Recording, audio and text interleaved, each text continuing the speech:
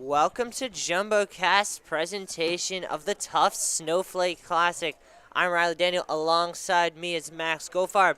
We are about to kick off this day from the Ellis Oval with the start of the 10,000 meters, which will be run simultaneously between the men and the women. Max, how are you doing on this lovely Saturday morning? I am doing fantastic. The sun is out. The runners are at the start line, and we're ready to rock and roll on this fine Saturday morning. Yeah, there are definitely some runners to watch. I mean, Rachel Brennan from Gordon, the only women with a time under 40. And for the men, the fastest time is from Dale Ross of Wesleyan, who has a 31:50. But a lot of jumbos making their first appearance of the year in the 10K today. And it's for me, it's a nice time of the season to debut a little bit more low pressure in this big kind of race. So hopefully they can get a decent time heading deeper into the season here. And we are off and live. We'll see who takes to the pole. It looks as if it's Ross taking the pole position off the first turn.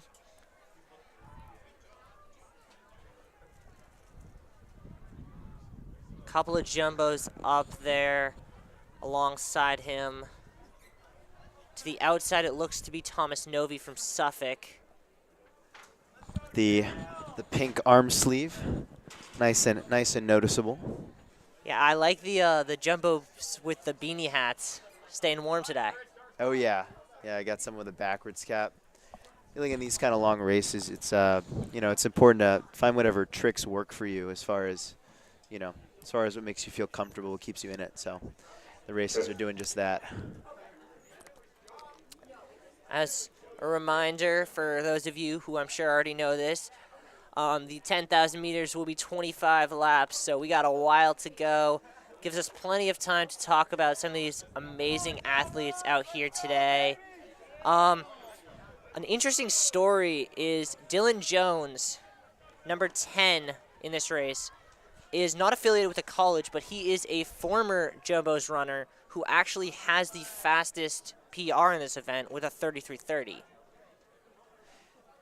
So it'll be important. It'll be interesting to see how he runs it. Perhaps he wants to help out the current Jumbos runners by doing a little bit of pacing, or maybe he's just gunning for it himself. See how that plays out. Yeah, pretty quick first lap, just under 80 seconds for the men. Fastest women came through in about 125.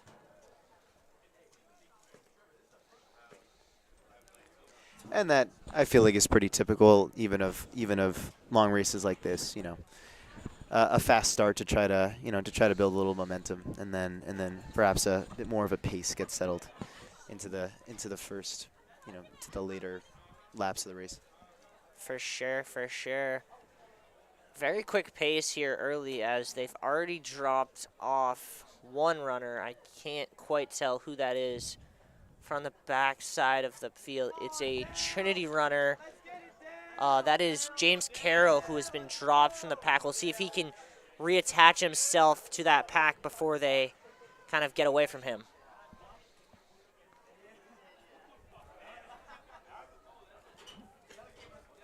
Another fast split as they came through 800 meters in 2:38. Max, you were a distance runner in high school. How would you approach a race like this? It's a great question. Yeah, I would say the equivalent for me was the 3,200 meter, which is only 8 laps, not 25. And for me, I think as I was describing before with the opening lap approach of these runners, I think it's important to build a little momentum, maybe push yourself a little bit on that first lap, feel good about yourself as you enter the heart of the race, and then again just finding that pace that works for you, and then making sure you have enough in the tank to make some moves as other runners may be dropping off in those last couple of laps of the race. But of course, you know what I'm saying, it's extended out a little bit more when you have 25 laps you're dealing with. There's a little bit more of a story to the race. And you, Riley, what was your approach with your events in terms of pacing? I mean, I was more of a sprinter, so less pacing to be done. Less pacing to be done. But the few times I did run distance, I was definitely more of a sit-and kicker, where I would try and do what some of the runner from Babson seems to be doing, just kind of staying with the pack, knowing that I had a little bit better of a kick at the end, and if I was close, I could beat him to the line. Yeah, I think it's key to work with your strengths. You know, I while I ran the 3,200 meter quite a bit, you know, I think I had an ability to kick as well. So I think it's important to know what your strengths are. And then meant for me, I would kick at the end. So perhaps, you know, some of the more sprinty, fast twitch runners in this heat may try to keep a little bit in the tank and leapfrog runners in those last couple of laps. Yeah, and for the women, Rachel Brennan and Britt Schweiler, the two women with the two fastest seed times coming in, have really distanced themselves. They've put about 50 meters or so on Maddie Hu from Tufts as they come through 3 laps in 4:45. It's always an interesting game when in these long events you have some concentration on 2 or 3 runners. It becomes quite mental. I feel like you almost sort of forget about the pace you're running at. It's possible, and instead focus on your distance relative to the other runner. Yeah, Sam Gaddy for Tufts is now coming up right behind Novi from Suffolk as they come through a mile in 5:14. Little bit ambitious here today. I would say so. I wish my math skills were at the point where I could tell you what that tracks out to for for a 10K. But yeah, certainly a quick pace. If my math skills are right, that's think about a 32-minute pace, which would be only Dale Ross of Wesleyan has run a race that fast. That's true. And as you look at the pack right now, there seems to be a bit more separation between the runners. I don't know if that's for not wanting to trip each other or because some are just falling a bit behind, but keep an eye on that as this race progresses. Yeah, and I think we're also going to see, as they're starting to have to deal with it for the first time, is they're going to begin to approach and pass the women. We'll see if that caused a little bit of separation as they have to swing out into lane 2 to do so.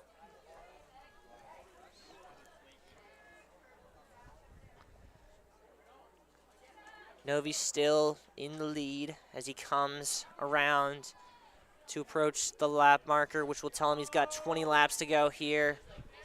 Right on his tail are 4 jumbos. Certainly well represented in this race. We'll see if we'll see what kind of representation at the podium, if you will, they have. Yeah. And the women are coming through here. That's Maddie Hu who came through her mile in 6:40. Good start here for Maddie. Her PR in this event is a 42-minute, so that's a pace that's a little bit better than her PR pace. Be nice to see her PR today. Expecting a lot of jumbos to PR on a nice day, not a lot of wind. Definitely. And it's always an interesting focus thinking about where in the season you are. I think a lot of the times these runners naturally tend to peak closer to championship season, but if they've had a good off season of training, a good winter season, those PRs can come fast and furious. On a meet with nice conditions like this and doing a bit of a wind check, it doesn't look too bad right now. And, you know, in a sprint event, it can really very directly hamper your time. But in an event like this, you can sort of get affected over time by having to compete against the wind. So hopefully it stays relatively calm. Yeah, for sure, for sure. You wonder, especially with these jumbos, if being on their home track, this being one of only 2 home meets this season, will inspire some dig deep PRs today, or they just want it more, representing the badge at home today. Certainly, and for a senior like Sam Gotti, this event has to mean more. One of his last two home races, so certainly someone like him might be going all out for it. Yeah, and you see Gotti right up on the shoulder of Novi right there. The Jumbo's doing a good job working together, not letting Novi get away.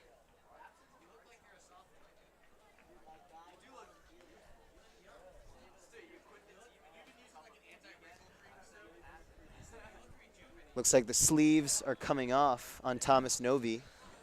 Perhaps those arms are warming up a bit. Wanted to release them to the air. Yeah, crowd seems to be noticing that, making a bit of a comment about it. call them the warm-up sleeves. Those 7 laps were just a warm-up for him. 7 laps comes and goes in just over 9 minutes. They're making great pace right now. Absolutely. And on the women's side, Rachel Brennan has now seemed to have put a bit of space between her and Schweiler. She has about 20 meters, and she'll be coming through. This will be her 6th lap here in about 9.5 minutes. So a real ambitious pace here for Rachel Brennan.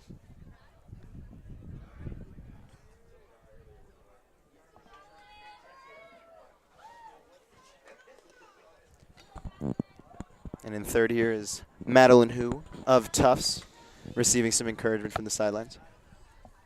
Yeah, she's going to come in through 6 laps, 1.5 miles in just under 10 minutes. It's a good pace. She's on pace to PR right now, so that'd be really good for her heading into the start of a hopefully championship season for this Jumbos team. They had high hopes in indoor. They had 3 Jumbos make it to nationals, 2 of which who won national indoor titles, and now they're trying to see can they do the same in the outdoor season. Speed coming through as that is the 2 mile, in 10:24 for Thomas Novi and the pack, which is seemingly splitting in 2 all of a sudden. Can help having, even though they're split, it can still help having these 2 groups for pacing purposes, for knowing where you stand. Yeah, for sure. And once again, as Brennan just continues to push the pace here, she's coming through 7 laps, a little over 11 minutes. We'll see where she is in a lap, what her 2 mile split is, but this is a really fast pace for Rachel Brennan. And Schweiler is not letting her get away, though. Schweiler is matching her move for move right now. And so is Maddie Hugh, who's just kind of staying there, keeping within striking distance.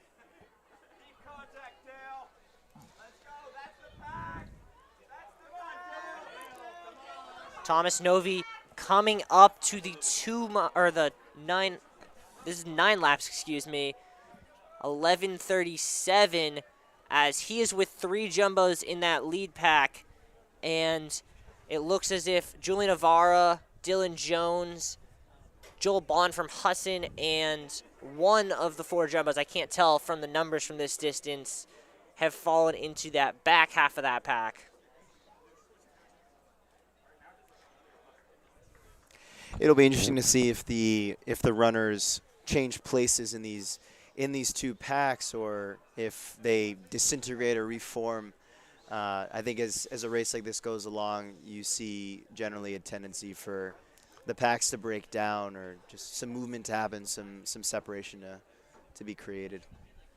Here comes Rachel Brennan into the home stretch, coming across for 2 miles here. We'll see what her split is. Got the handy hand water bottle. A fan of that to keep cool during a race like this. Brennan comes across in 12:45, so that's about a 6:20 mile. Schweiler comes across 5 seconds back of her. Men coming through, that's 10 laps in 12:57. 15 to go. They're on pace to do right around 32, which will be a PR for every single one of them on this track right now.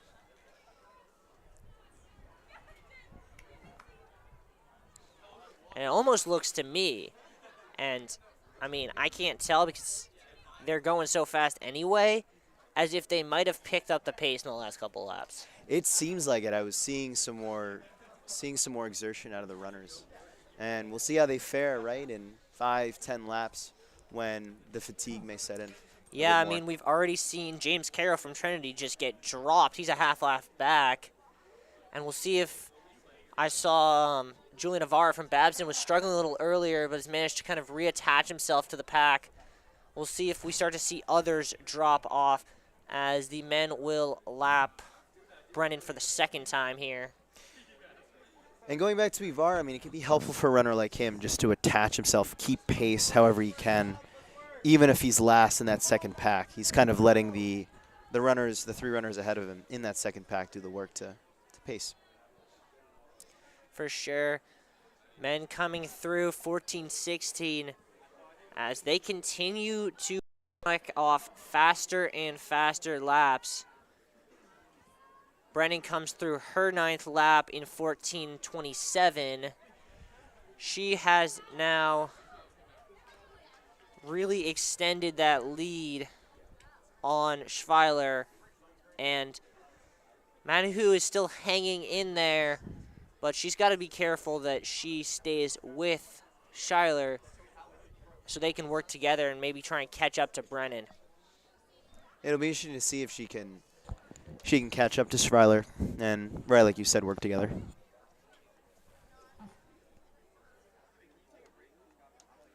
As the men will come up here, this will be the 3-mile mark of this 10K race. And I'm looking to see, it looks as if, do we still have the same leader? I believe we do. Yes, I believe it's still Thomas Novi. Still Thomas Novi, yep. Thomas Novi comes across in 15.5 as a great split. They have run each of the first 3 laps faster than the lap previous.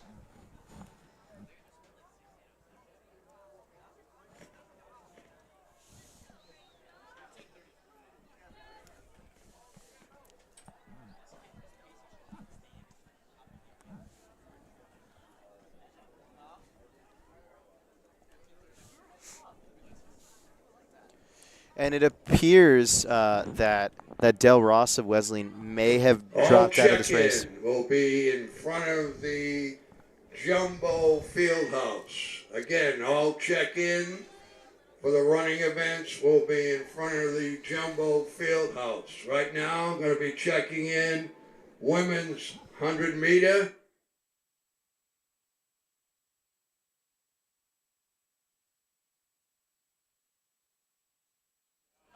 Sorry for that, folks. We had to mute it out as they were announcing check-ins, and we're just taking a quick sec there.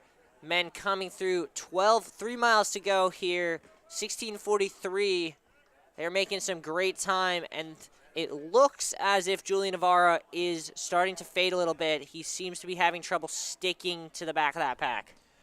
And it's important to note as well, from what Riley and I can tell, it appears that Del Ross of Wesleyan has dropped out of the race. It appeared perhaps that he did so in one of the first few laps. He has not been seen since, so hope all is well for him, that it's not maybe some sort of injury that is very detrimental. Brennan will come up here. This will be 11 laps for her. She is really starting to extend that lead on Schweiler. She has about a 40-meter lead here. She comes through 11 laps in 17:28. And it looks like she may be doing her first lapping herself of a runner in the group of female runners. And Manny Ho is doing a good job as she is starting to cut into Schweiler's lead for second place as the men come around her for the 3rd time here.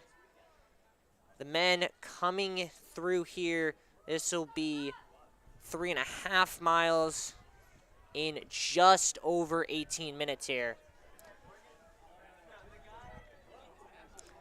As it looks as if we've kind of settled into 2 groups of men's runners with a group of 4 in the lead and a chasing pack of 3, with Julian Navarro doing his desperate best to reattach himself to that chasing pack.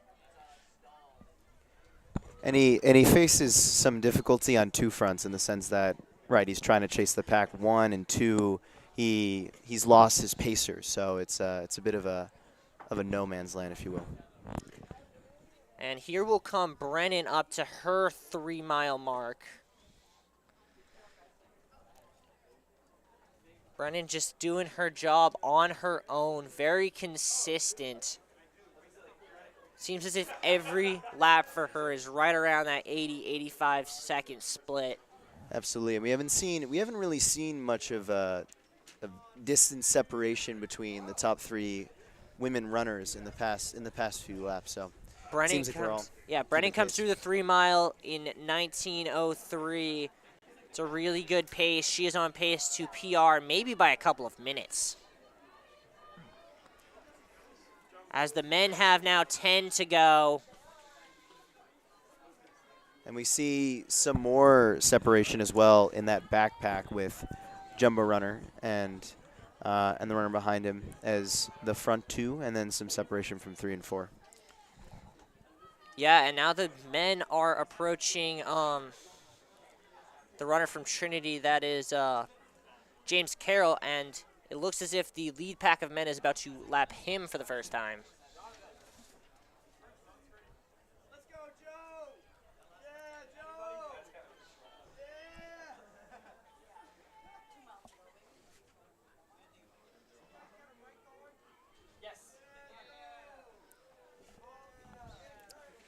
Men approaching Brennan here. They will lap her, it looks like, for the 3rd time.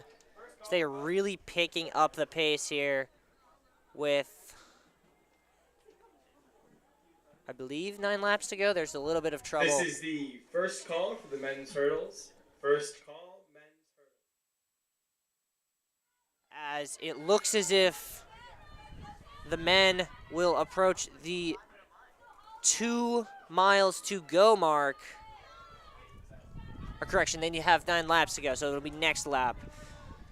They have fixed that scoreboard there.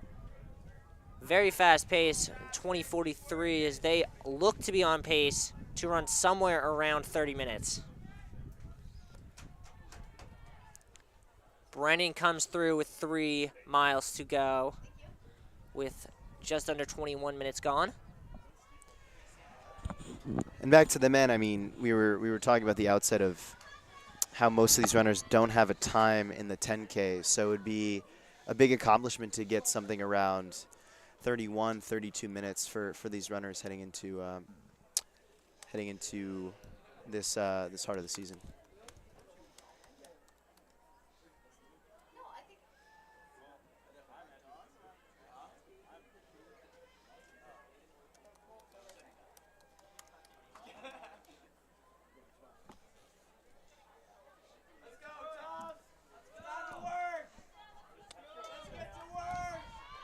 As here they come up, 2 miles to go, and it looks as if we have a lead 3 here, 21:50 with 2 miles to go.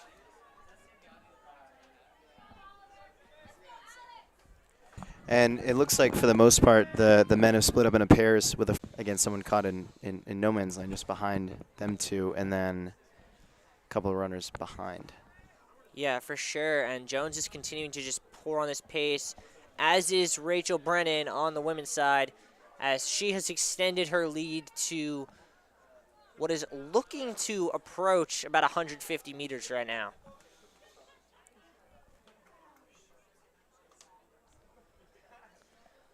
Men will come up here with 7 laps to go. This is through 4.5 miles here as they will come in. And it looks as if it is Jones being tracked by Sam Gaddy all the way, with Connor Gersh trying to stay with them. And gotta point out Sam Gaddy wearing that backwards baseball hat and absolutely rocking it. He's one of very few who have actually kept on his accessories from the beginning of the race. I noticed Madeline, who removed her nice pink headband a lap or 2 ago. Coming back around here is Rachel Brennan. She will have 10 laps to go here as she comes up to the line. Slowing down slightly here. She's still on pace to PR, but she would need to stay on the pace we saw for the first 3 miles and get a little bit faster than the last couple of laps. Speaking of getting faster, as Jones and Gaddy just continue to absolutely pour on the pace right now. Totally, their distance from Giersch is apparently separating, and the runners behind them seem to have dispersed a bit as well. Yeah, Jones just looking really comfortable, as is Gaddy, matching each other stride for stride. 6 laps to go, 24-20 down. Jones is the one with the fastest PR in this event. He ran a 31:36 while he was this undergrad at Tufts. It'll be interesting to see if he can match that today. He's on pace to do so, but it'll be close. Absolutely, and I like to see this jumbo, granted alumni and student teamwork, given that Gotti's a senior, wants to rattle off a good time, and he is working nicely in tandem with Jones on that goal. For sure. And this is Gaddy's first run of a 10K. He's normally a 1500 5K specialist. Made it to the Indoor National Championships in the 5K. But this is his first run for the Jumbos as a 10K runner, and he is doing a phenomenal job matching one of the Jumbos' best runners of the recent times in the 10K, Dylan Jones, stride for stride. And it's no small feat to try out the 10K at the beginning of a season when perhaps you haven't gotten in quite as much training yet. So props to Gotti, not only for trying it out, but succeeding. 5 laps to go here as Gotti and Jones have dropped Connor Hirsch back to the field. And it looks as if, I can't quite tell, that might be Thomas Novi now trying to catch Gersh. Maddie Hu coming across with 9 laps to go here through 26 minutes. That'll be her 4-mile split. So she is on a very fast pace, looking to PR today.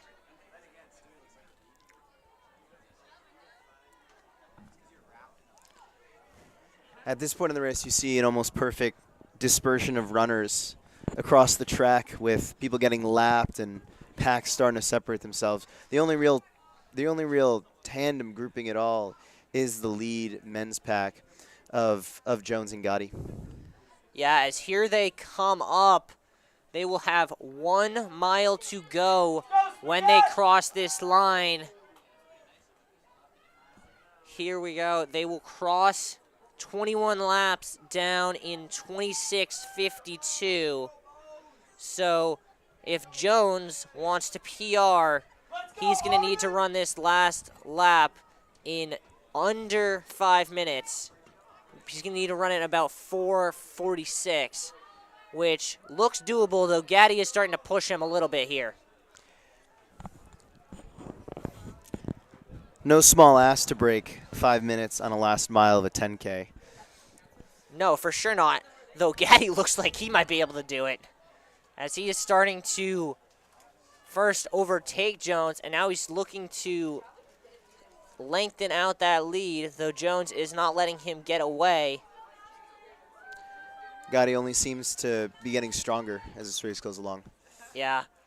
Jones just looked back to the now pack of 2 that is chasing them, made up of Thomas Novi and Connor Gersh. As a distance runner, what's that mean when you're looking back? What does that signify?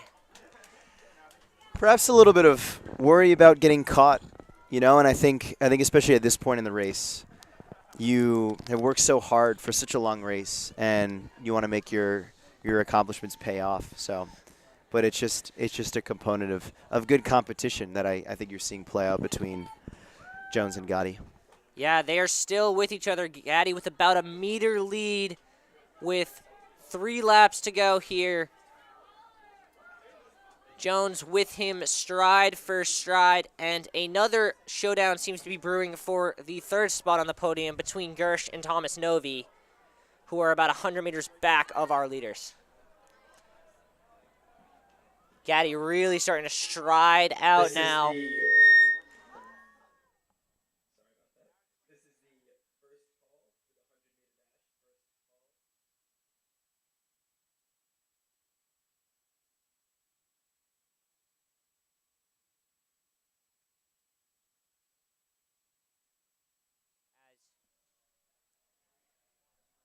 Here comes Gaddy and Jones with 2 laps to go.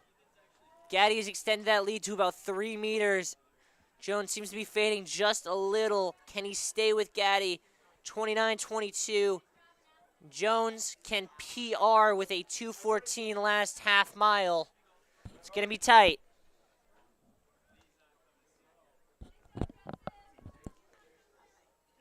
Gaddy really extending out that stride now. He's built that lead out to about 5 meters. And the battle is on for third place as well. Between Novi and Giersch, they seem to be going at a relatively quick pace for that fight for the final spot on the podium.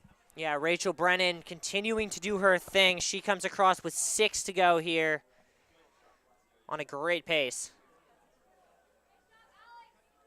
Gaddy has extended the lead out to about 7 to 10 meters, but it looks as if Jones has a little bit of something left in the tank to maybe come home with.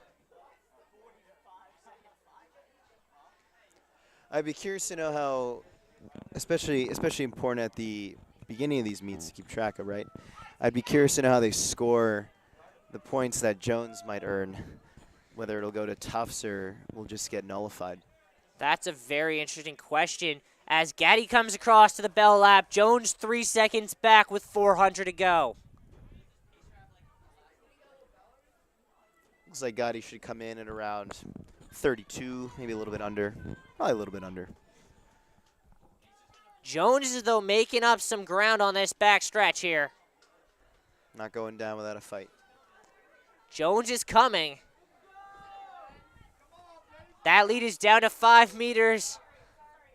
Again, going back to what we were saying before about who's got that kick. Maybe Jones is working to that strength of his. Yeah, Jones still with him as they come into the final turn. Gaddy now starting to pull away. He left something in the tank, and Jones just cannot match that move.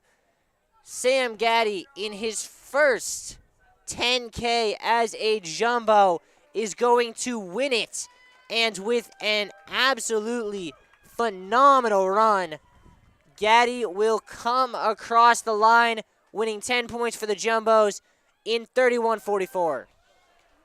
A very, very solid run. Broke the PRs too of the top 2 entrances into this event. And here comes the fight for third. Gersh once again right up against Joel Bond here from Hussein. They coming towards the line. Gersh, Hussein on the edge. Gersh and Hussein, who will it be? And I think Hussein got it at the line.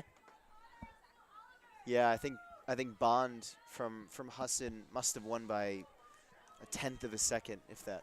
What a photo finish here. You don't generally see photo finishes in a 10K. That's true. They wanted to keep it interesting for us.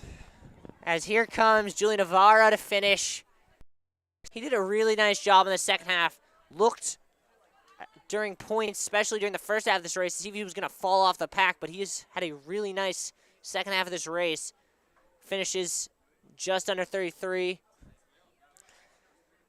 I think these runners today really benefited from, like we were mentioning, good conditions and a nice pace that was set. We're seeing really strong times across the board with 5 runners finishing under 33 minutes. For sure, for sure. And now we turn our eyes to the women's race where Rachel Brennan is still in the lead.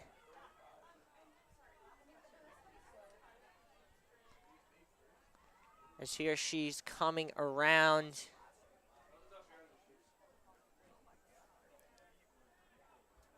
It is unclear how many laps they have left. They have taken down the number of laps to go on the tracker, so we have no way of telling, but should be 1, 2 more laps. No? I think it's 3 or 4 because I think they got passed 3 or 4 times. I think we'll tell when they start to pick it up. They'll probably have a lap left.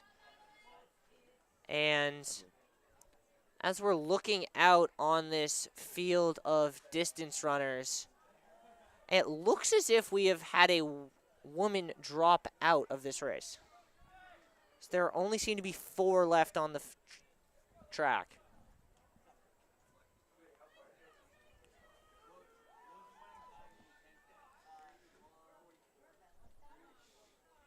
And here is Rachel Brennan coming across.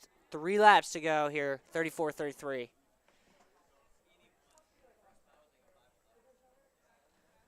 And I'm not quite sure who's in second place. I think it's still Schweiler from Trinity, about 250 meters back.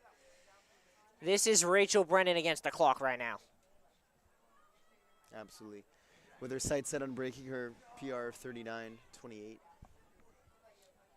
Yeah, I mean, Schweiler also looking good to maybe PR in this race with 3 laps to go, as her PR is 40:45. And Mariha is also looking good to do so, as her PR of 42 minutes is very unlikely to last for more than the rest of this race. This is the final call for the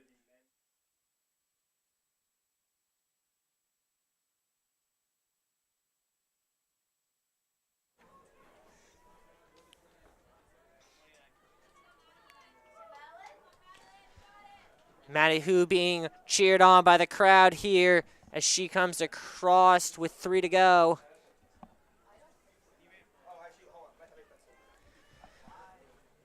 Brennan just continuing to eat up track. Absolutely methodical with her form. A pillar of consistency throughout this race.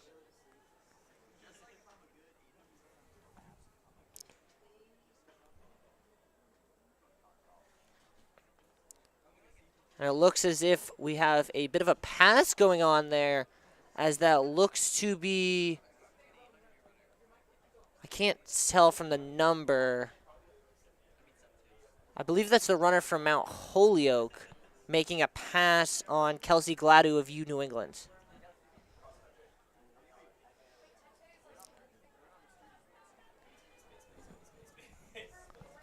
And Maddie Hu is continuing to make up some pace on Schweiler. If she has a really nice kick, she could reel in Schweiler before the end of this race.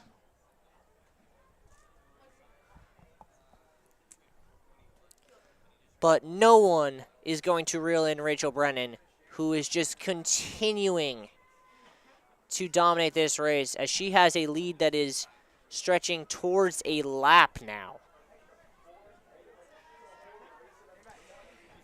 Even an event of 25 laps, still impressive when you can fully have a lap of a lead. Yeah, for sure. Think about that 25 lap race. That means you're gaining 16 meters every lap. That is really impressive. And her dominance has really been present from the start, and it's impressive that she's keeping it up, if not extending it. And I believe the referee just gave her the 1 lap to go signal here, as she is picking up the pace a little bit, coming up on that final lap. She looks set, if this last lap is under 90 seconds, to break her PR here. Seems very doable for her. Absolutely. It's right on the pace. It's actually under the pace she's been running all day. And you got to feel that a final lap, you're going to give it a little bit extra. Absolutely, and it looks like she is doing so. Absolutely. She takes a look at the watch. She's now looking at the clock.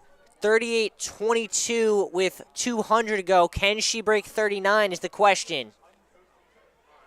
Starting to really stride it out is Rachel Brennan.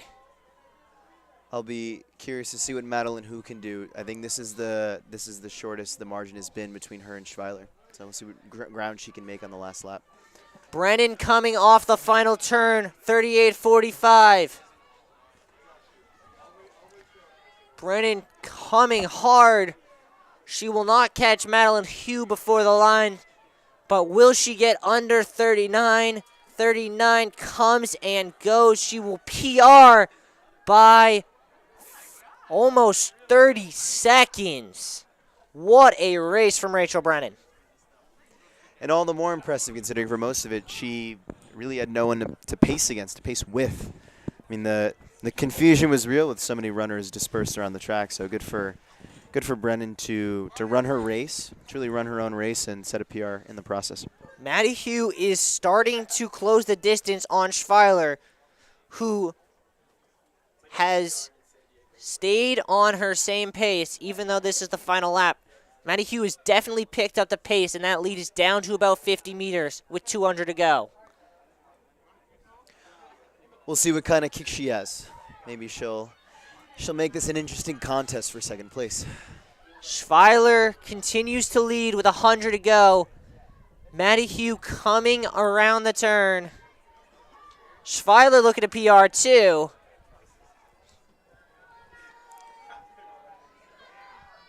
Maddie Hugh coming into the final stretch.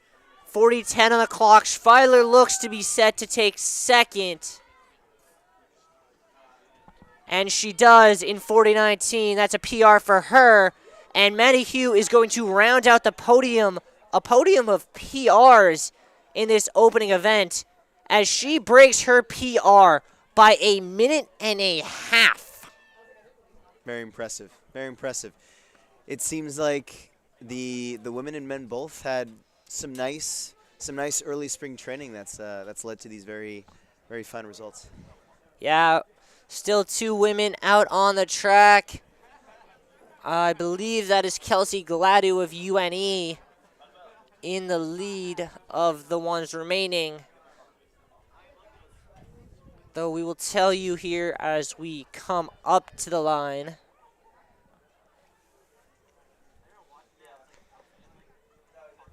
As soon as this 10K is done, we will be bringing you heats of the 100 hurdles for the women and the 110 hurdles for the men.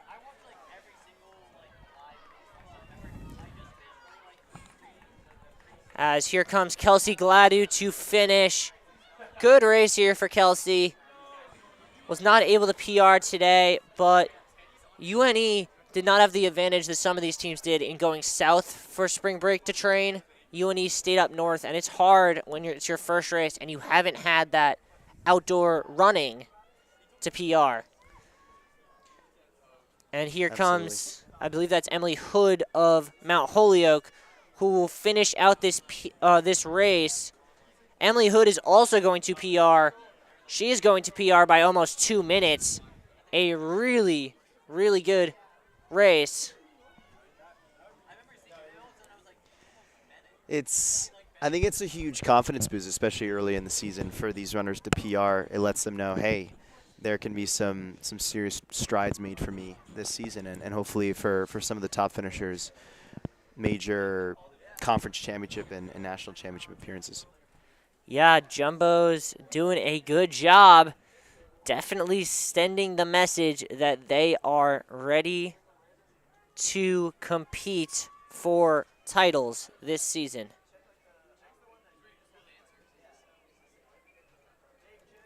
And I think with this being such a large invitational, it puts the winner a bit on the map if they take care of business in this meet. So we will definitely be tracking closely the points of this meet.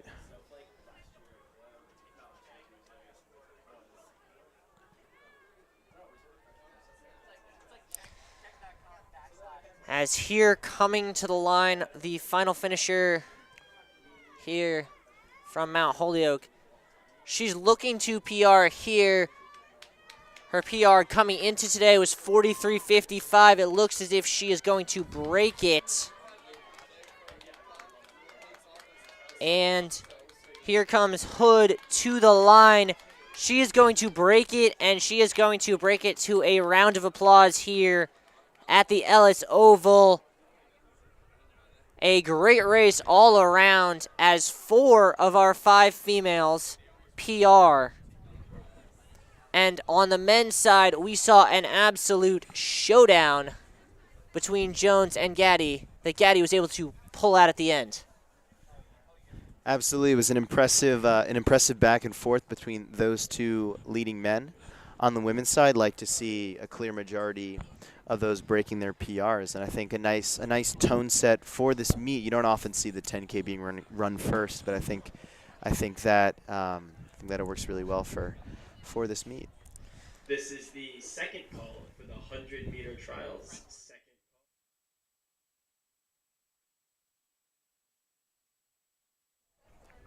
We are going to take a momentary break while they set up the blocks and the hurdles, and we will be back in a minute or two with the preliminary heats of the 100 and 110 hurdles.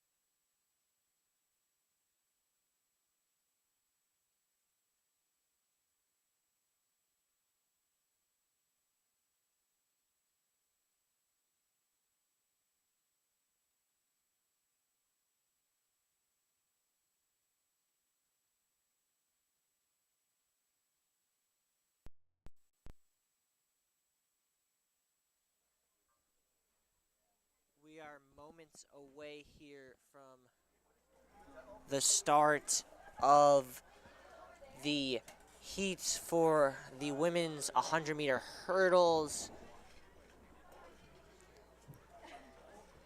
We are going to apologize in advance for we do not currently possess the heat list, so we will probably have to give you the results of those events after they finish rather than as live.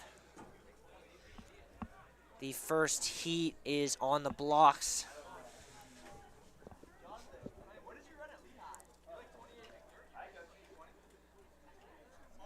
Here they are in the blocks.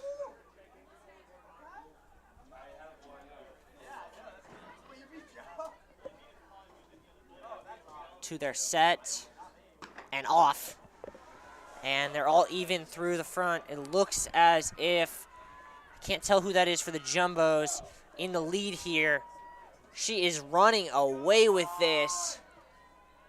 And across the line with a fast time there.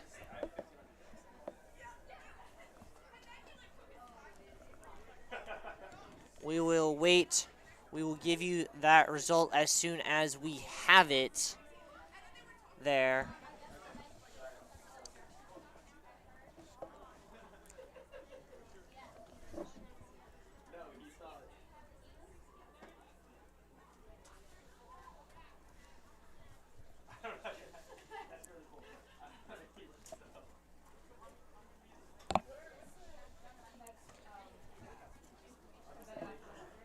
And that was heat 1 of the women's hurdle race. Absolutely here as we get set for the second heat momentarily.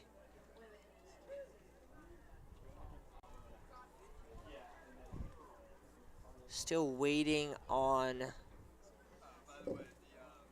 the live results here on who made it through from that heat.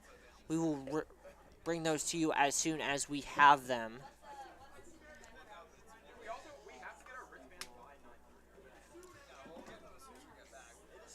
Looks as if there are several runners from Wheaton and Connecticut College in this next heat, as well as a runner from Fitchburg State in the center.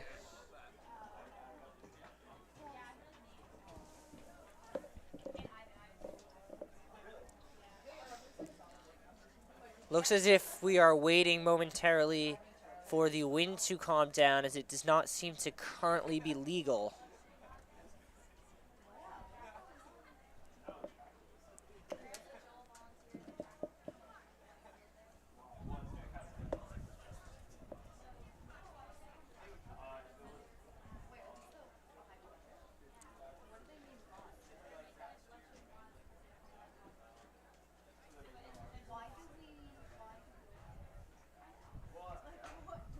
Gotta be really tough for these athletes who were so amped, so ready, trying to qualify for this final this afternoon.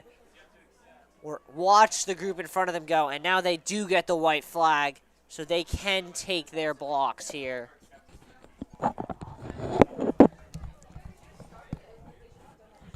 As we get set for the second heat of the women's 100-meter hurdles.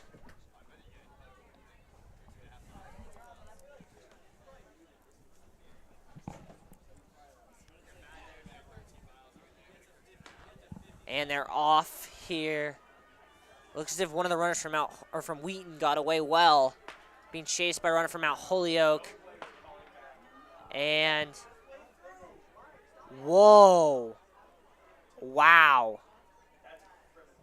They called that back At the 50-meter mark, are you kidding me? That I've never seen that before. I have never seen that before in all my years of watching track events.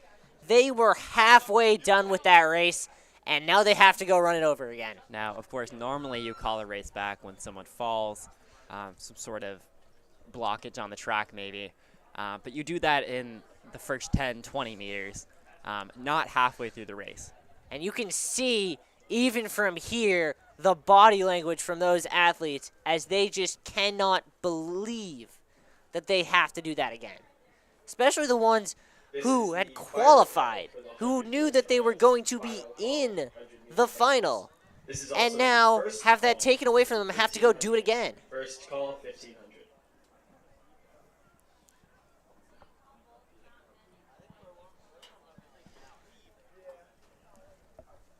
Honestly, I'm just incredulous. That's something else.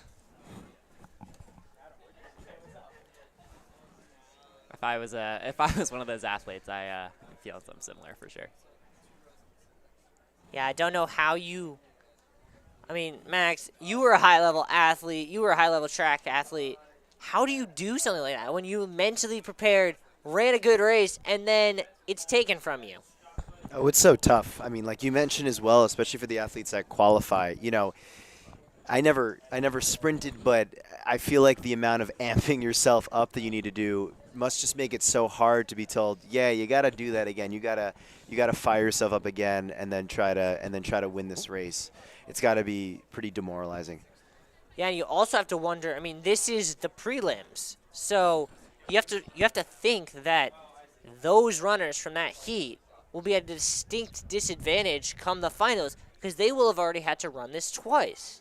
Oh, absolutely. Right. I mean, it's not so much a problem Women's shot put, please. them running against each other, but when it comes to the final, certainly they'll be a little more fatigued. I mean, it's an intense race with these hurdles spaced out, correct me if I'm wrong, but over 10 meters. I mean, it's a lot of toll on your body, and even the leader hit a hurdle at the end of the race. So certainly you're right. You're right to point out, Riley, that fatigue could play a role in that final for these for the qualifiers from this heat.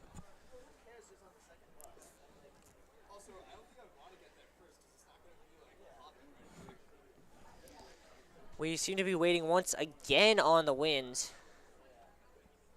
as that is causing some significant problems on the backstretch. So do we know if the heat was called off because of the wind? I'm assuming so. We do not know why the heat was called off. We just know that it was called off halfway through, much to the consternation of everyone running in it. Yeah, maybe it affected the hurdle somehow, or yeah, it's unclear. Because certainly they were waiting a long time to get the heat running like they are now, so perhaps there was concern even as the heat was going about the wind.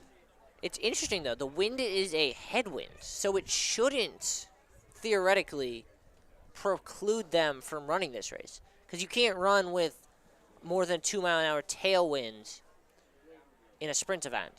But there's no restrictions on a headwind, and so it shouldn't really matter in terms of qualification. Agreed. Perhaps they want to make it relatively equal for all of the heats, but if there's constantly high winds throughout, that wouldn't really matter. Yeah, I don't know. Looks as if they're all just kind of sitting and waiting. We wish we had more to tell you, but unfortunately we are in the same boat as you guys. We are simply just waiting and watching the officials, waiting for the, well, in this case, white light to let us go on with the race.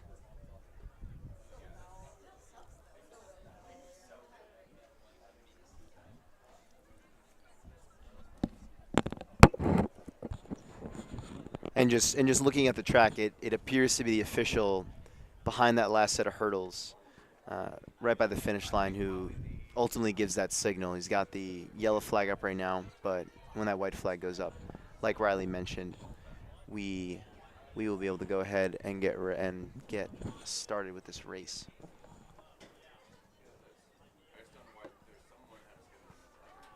Yeah, it's got to be tough for the runners out here. Definitely just standing there, getting colder every minute. It's a little windy out here today, as you might have been able to tell. It's just waiting for their event to start. Trying not to psych yourself out too much after already going through one straight. Definitely. I can imagine that these runners must just have very particular pre-race rituals. They're competing at this level, so it can be like you mentioned, Cougar, mentally a challenge to try to recruit yourself back up to run this race again and have, an indefinite pause before running it that second time. Yeah, but I will say, once you've already done it once, all the nerves are kind of gone. You're like, well, I already ran it once. How bad can the second time go? Definitely. And it's interesting to see. It seems like some of the runners are throwing back on their sweatshirts. Perhaps they expect to be out there for a couple more minutes waiting and just don't want to get cold. Yeah, I don't blame them.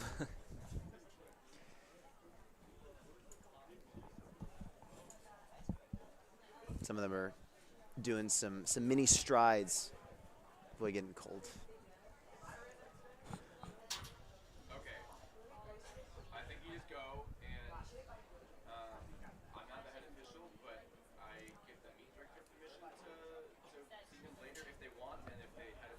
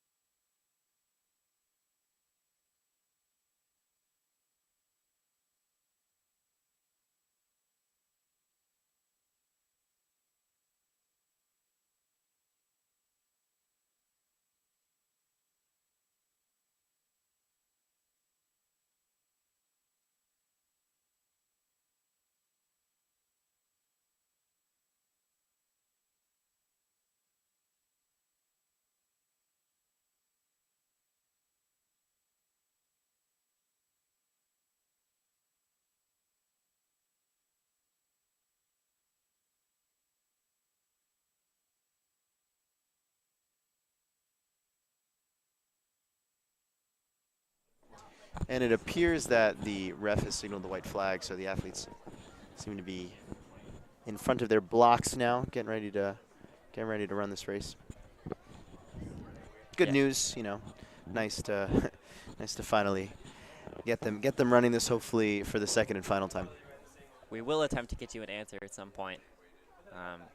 Likely just the wind or other conditions.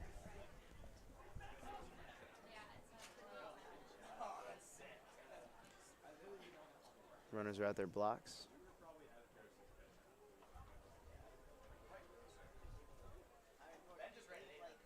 And they're off. Runner in white, clear leader. Wow, has jumped out to a massive lead. About And 10 meters. We heard gunshots from the officials, but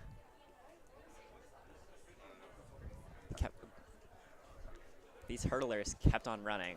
So perhaps this one could get called back again. I see some exasperation. I don't know if it's out of tiredness and a little somersault by one of the runners, but we'll see if we'll see how this event proceeds.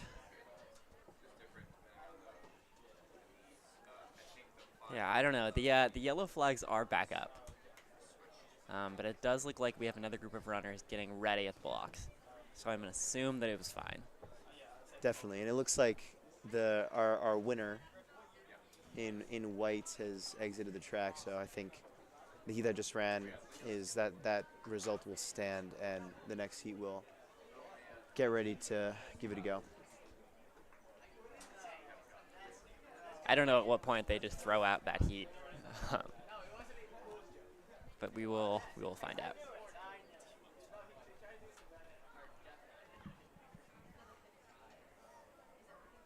Say this may be our last heat of the women's 110 hurdles. Excuse me, 100 hurdles.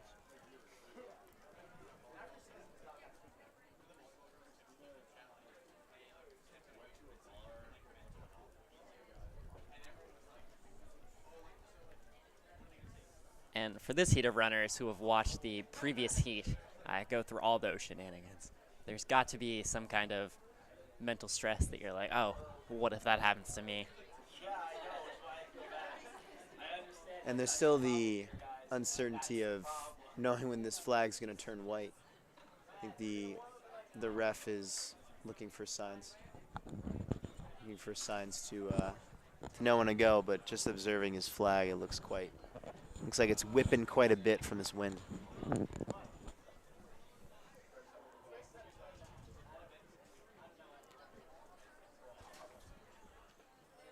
So we'll see in the future sprint events of the day if the wind continues to pose problems.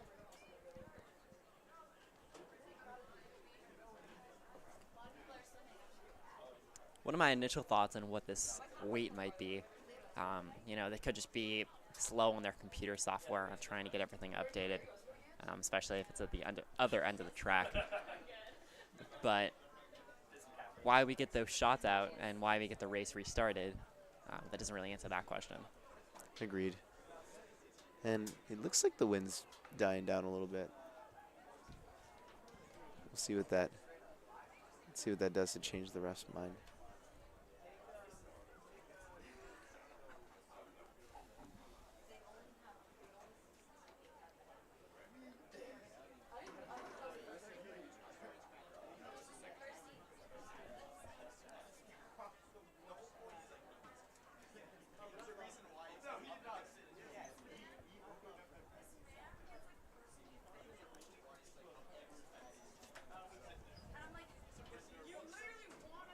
And again, at least my weather app on my phone right now is showing about 20-mile-an-hour winds. Down from the 30, it was showing about 20 minutes ago. Hey, progress. Maybe we'll get down to wind legal conditions at some point.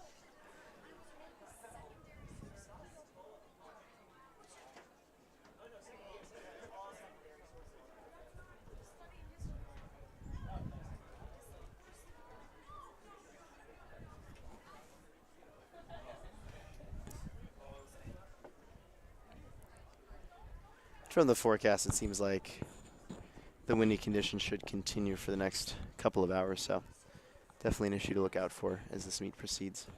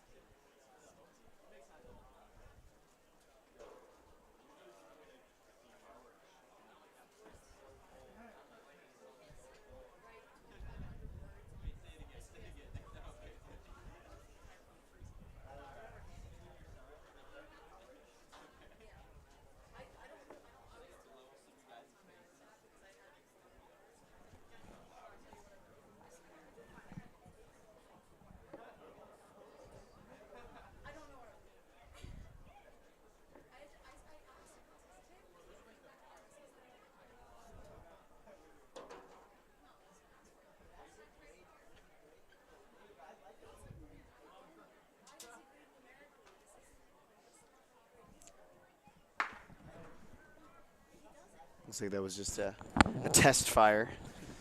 I can't think of any other sport, Cougar, where there's restriction based on the wind. Yeah, it's definitely a little quirk of track. Love it or hate it. Certainly other sports, the rain can prevent play, but I don't think any other where wind plays a role. In fact, I think they're more likely to be happening under rainy conditions than even sprint events, than under the wind. So just a quirk of track. Looks as if we might have finally gotten approval. So the runners will take to their blocks here momentarily.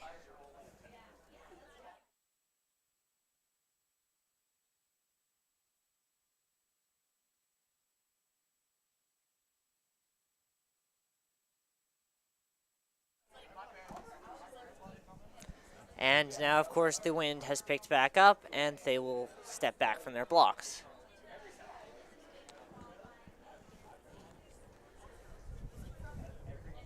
And here I was getting so excited. I know, right? I mean, I feel like the simple solution would be move it to the backstretch or move from the backstretch to the home stretch, where we are sheltered by the bleachers and there's a lot less wind. Well, Does seem like a good alternative. I guess your issue there would be you have the same wind just going in the other direction. I guess that's true.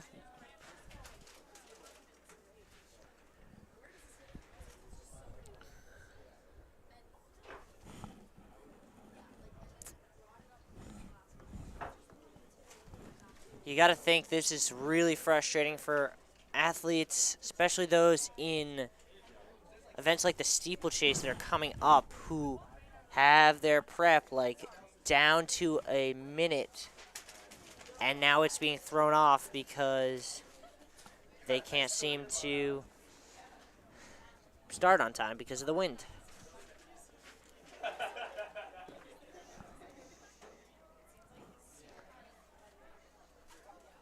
And I wish I knew the directionality of the track here, but it's looking like the wind currently is 18 miles an hour, heading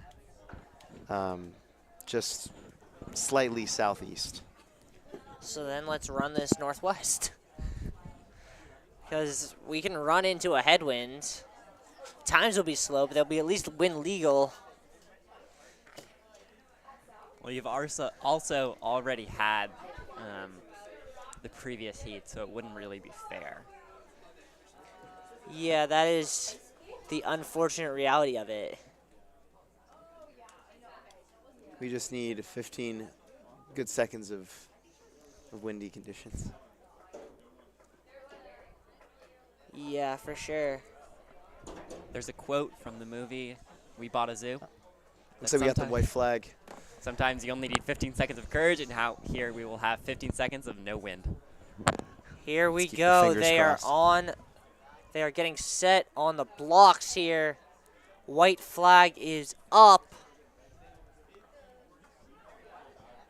The starting gun is in the air. They are taking their blocks. Here we go.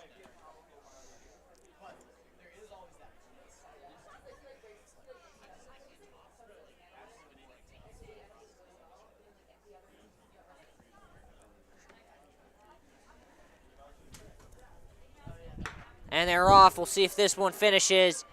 Looks as if it will. Once again, the runner from Mount Holyoke out fast. Being tracked, though, here.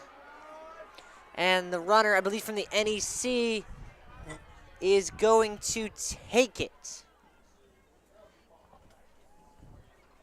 Once again, we do not have the live results for the preliminaries, so we will give you the information on who has qualified through the final as soon as we have it. A nice tight race there between 1 and 2. Fortunately, with it being the prelims, both of them will qualify. Yeah, absolutely, and you have to feel that those two just must be happy. They probably could not care less what their time is right now. After having to run that race and then wait for 15 minutes just to qualify to the final, you just got to be feeling great. Please go to the hurdles.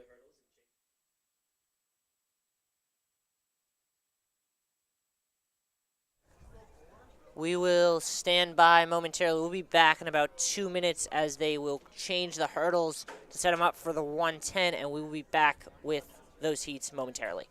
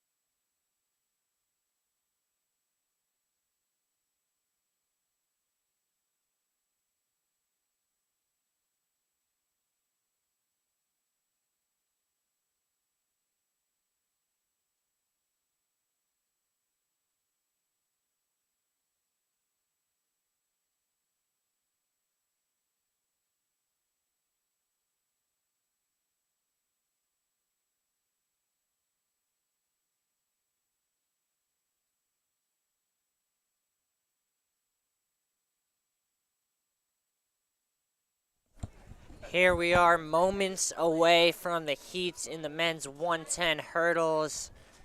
They are at the blocks. They have gotten the white flag. We are just waiting on the starting gun.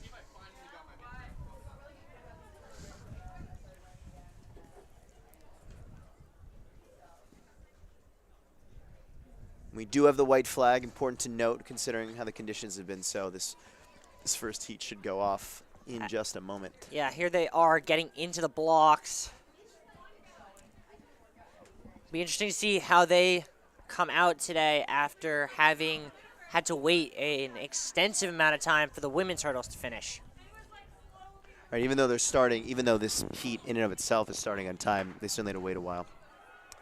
And they are off, and that looks as if that is a runner from maybe Mount Holyoke? Your guess is as good as mine, Riley. And then at the last second, I believe that's the runner from Husson College who pipped it at the line.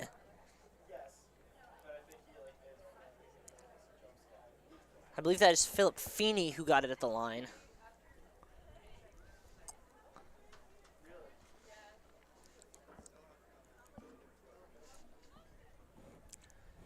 And here the second heat will get set to go momentarily.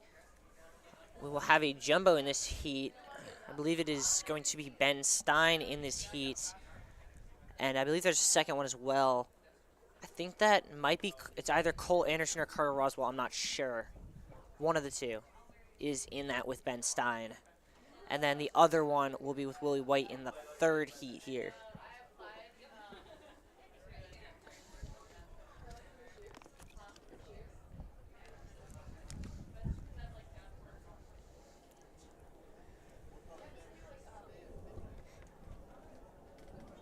As we have said, we do not have live tracking currently on these events, but we will let you know as soon as we have a list of who has qualified through the final.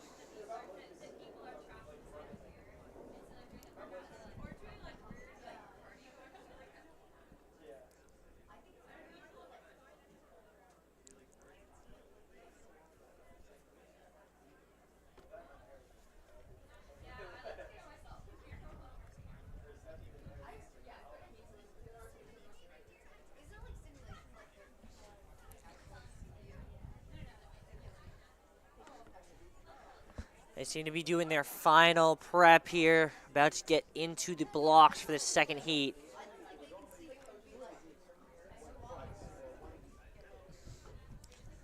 It's a little bit more difficult to qualify, or actually, correction, it was a little more difficult to qualify for the women's 100 hurdles because there were more. There are only 24 in the field for the men competing for 9 spots in the final versus 31 for the women. And they are off here on the second heat. And Ben Stein is out fast, though there's the runner there, I believe, from Babson, who's out really quickly. Ben Stein is going to finish, I believe, in second place and earn himself a spot in the finals. Nice to see some jumbo representation. Yeah, that was Jedediah Kaufman. Jedediah Kaufman from Babson. He had the second fastest time coming in, and he really showed up today.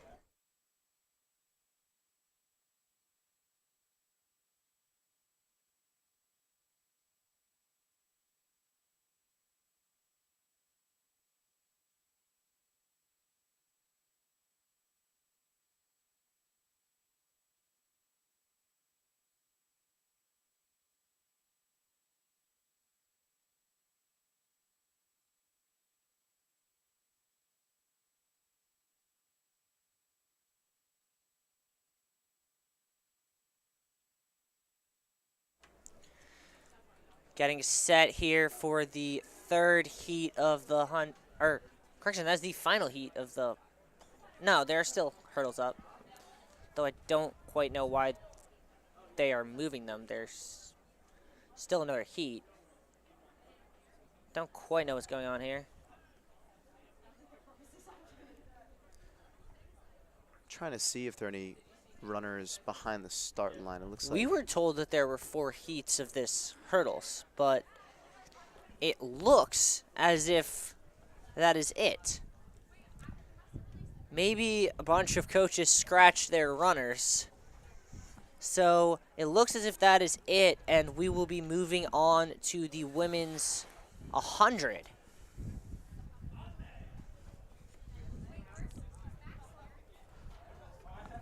And there will be a lot of heats of those, as there are 67 women scheduled to run in the prelims. We will take a short break while they finish cleaning up this. Actually, they're going to start momentarily. we certainly have plenty of runners to get through. Yeah, for sure. At least it's a quick race. That is true. Fingers crossed, right? Absolutely. And it looks like our favorite, just based purely on times for the women's 100, is Melissa Lindsay from Conn College, the only woman to have broken 12 seconds. It's fast, very fast for Melissa Lindsay. And your fastest jumbo is Afi Hernan. There are actually 3 jumbos here in the top 10 in terms of time, so you would look to see, especially with a bunch of others hanging just outside the top 10, you look to hopefully see a handful of jumbos make it through to this afternoon's final. And I'd be curious to know how many actually will qualify. If there'll just be one final, if there'll be multiple finals, I figure since it's a final, there's probably only one. But with so many runners, it's going to be a tight qualification margin, I'm sure. Yeah, it'll be very interesting.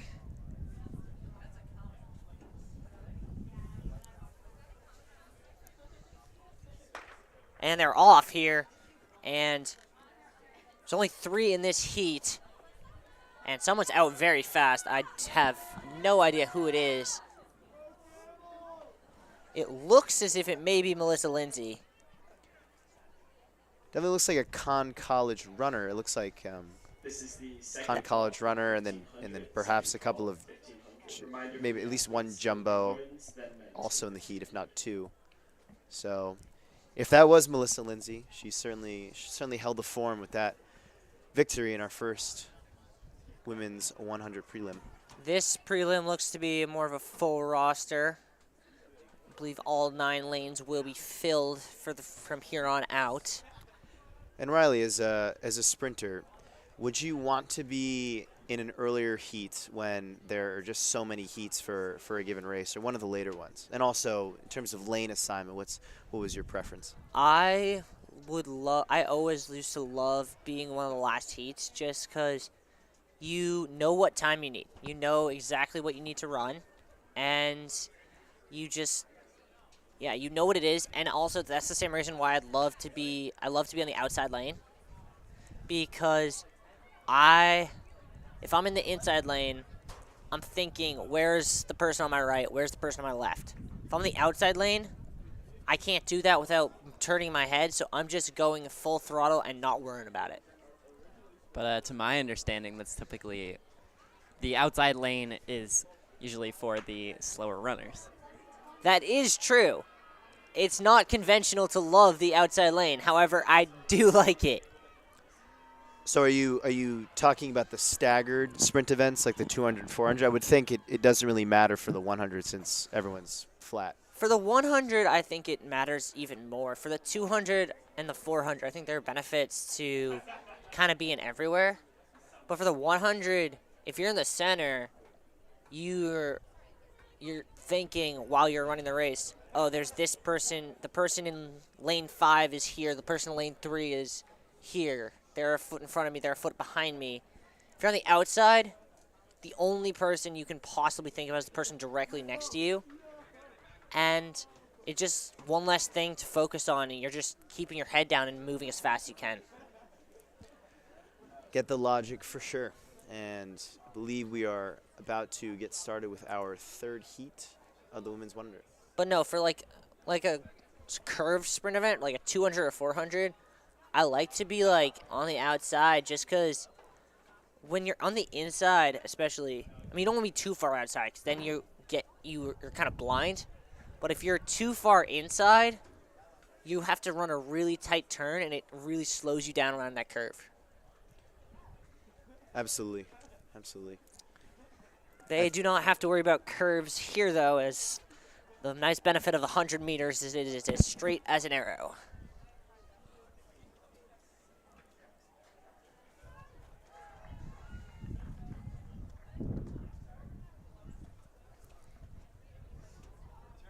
And either the wind has been treating us better or they just want to get a move on with this heat. Here we go, and that looks as if it's Gabby Harris or Burhans from Wesleyan, one of the two. And she is out fast, and one of those two Wesleyan runners just won that heat. So there will at least be one Cardinal in this afternoon's final.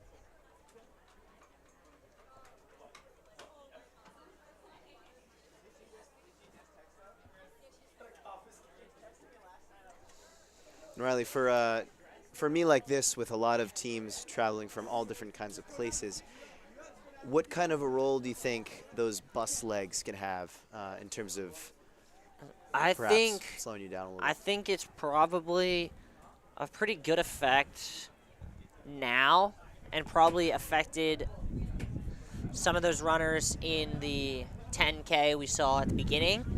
I really doubt it'll last long enough to be in effect after this, just because as here comes this heat, and it looks as if the other Cardinal will also be advancing to the final, as 2 heats in a row will go the way of Wesleyan. Nice showing from the Cardinals. But I think after like a couple hours, I mean, these teams were here when we got here at 8:30. And after like 3 or 4 hours, the bus legs have worn off. You're warm up, and it's kind of just like, it's the equivalent of driving 10 minutes a game. It's not your home track, but it's no different to have driven 4 hours or 10 minutes. And certainly these athletes know how to get a good warm-up in. I mean, they've been competing for many years in their sport, so they know what tricks work for them. This isn't their first rodeo as far as having spent time in a car pre-meet. So I agree. I think you'd expect that after these first couple of events, for sure, if not even also in these first couple of events, that the bus legs can get shaken off with relative ease. Here we go here. I believe we have either 1 or 2 more heats left of this women's 100-meter prelims before we switch to the men. And then we will show you, for the first time in several years here on JumboCast, the steeplechase live from Ellis. And they are off, and pretty even heat here. Couple jumbos in there, and it looks as if that one was too close to call. It looked as if someone with a college with a dark blue uniform won that race, but I do not know who got that second spot.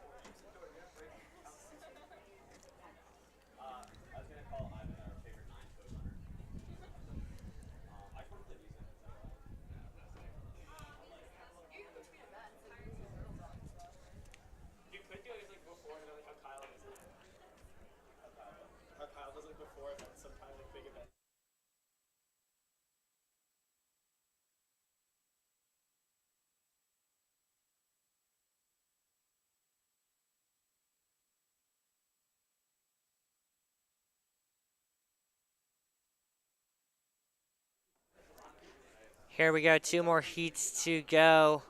women's 100 meters on this beautiful day here at Ellis.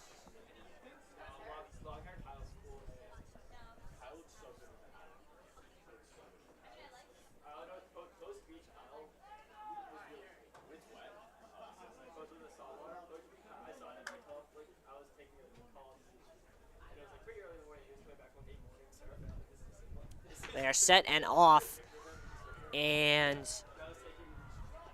there is a quick run. I do not know who that is.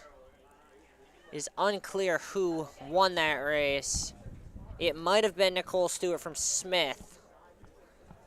Looked as if a jumbo, maybe Julia Peregrini, got into second there.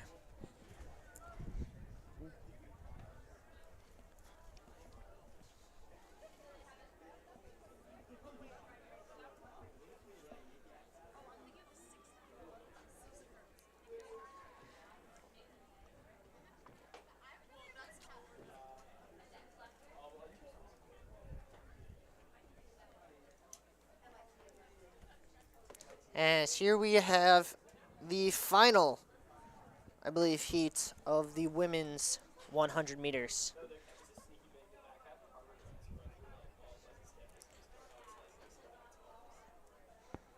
Several jumbos will be in this last heat here.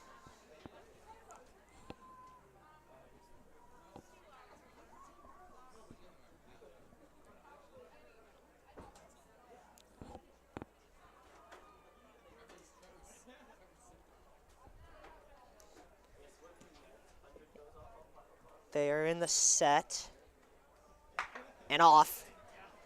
And the jumbos are out well in this heat. 2 jumbos out and away. And it looks as if we are assured that we will have at least 1 jumbo in the final of the women's 100. I do not know who that was, but a nice jumbo pair to finish off the women's 100 hurdles, or women's 100 without hurdles. A nice classic sprint. Yes, nice to see the intra-jumbo competition sending at least one of them to the final. Absolutely. And it looks as if we may be waiting a little bit as the yellow flag is back up. Looks like there may be, as it is, one more 100 heat of women. I believe you are correct about that. The white flag has gone back up, so we will be ready here as soon as these athletes are. So just to report on qualifications, the winner of each heat advances plus the next 6 best times. So you can think about them as sort of wild cards. So once we get those times for you, we'll be able to tell you who qualified. So that seems like it would be a 2-heat final, like 2 separate heats. Believe so, just with the sheer quantity of heats that have been run. Great kick there. I believe that was, I want to say that was Erin Fitzpatrick from Conn College, who managed to really pump at the end and get herself into the final. Nice kick indeed, and I believe that rounds out our women heats. It does, and we will take a short break, be back in a minute or two with the heats for the men.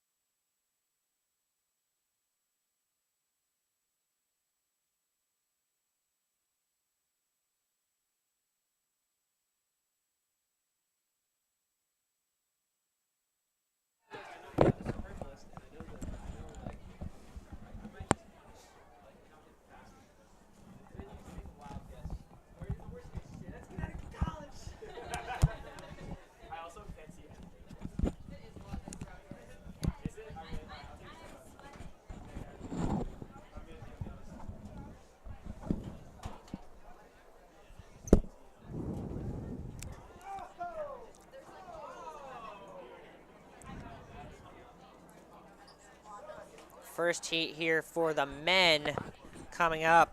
And the name to look at and watch is Alex Lemieux from your Jumbos, who has the fastest time, a 10.83. That is a school record. Pretty impressive. We'll see if he can maybe get a PR today, show off for the Jumbo crowd.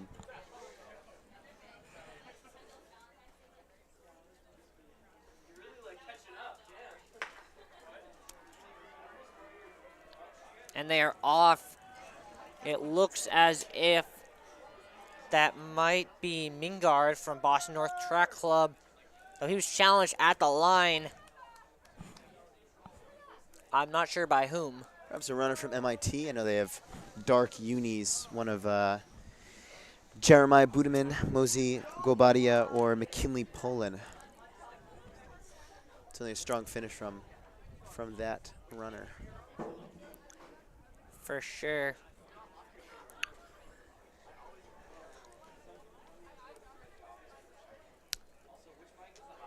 Curious to me that there are these outside entries, like the runner in the 10K, who's a Jumbo alumni, and then Ethan Mignard in this 100 from Boston North Track Club. Nice that they open it up to the grads.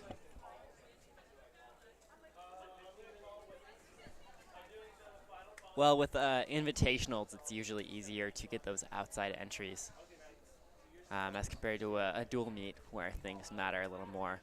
The team score and the invite doesn't really matter as much, and so you could have those outside people running. Yeah, and we will update you on the team score as soon as we have some more information. Right now, the only event that we know has concluded is the 10,000 meters.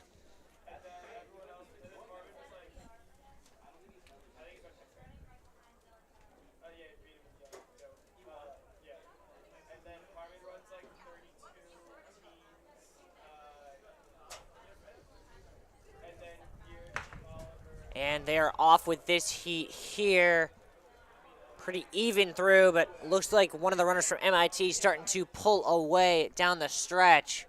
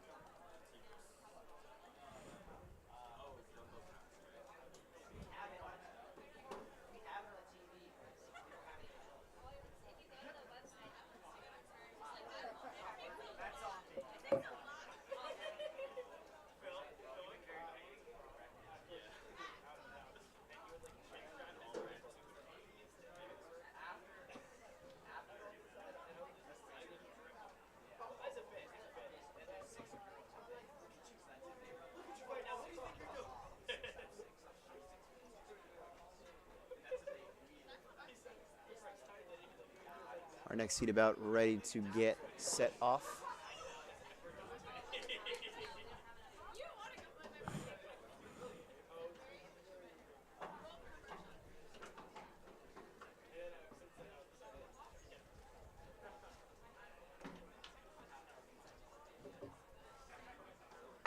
And they're off.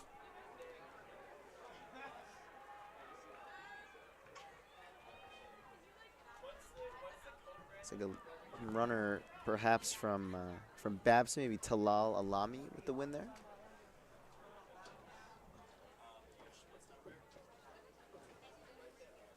A little bit difficult with the distance to the runners to tell. Certainly a competitive heat.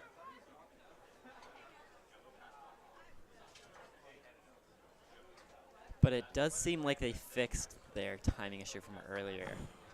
That was reportedly because of some of the delays and the false starts.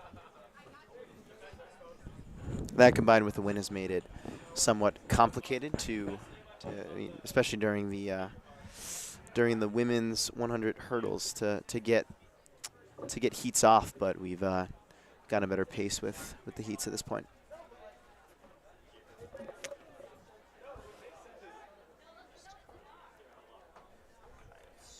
Be curious to see when Tufts Lemieux goes off, how he shows out in this prelim, if he can qualify.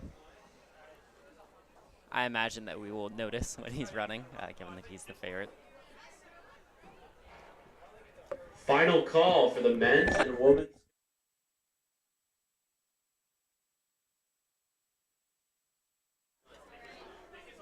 Here we go, another heat here for this one, and then it looks as if the 1500 will be coming up next. A little bit of scheduling changes, and they are off here with this heat. A lot of dark colored jerseys, not quite sure who's winning. Looks as if a jumbo coming through late, but they are going to finish in third there. They'll have to qualify on time. And it looks like the runner that had led for about the first 50 meters of that race fell off and looked to pull up lame, perhaps with a hammy injury based on where it looked like they were affected. So always hate to see that.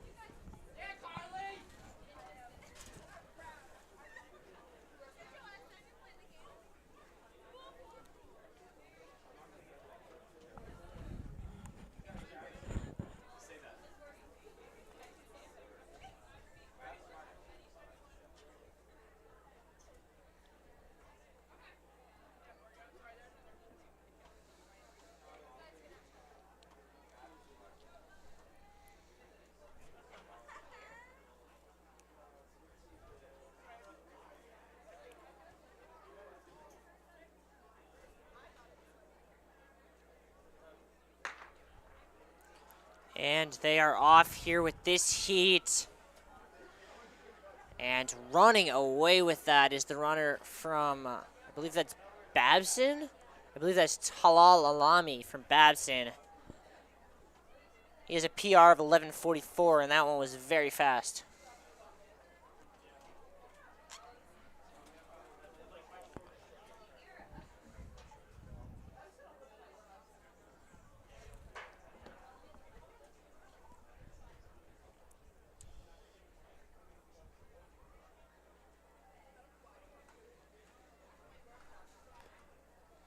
And this looks like this might be our second to last heat of the 100. For sure. Almost done with the 100-meter prelims here. And then we have 5 straight hours of finals.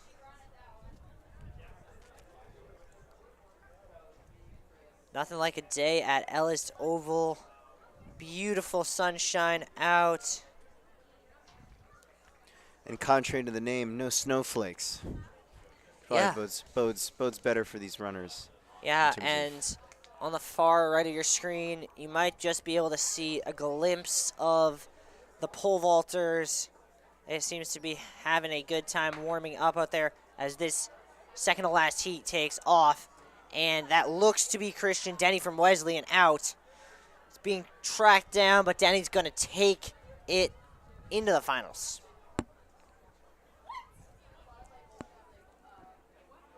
And no surprise here, being seated third. I believe he ran in a tri-meet, I want to say, last year at Tufts, and from what I recall, being on that broadcast, did quite well. Absolutely. Really good runner is Christian Denny. We've still yet to see Alex Lemieux. Would expect to see him here in this last heat. Believe he is going to be in lane 6, it looks like. You know what they say, save the best for last. Absolutely.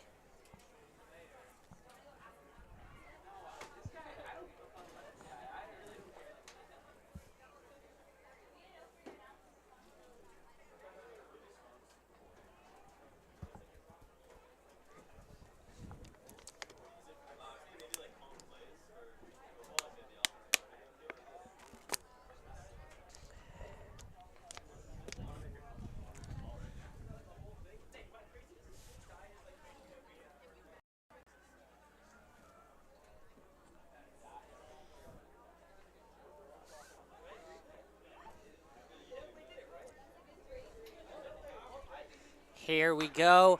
And they are off, and Lemieux is out fast. He is flying. Alex Lemieux pulling away. He is going to shut it down here and cruise into the final. And with little surprise, a very strong showing from him. Make Wish some we could noise tell for the you Tufts the contingent in the time. men's 100-meter trials.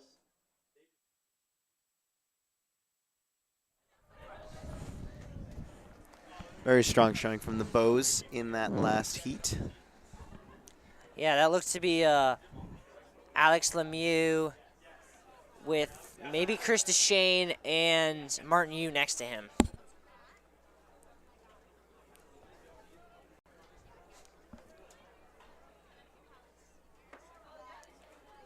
Keep your eyes on the track for the women's 1,500-meter run. Coming up next on that straight starting line. And we will jump right into the women's 1,500, as mentioned by the PA on the far right side from your view. Yes, we will momentarily. We have a lot of competitors in this race.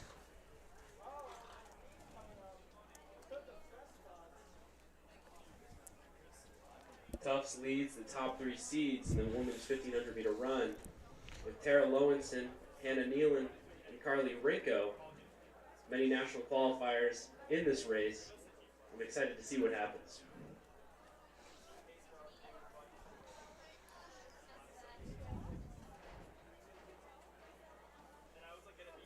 Jumbos do have the top 3 seeds in this race, as well as 2 others in the top 10. But it'll be interesting to see how these runners deal with being in a race with 89 different runners. I mean, I have to imagine they're going to seed this and run separate heats. No, I I think would. they're going to put all 89 on the track at once. Free for all, they would call it. I don't even know how you space out people. It turns into like it looks like a marathon or something. But, you know, with just under 4 laps, it would make sense for the need to get a strong start to limit that maybe to 5 or so heats, maybe even more. Absolutely.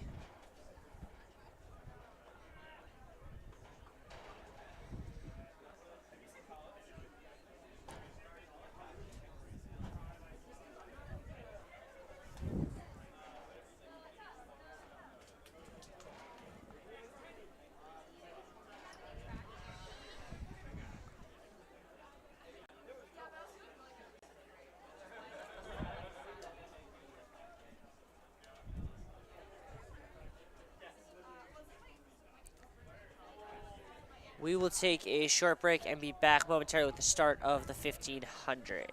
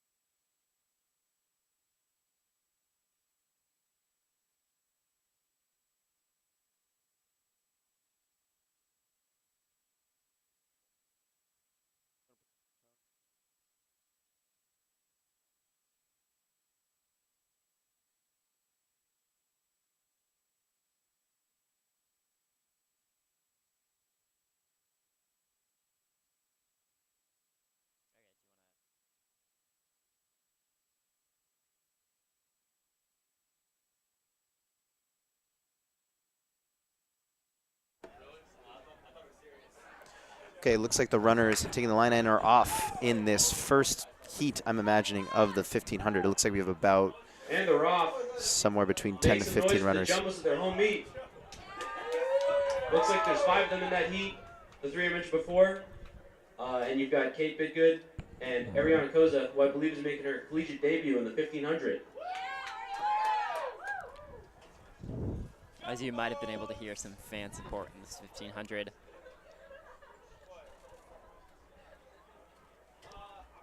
As this pack is starting to lengthen just a little bit early on.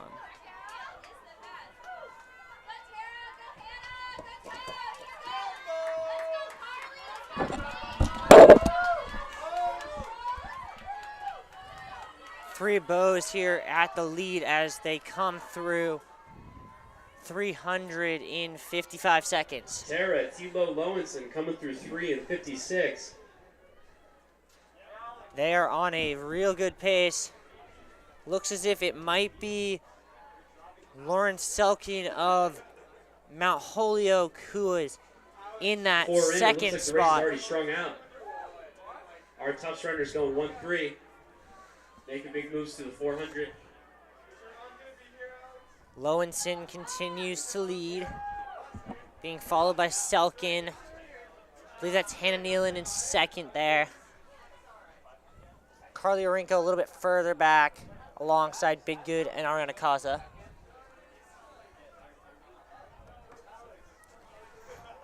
Jumbo sitting patiently, waiting here.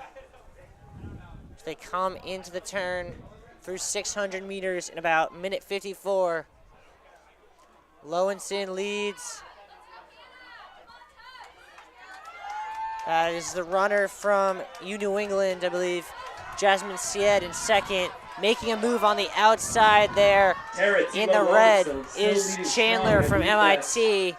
Lauren Selkin from Mount Holyoke in second, coming off a strong indoor season where she PR'd in the 5K, mile, and 800.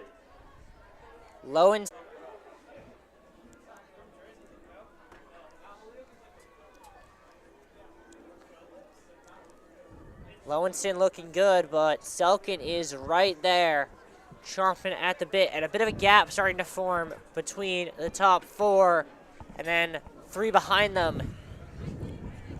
2 jumbos in that top 4. Carly Rinko off her usual pace a little bit here today.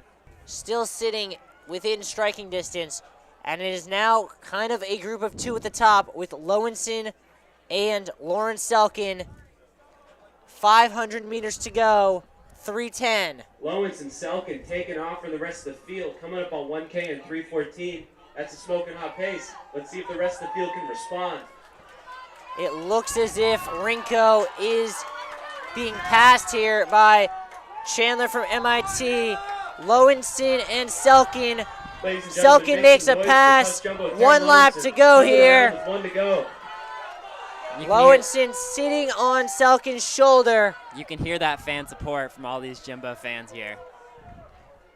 Lowenson, the predator, stalking the prey as they come around the near turn. 300 to go. Lowenson makes the pass on the backstretch to take the lead.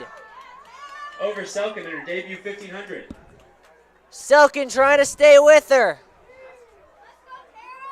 Lowenson starting to string it out now. And this is a moment where her long strides really can come into play on this kick. Looking for a big season opening time. Looks like she just might get it. Lowenson, 150 to go. Looks as if Carly Rinko is making a run at third real quick. Lowenson off the final turn. Tara Lowenson, in her open of this season, is going to win the race. And will just come up just above her PR at 4:45 high. Unofficially for Tara Lowenson. That's a great season And opener. the Jumbos are going to grab third as well, just holding off Chandler from MIT. Low 450s times. And I believe that's, I actually next up don't know. is It looks like Kate. the seating is a bit different. Rinko, Kit, and Ariana. It looked as if that was Hannah Nealon to finish third, with Rinko, Kate Biggood, and Ariana Kaza all finishing within the top 7. A very strong performance for the Jumbos. Absolutely, and they waste no time. The next heat sent to the line, and looks like we'll get set off. So it looks like we may have about, I'd guess, 6, 7 heats of the 1,500, but just based on the numbers that that have been going off. Yeah. That is if all 89 that are listed here on Athletic Live do compete in this event. In this one, we have Rose Kitts for the Jumbos will be running, alongside Carolyn Bureau and Sherry Tapachino. And maybe Kendall Roberts. It's unclear if she was placed in this heat or the next one. And I guess the advantage, right, is if you're running in an earlier heat, which is why I guess a lot of the top runners were in that first heat, is you get a bit more of a break before your final.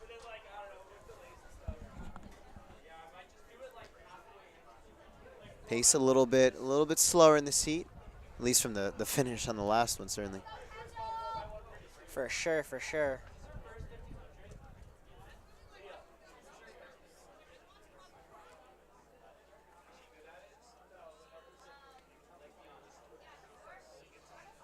And I'm going to just quickly interrupt you there. This is actually a final. It is just run in separate heats, with time being the decider. Oh, that makes sense. I think it'd be pretty rough, especially in a non-championship meet, to have multiple 1,500 heats run. It looks as if Hannah Case from Smith is out. Vivanco, her teammate, back and forth. In between them is Mia Clark from Wesleyan and Rose Kitts, who we talked about a minute ago.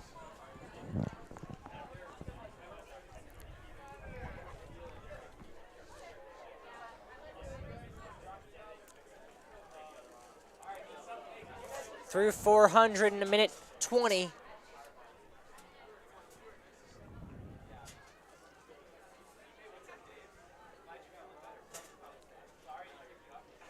And Hannah Case is really bringing it out now.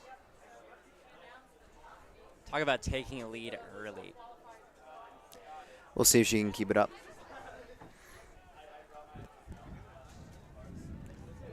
Case seems to have slowed up a little bit as the field seems to be kind of coalescing into one group, with a few off the front and a few off the back here. Shout out to Jasmine from UNE for her PR in the women's 1,500 meter run. Big season opener for her. Case looking strong, as it looks like Miranda Graves kind of settling back into the pack behind her. Oh, excuse me, Mia Clark. Yeah, and you have to wonder, there are The Smith athlete four NESCAC runners through 700 right meters there. has a huge lead on the rest of the field, highlighted by Kendall Roberts of Tufts, who's third in the chase pack. Correction, that's Kendall Roberts in the chase pack. That is We have the not- results from the men's and women's 100 meter preliminaries. Top 8 will be qualifying for the finals later today. First up, from the women's 100 meter dash, in 8th place was Corin Tresgill from UMass Boston in a time of Case 13.48. continues to 7th was run Dorinda away Ortiz with this from UMass heat. Boston, 13.21. 6th was Erin Fitzpatrick of Connecticut College, 12.89. 5th was Augusta Claire Burns from Wesleyan, 12.84. 4th was Iofi Hernan from Tufts, 12.82. 3rd was Gabby Harris from Wesleyan, 12.74. 2nd was Nicole Stewart from Smith College, 12.42. And the top prelim finisher was Melissa Lindsay from Connecticut College, 12.34. So those 8 have the finals later today. In the men's 100 meter dash prelims, Case coming up with only one lap to go. She's going to need a sub 60 if she wants to win this event.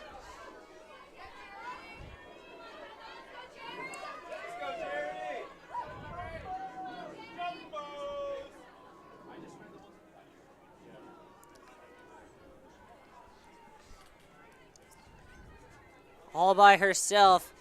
It'll be interesting to see what happens here, as it looks as if that chase pack is starting to gain a little bit of ground on her. Yeah, it's tough when you're running alone to keep that energy versus with you having a whole chase pack with you. Yeah, I think the one to watch right now would be, I believe that's Sabrina Brittner, her teammate at Smith College, who's second in the chase pack and is sitting right on the shoulder of the runner from Conn College. A little bit further back is Mia Clark, and then even further back from that is Kendall Roberts. And look out for some serious kicks at this point in the race, especially in the chase pack, vying for Roberts second, getting third a little spots. bit tucked in on the rail there, trying to fight back. Take the lead and stretch that out. Coming into the home stretch. Smith is looks like they're going to go 1-2, though. Here comes a kick from Mia Clark. Can Mia Clark reel her in? No, she cannot. Smith College goes 1-2 in this second. Smith College goes 1-2 in the second heat of the women's 1500. And Kendall Roberts comes across in about 6th there. Apologies for the delay. Next up, I have the men's 100-meter dash prelim results. In 8th place,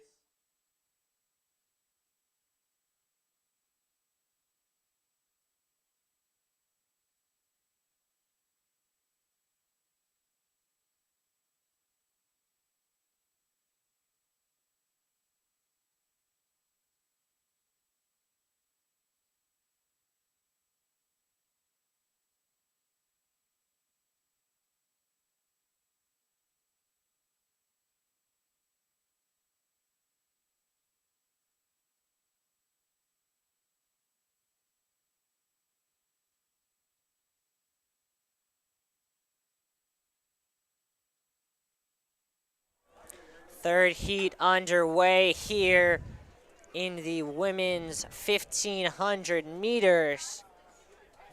Sorry for that little delay. We were getting the results, which we will read to you right now, of the men's and women's 100 meters qualifiers.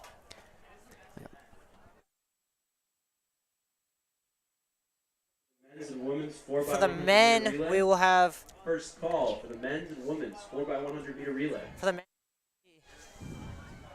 It'll be Ian Griffiths from Plymouth State, Denny from Wesleyan.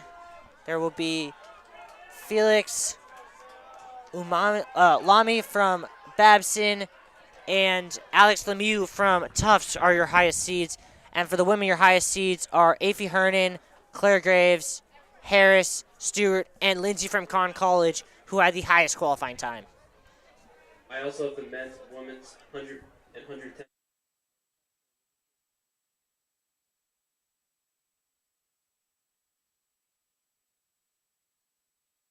In the women's 100 meter hurdles. Okay, it looks like we have, for this current 1500 running, not a lot of space between our top runners, you know, only a meter or two between them. Wheaton, Bianca Del Maestro of Endicott, Madeline Silviera of Tufts, Nia Schofield of Wheaton, Sarah Poloni of Tufts, But we are and Catherine Jacobs of Babson. still a little strung out.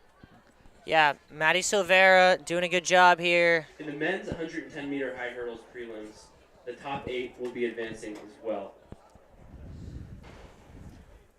This includes Christian Army of Wentworth, Ben Stein of Tufts, Mason Martell of Wesleyan, Jordan Pinnix of Wheaton, Willie White of Tufts, Matthew Cahill of Wheaton, Walter Truitt of MIT, and Jedediah Kaufman of Babson, who at the top time tied with Walter Truitt of MIT in 15:13. So it looks like it'll be quite the battle in the finals. This heat comes through their 700-meter mark in 2:26. This heat's actually running faster than the second heat, which is surprising as these heats are seeded. The pacing makes a big difference, in considering that there were a lot of runners at the start bunched together. It makes sense that they would be pushing themselves a little bit harder. Please come collect it in the Yeah, it looks as if the runner out there from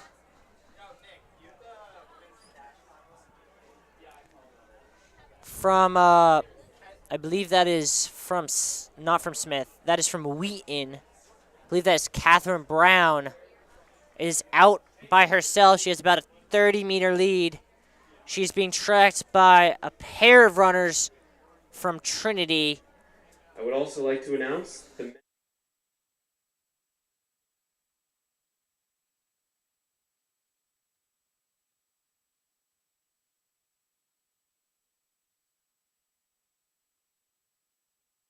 And a runner, I believe that is Bree M. End from Endicott in second, as the runner from Trinity makes a move into second now with 400 meters to go. 3:52 is a fast run here.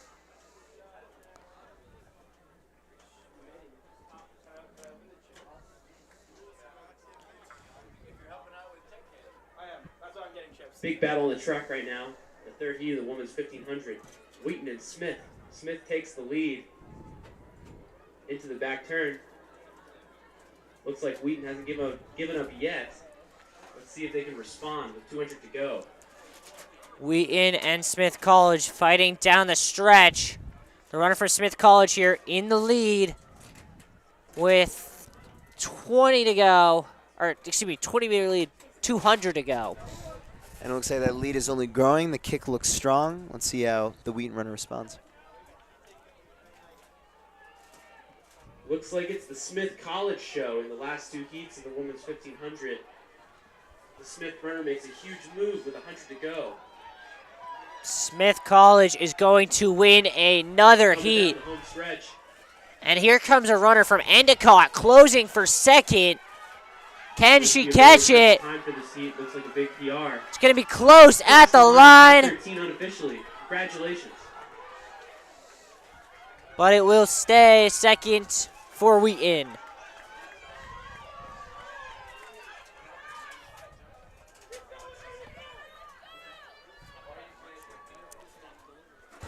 As we are about to get set for the fourth and I believe final heat of the women's 1500.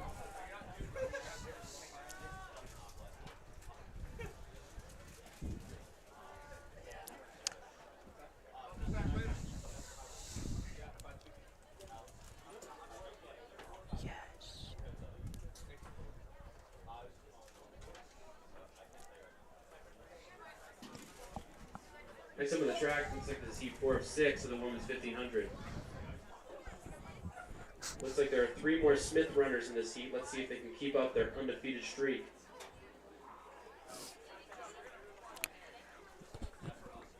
We are being told that there are going to be 2 additional heats of this running. So looks as if there will be 3 more heats of the women's 1500 before the men take to the track to run the same. And once again, it looks as if it'll be a battle between Wheaton and Smith. Smith certainly with a strong contingent of 1,500 women runners today here at Tufts. Yeah, Smith really doing a good job of bringing their A game today, as they have come out and they have finished towards the top of pretty much every race they have put a runner in so far today. Really impressive from Smith College.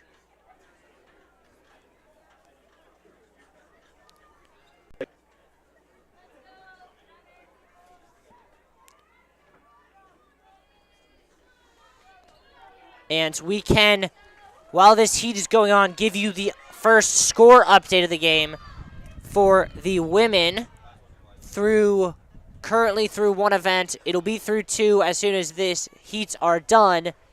Gordon College is in the lead with 10. Trinity is in second with 8. Tufts in third with 6. New England in fourth with 5 points. And Mount Holyoke in fifth with 4 points. For the men, the Jumbos will lead with 27. Husson in second with 8. Babson has 3. And Trinity has 1. And important to note with the relatively large amount of prelims that have been run at the start of this meet, that the only scored events technically are the 10,000-meter run. So we likely expect lead changes as this day moves along here at Ellis Oval. Likely just a few. Yeah, it is very likely that the Jumbos will likely take the lead at least in the women's standings after Smith the continues to dominate 1,500 the meters. of the women's 1,500 meter run. And They're Smith going will definitely 3-4. start picking up some points here.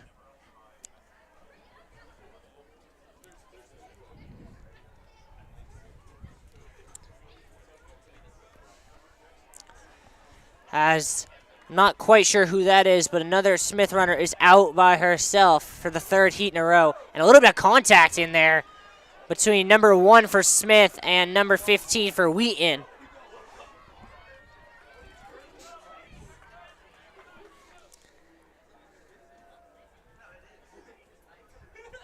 I believe that is Emma Goudreau for Wheaton. And I believe that was that was Sophia Guerra for Smith, who were making contact there. And one of the Wheaton runners is up on the shoulder of the other 2 Smith runners, but right now no one is staying with Rami Lou.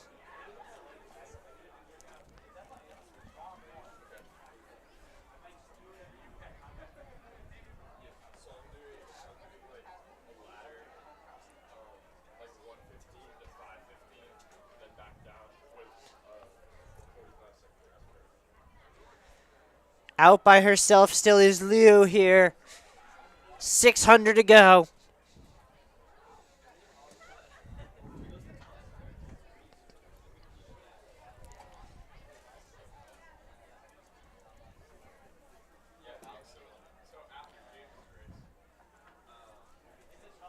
Liu out by herself still. Slowing down a little bit is the Wheaton runner. I believe that's Emma Goudreau, starting to reel her in. Looks as if Liu, who had the slowest seed time coming in, might have gone out a little fast. On the track between the University of New England and Smith College. Or excuse me, that is UNE. New England's 1-2 makes a big move around Smith. That is Abby O'Hearn With from the Smith UNE now runner making a up front, move. Coming through with 1 lap to go in 4:06. Final Is lap still the here. dominant leader in this race. You got 1 from Smith, that is Remy Lou. You got the pair in Urisk and O'Hearn from UNE working together to try and reel her in. 300 meters to go. And it's like the teams are working sort of within themselves. The Looks like those UNE runners are sneaking in second up and on the third, Smith leader. and then the Smith Keep your eyes runners peeled with 4th and 200 5th. to go. Yeah, this is going to be close because you have the 2 UNE runners closing. And you have the Smith runners, the 2 other Smith runners, kind of hanging there behind the UNE runners. You wonder if those 2 Smith runners are set up to make a move. New England open up big time with 200 to go. Could be the kick of the week at the Snowflake Classic. Makes a huge move. And the UNE runner coming real strong, passing at about the 150 mark. Abby O'Hearn makes her move. Put some steps on the Smith runner. Looks like your teammate's going to join her to go 1-2. And There's UNE Smith's hot streak. making a There they go. statement In the women's in this 1,500 meter run. heat. UNE gonna go 1-2. Smith gonna go 3 through 5. Great finish here. The back of the race goes 4 wide.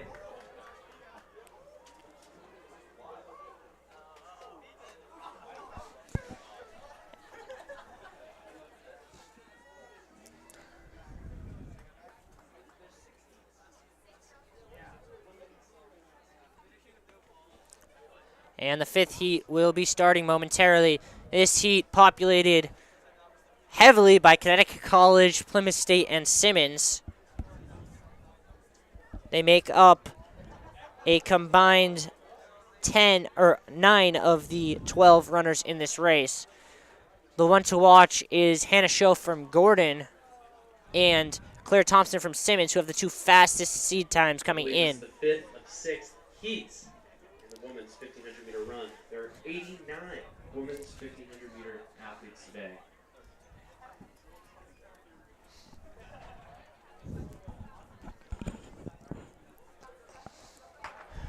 And they're off. Off here for the 5th of 6 heats in the women's 1,500. Second call for the 4x100 meter relay, men's and women's. Second call for the men's and women's 4x100 meter relay. They are off fast here. Looks as if it is one of the runners from Conn College in the front.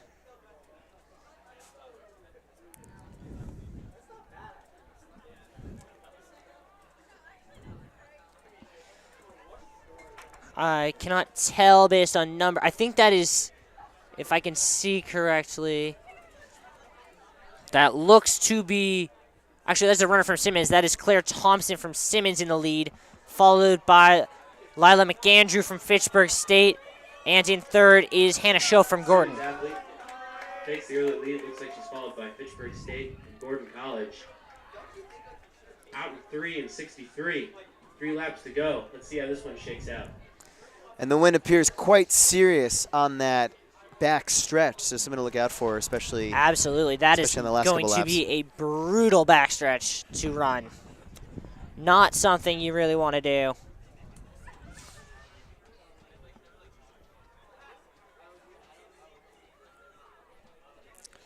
And the runner from Simmons still in the lead, being pressed up here by the runner from Plymouth State, or from Fitchburg State. That is Lila McAndrew. And a little bit further back is Hannah Scho from Gordon. Solid pace here as the runner from Fitchburg State takes the lead here. And seems to be pulling a little bit away from Claire Thompson. McAndrew opening up that stride, real consistency.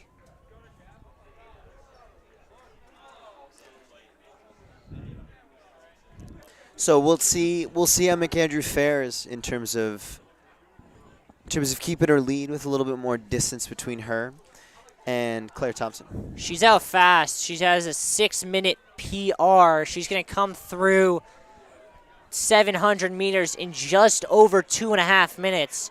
So she's on pace to blow out her PR if she can hold it. Looks like that's Fitchburg blowing past Simmons. And one of the runners from Conn College is creeping up on the runner from Simmons. She's one to watch for this heat. She has slowly, progressively gotten faster as this race has gotten on. But right now, this heat belongs to Lila McAndrew.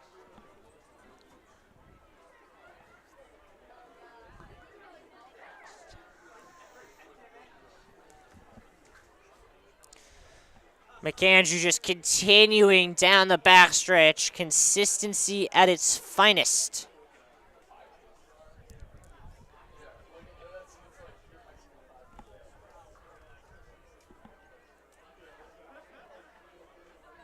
And there's a lot to be up about with McAndrew having just such a huge lead. And we'll see how she's looking as she comes down this back stretch ahead of her final lap with what kind of pace she's at in terms of breaking her PR. Absolutely. She seems to just be going even faster here. She has a 6-minute PR. It's looking like she's going to probably need something in the range of about a 1:40 final lap to PR. And she looks strong. Not a lot of, with her facing us in front now, not a lot of visible extreme exhaustion on her face. So we'll see if she can smash that PR.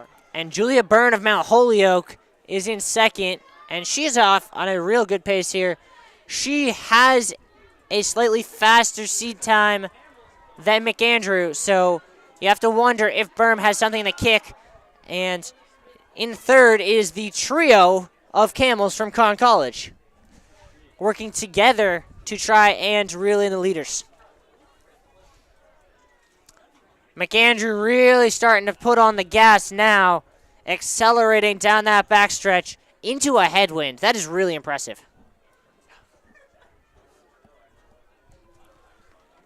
Certainly, and no sign of slowing down. Absolutely not. No contest in this one for Fitchburg State as she comes past the long jump pit with 2 to go. She comes into the final curve here, really starting to pick up the pace. She sees the clock. She knows she's about to PR, and she is bringing it on. And it'll be about a 30-second PR. Very impressive for a middle distance event. Absolutely. And it looks as if Julia Byrne might also be able to PR here. 50 to go.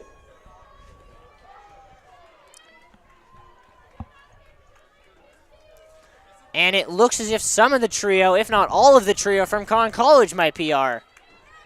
So a very successful fifth heat as runners 1 through 5 PR in this race.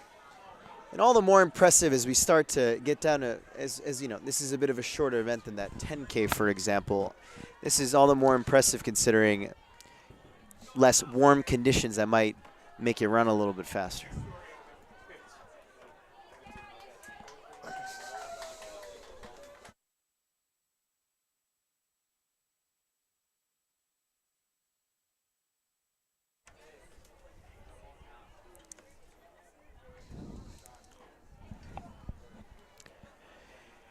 We're about to get off with the last of the 1,500 heats. Our favorite, there's some with no times recorded, perhaps their first collegiate events or first time running the 1,500. But it looks like our favorite here is Nadia Usenko of Trinity College. Look out for her. And Elizabeth Geisler, also from Trinity, in addition to Annabelle Smith from Gordon, should provide some stiff competition as well. Colleges, please report to the timing fence. Babson, Wheaton, Endicott, Husson, and Connecticut College hurdle coaches, please report to the timing fences.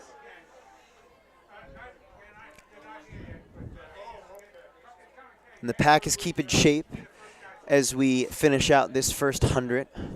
CU decides to maybe try to jump out to the lead here. Just a correction from what I just said. The women's hurdle coaches from those schools, Babson, Wheaton, Endicott College, Husson, and Connecticut College, the women's hurdle coaches. And this is a heat dominated by Endicott in terms of numbers with 3 running in this race. And it looks like Nick Beaulieu from Simmons is off to the lead with a PR of 6:15. And the Simmons athlete breaks the pack running in lane 2, but makes a big move out to the front. Still in lane 2. Interestingly running in lane 2. Considering that gives her slightly more of a distance to run. And we see a couple of packs taking shape. One athlete jumping out into a clear second place spot.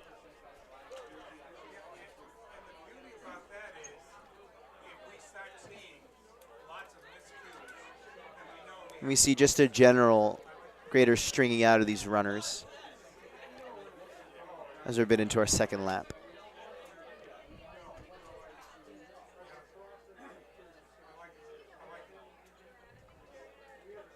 Despite the strong lead that the Simmons runner had heading into that second lap, it seems to be diminished.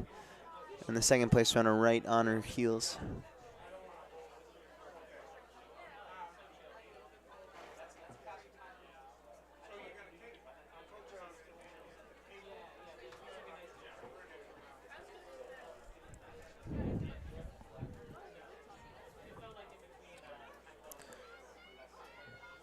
It's looking like runner from Endicott College is in second, followed by followed by a runner from Gordon, likely Annabelle Smith.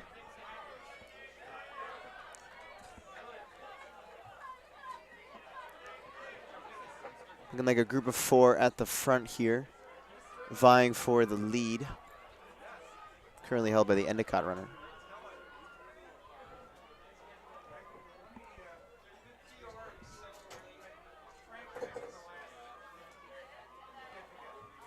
The Endicott runner stretching out her lead a little bit, as the runners generally get strung out some more.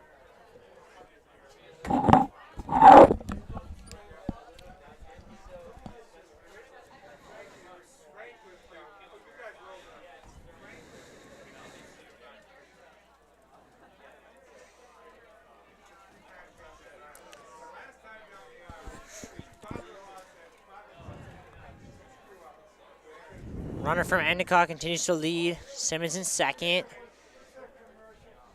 Looks as if there's a runner from Gordon.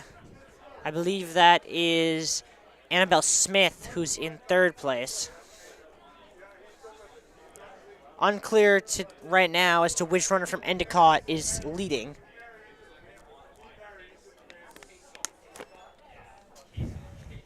If only track had last names on their jerseys like some other sports. Agreed. Or even bigger numbers. It is Gabby Page from Endicott who is running her first ever 1500, but she is passed by the runner from Simmons. I believe that is Julie Giacomo.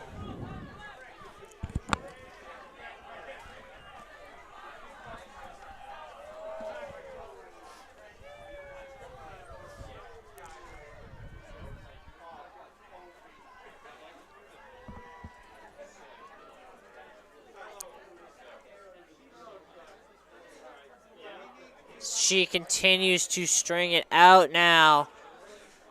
Extending that lead to about 20 meters here on the backstretch. Pretty quick lap here. 5 minutes through the first 1,300. As this final 200 coming. Starting to speed up a little bit here.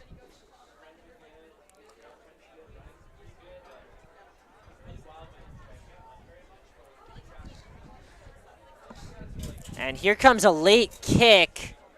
Looks as if it's someone from Endicott. I'm not sure who, but she is coming. And she's coming fast. The late kick there from Usenko. Big move from Suffolk. But it doesn't 6 matter. minutes to go. Daisy Now down Jones. the final women's 1600 meter champion, 550 unofficially. Congratulations to the runner from Suffolk College. That was, I believe, Daisy Jones from Suffolk to win that race. And here comes a runner from Simmons to finish. Also, just a reminder, if you have lost your U.S. passport, there's a U.S. passport in the press box. If you're on the top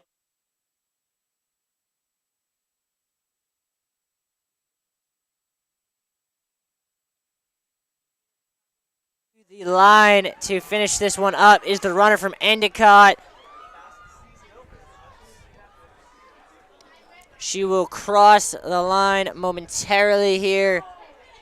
And we are going to shift our attention to the far side of the track as we are seconds away from the start of the first heat of the men's 1500, where we have several runners who can go under 4 minutes. Highlighted by top PRs from the Trinity duo, Travis Martin and Tim Loudenbach, with respective PRs of 3:47, one of the top times in the country last year, and 3:53 from Tim. You may remember Travis Martin as the king of Tufts track during our 2021 COVID season.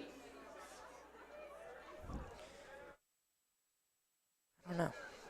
And Jumbos and Trinity Travis Martin had some are great squaring races off Tufts here. track last year, highlighted by a 151-800, a low 350 1500, and that 5K duel with Matt Carter of Connecticut College.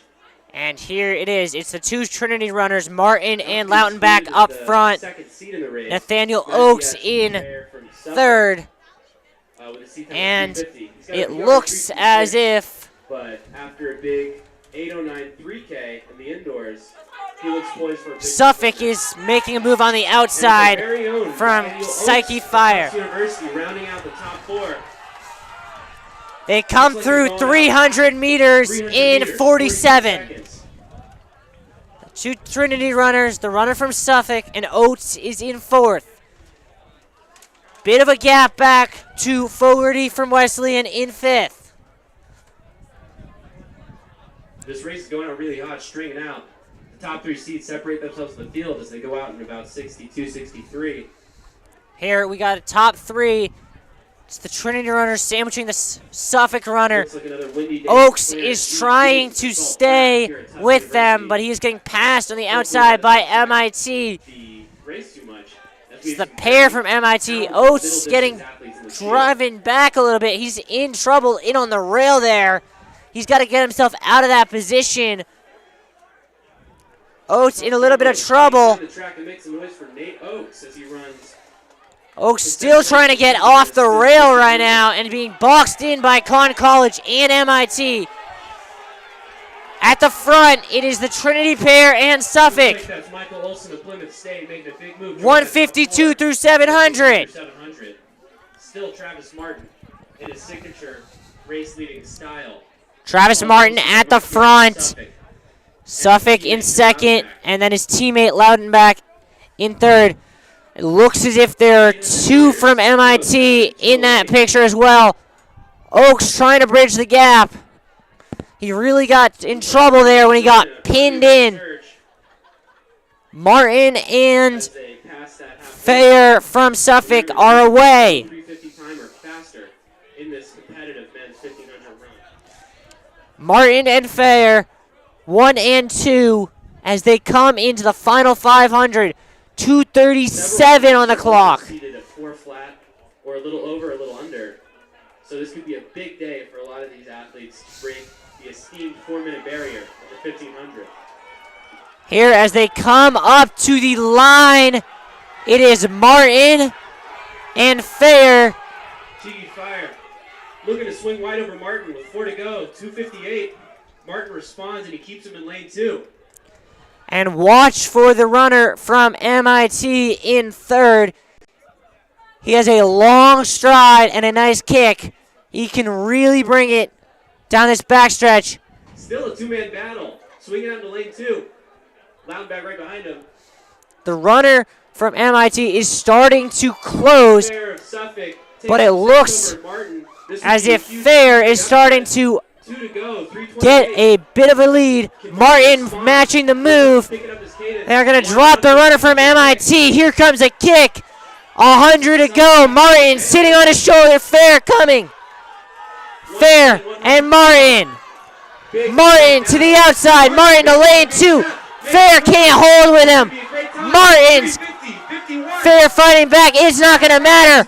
Martin is going to break 4 minutes. Fair as well. 3:59 for Suffolk. 4:01. Lautenbach. And Nate Oakes is going to finish back in the pack in about 4:12. With 3:57 unofficially for the men's 1500.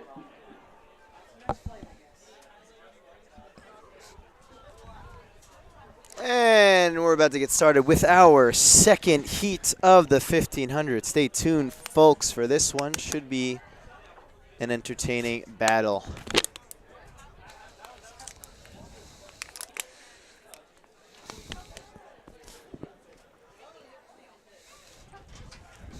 That's about a 59-second 400 close for Travis Martin on a windy day at the Tufts Oval.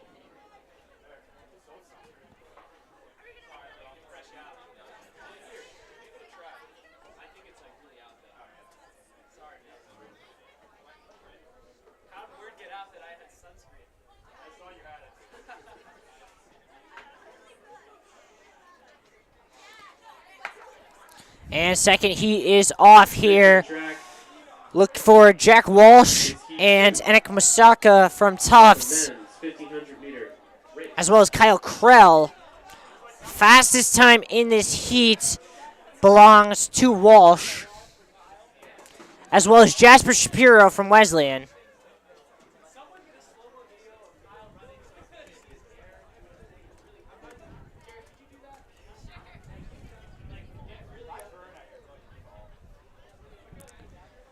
Here's Makes noise the for the 3 Tufts athletes in this race. looks as if the runner from Trinity's are taking the lead here.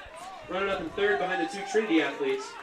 Ian Viscoya and Kyle Krell making his big return to the track after his 1500 meter debut in San Diego.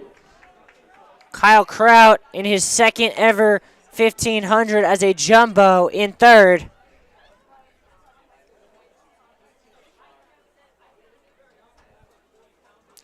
And he is hanging right with the 2 leaders from Trinity.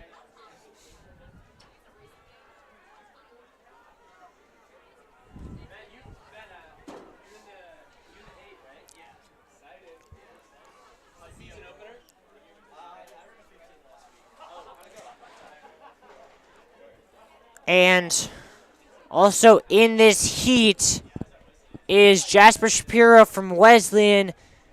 Jasper, I know personally, he was my track captain as a sophomore. He is known for having a lethal kick down the finish. So if he stays connected to this field, he could really pull off an upset. Right now, it is still the 2 from Trinity at the front, McCole and Sipple. Krell looks very smooth here in third. Seems to be exerting a lot less effort than the 2 from Trinity. There is a guy named Ryan Wilson in the race, but it's Babson's Ryan Wilson. Front 3 starting to make a little bit of a gap. Just over 215, 216. Kyle Krell making a move on the outside. Make that big move are the 2 Trinity runners. Excuse me, that's Jack Welsh. 1300 of the race. Walsh now making the move down the outside, being tracked by the 2 Trinity runners.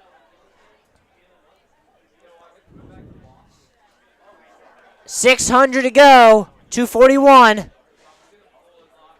The 2 Trinity runners sitting right on his shoulder. Walsh may have made that move a little early. Big duel between Walsh and the Trinity athlete. That's Enoch And Kyle to Krell. me, it's really a race of momentum in this 1500. I mean, it's run at a pretty fast pace, but there's definitely opportunity for lead changes. He's only a freshman. Absolutely.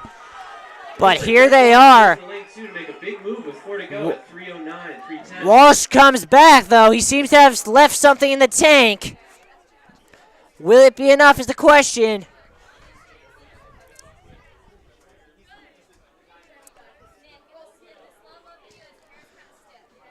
Walsh and Jakunski Jakunski of Trinity.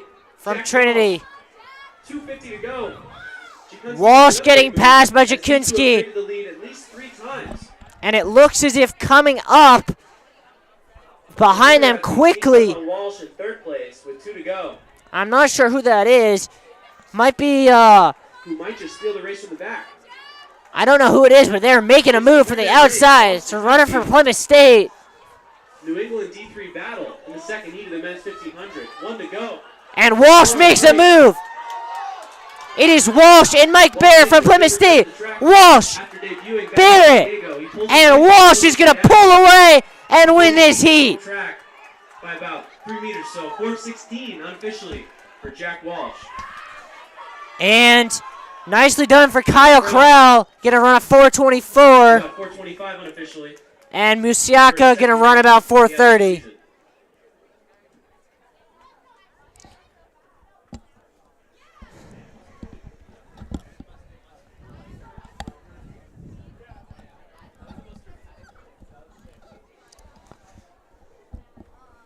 Third heat set to begin momentarily.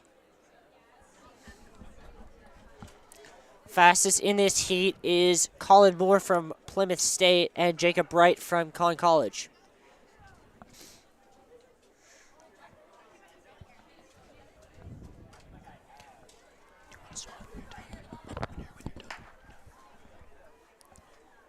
And they are off. The men's 1500. There looks to be about 70 1500 men's athletes today. Looks as if a runner from Wheaton is out fast. Or correction, that's a runner, I believe, from Suffolk. We'll get the name for you as they come around towards the near side. That runner is from Trinity, excuse me. That is Quinlan McGlame from Trinity, who is out for a very, I believe, fast start. We don't know. They have not updated. Yeah, that's a fast start. He came through at about 46. In the press box. I repeat, lunch has arrived for the officials, where you can grab it in the press box. A very fast run here for McGlame.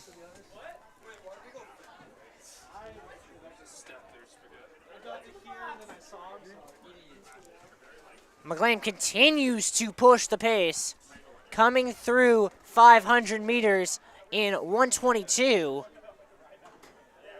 If he can hold this pace, he could contend for the win. Absolutely. A very fast first lap. You know, could put a little bit of pressure on a runner to try to keep that pace, especially competing against previous heats that certainly had strong time. So we'll see what our Trinity runner can do. Though it looks as if he is being reeled in by a runner from Suffolk without a jersey number, so that's helpful. Long sleeves. 2 to go, 156. Let's see if he keeps up the lead as the Suffolk athlete in second. Seems to be finding another gear. Though here goes McGlade again.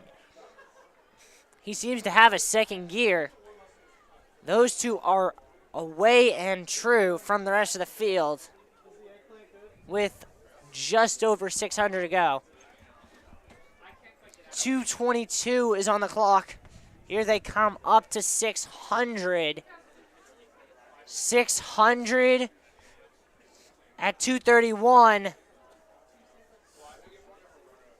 Really fast pace on this heat.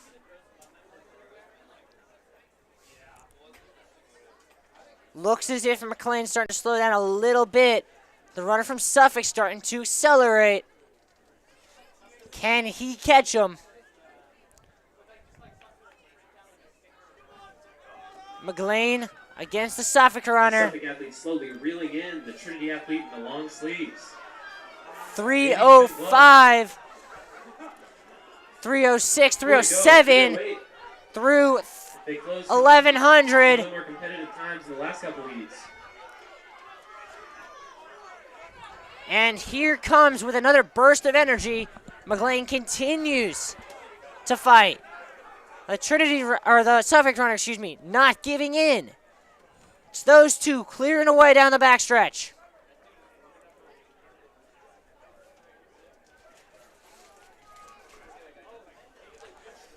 McGlame starting to really stride it out.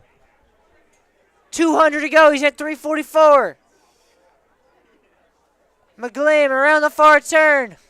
Looks like the sleeves will prevail for the Trinity athlete with 150 to go. McGlame with about 100 meters to go. 4 minutes has coming on.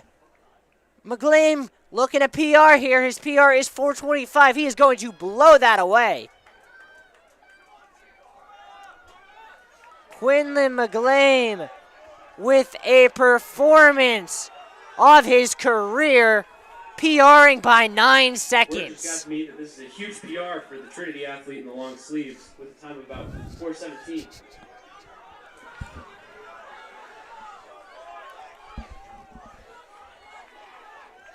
And the remaining athletes are going to finish this one out strong here.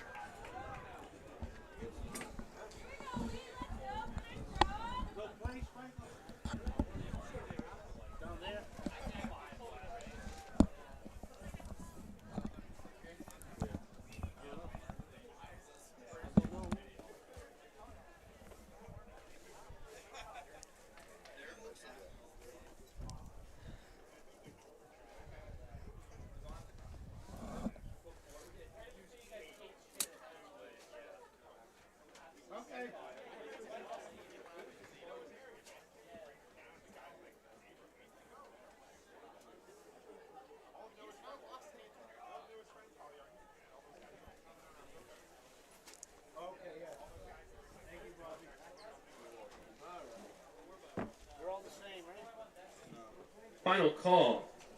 The men's and women's 4x100 meter relay. Final call to check in for the men's and women's 4x100 meter relay, which will be contested following the 1500. This is the final heat here of the 4x1. After this, this is the final heat of the 1500. After this, the 4x1, the fastest event in track.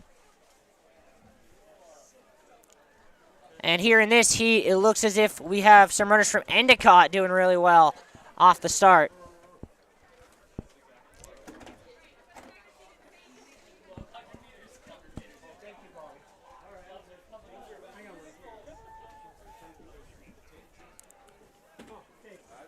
That's Fitchburg State taking it out hot.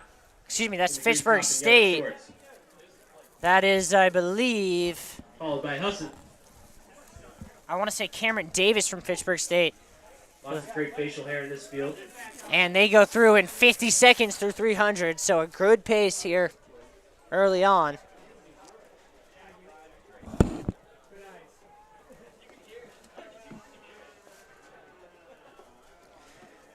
Fitchburg State runner being tracked by the runner from Gordon.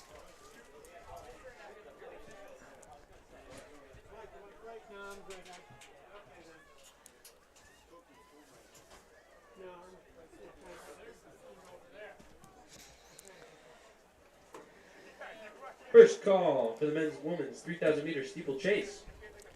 First call for the men's and women's 3,000 meter steeplechase.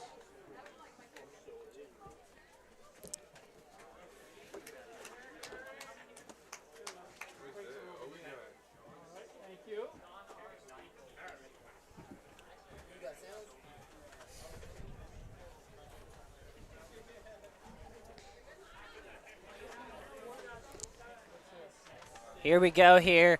It's now the runner from Husson in the lead. The runner from Fitchburg State fading a little bit in his first 1,500.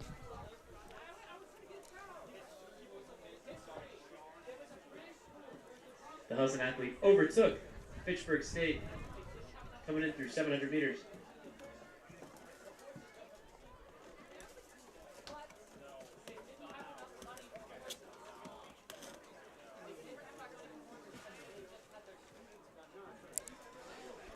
They come continuing. The runner from Hudson starting to pull away here down the backstretch.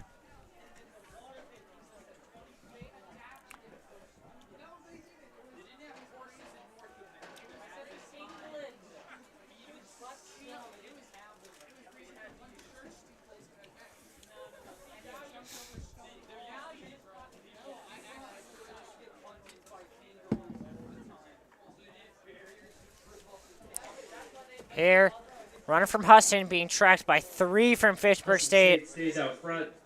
Sorry, Husson stays out front while the trio from Fitchburg looks to hunt him down. Let's see if they can work together and make it happen with about 500 to go.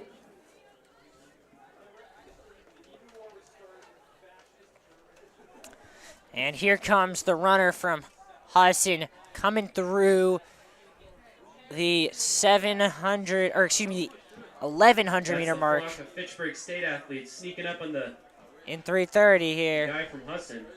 3:32 with a lap to go. Final lap here. We just had one drop off, it looked like. And one of the leaders is now from Fitchburg State. They've taken over the lead.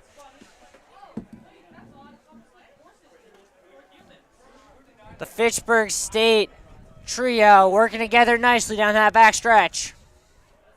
And it's Catalin, Cameron Davis, and Tyson LeBombard.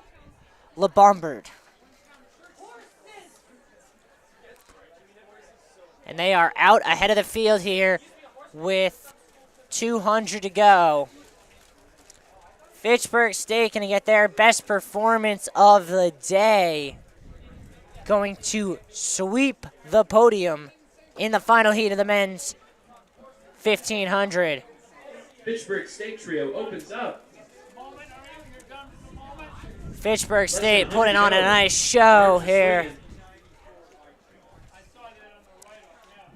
And it looks as if it'll be Fast, last 100 Aiden meters. Catalan to win the heat. 4:44, Davis 46, And then finally, 48 Tyson the unofficially, Bombird. respectively. And a bunch of late sprints towards the finish. And lastly, rounding out this heat will be the runners from Babson and Gordon, respectively. We will now turn our eyes to the fastest event, the 4x1. We'll take a short break and be back momentarily.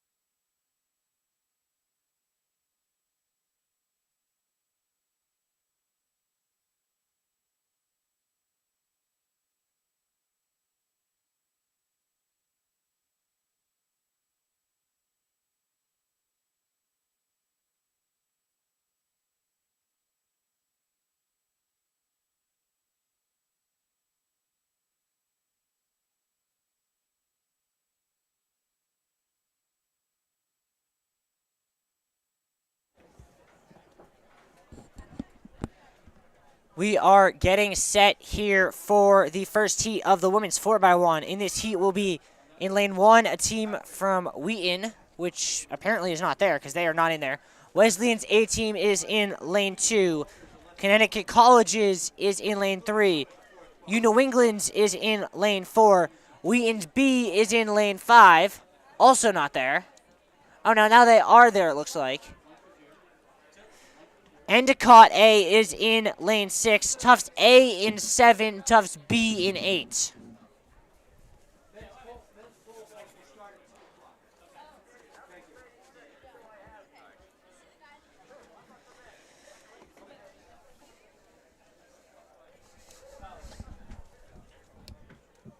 What's starting at 2 o'clock?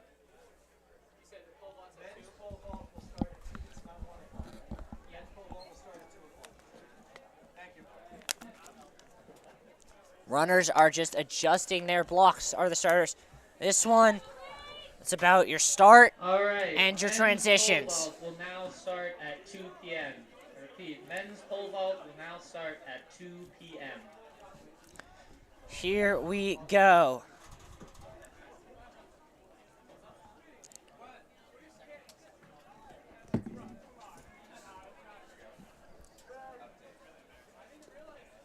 And they're off. And it looks as if Tufts A got off well, as did Wesleyan. They are out through the home stretch. And here they are going. First to hand off is Tufts A, followed by Tufts B. And a nice pass in the middle by Wheaton B. Tufts A in the lead. Wesleyan coming, as is Wheaton A on the inside. Tufts A hands first. Wesleyan is second. Wheaton B in third. Tufts A and Wesleyan. Tufts A just before Wesleyan. Wheaton with a bad pass. Tufts and Wesleyan down the stretch. Tufts being passed by Wesleyan. Trying to come back. Wheaton on the inside. It's going to be Wesleyan then Wheaton, and then Tufts. Madeline Silviera from Tufts, Sarah Balloon from Tufts, Catherine Jacobs from Babson, Nina Schofield from Wheaton, Bianca Del Maestro from Endicott, and Erica McSweeney from Con. And we are getting set for the second heat of the 4x1 for the women.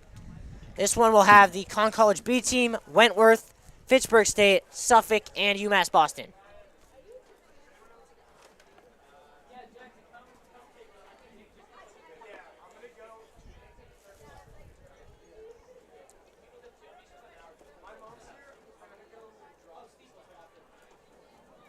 This is the second call for the men's and women's 3K steeple. Second call for men's and women's 3K steeple.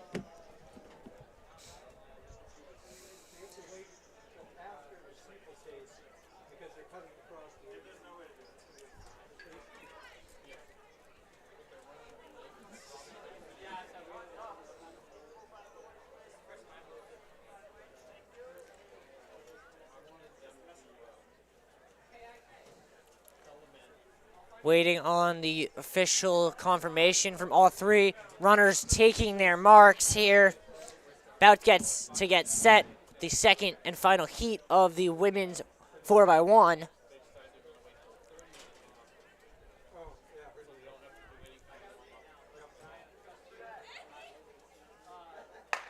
And they are off. It looks as if Suffolk did not run a team for this race. Con College B out quickly, as is, I believe that is Fitchburg State. But the leaders right now on the outside is UMass Boston. Fitchburg State trying to catch UMass Boston. Con College coming on the inside. First handoff, UMass Boston, then Fitchburg State. Con College with a clean handoff. Fitchburg had a little bit of trouble there. Con College coming fast. Con College making the pass on the inside. Con College, followed by UMass Boston, and then Fitchburg State. Con College first to pass, then UMass Boston. It's Con College and UMass Boston down the stretch. Stride for stride. UMass Boston's going to pull ahead a little bit. Con College fighting back. UMass Boston going to win. Con College second, and Fitchburg State going to hold off for third.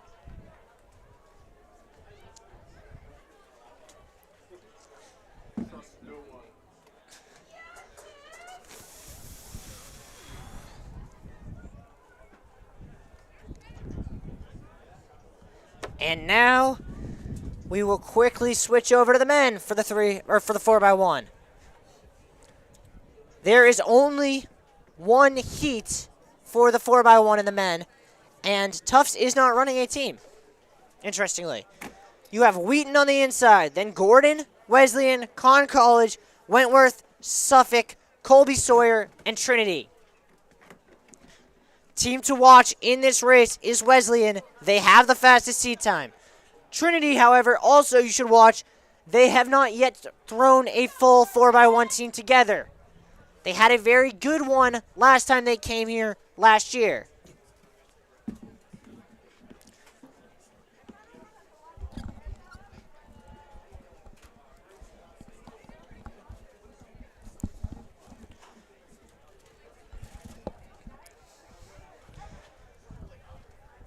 Waiting on confirmation from our judges. Making sure all the runners are set in their spots.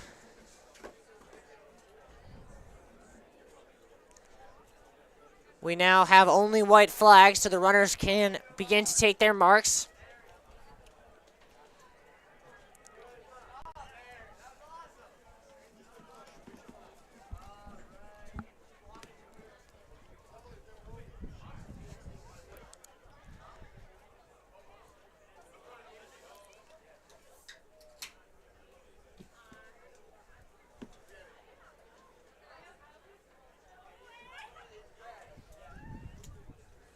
Runners set and they're off. Quickly out is Wesleyan. They are quickly making up a stagger on Con College. First two hands off will be in the middle. I believe that was Suffolk. Wesleyan making up a lot of ground on that backstretch. Here they come into the far turn. First handoff still on the outside, Colby Sawyer. Wesleyan making up some ground on the inside. It is Colby Sawyer and Wesleyan. Trinity on the outside. Trinity with the first pass, but a little bit of a weak pass. Trinity way ahead, though. Wesleyan. A flag is up on someone. Someone's getting DQ'd. Trinity's going to come through in 43 seconds. We'll see who the flag is on. It might have been for an illegal pass. It looked as if Wesleyan had that baton for a long time. Or, excuse me, not Wesleyan. Trinity. We will take a look at that and let you guys know.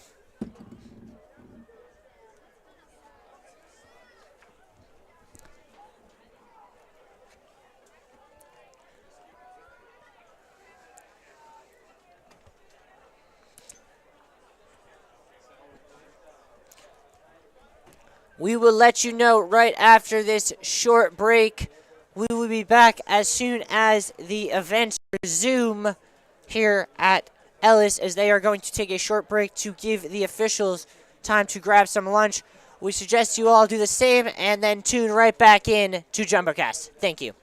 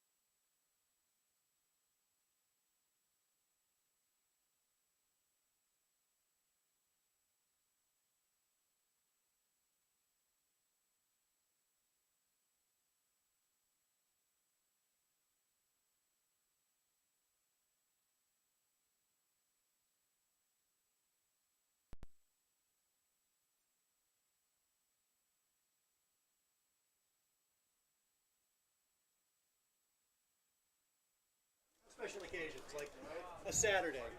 And we are back.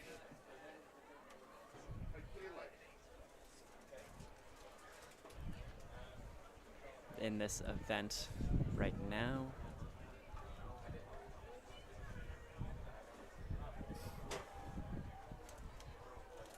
And welcome to the women's 3,000 meter steeplechase.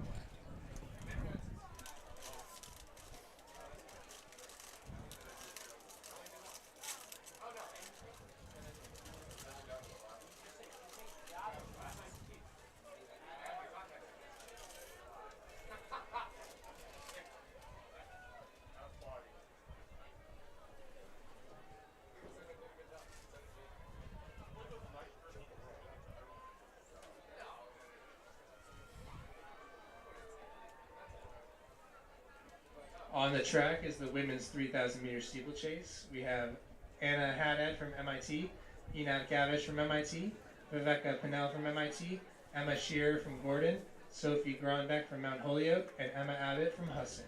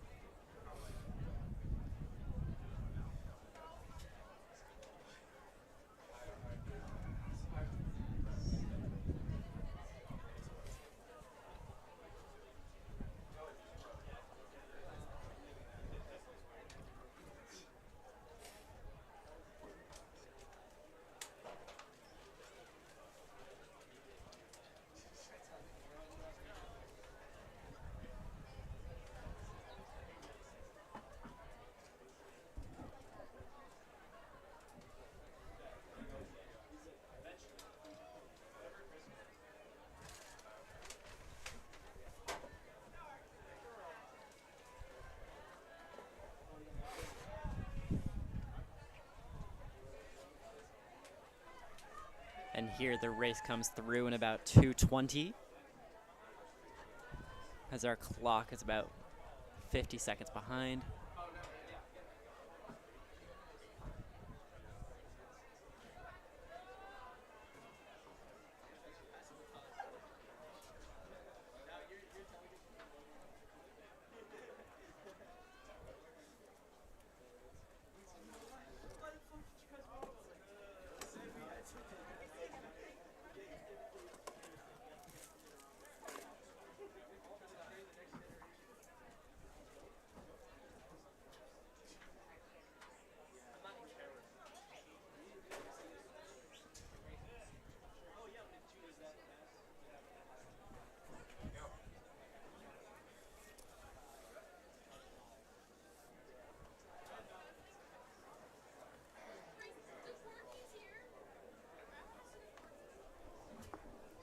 Fun fact about the steeple, it originated in 18th century Ireland, where horses raced between two church steeples, jumping over stone walls as they went between them.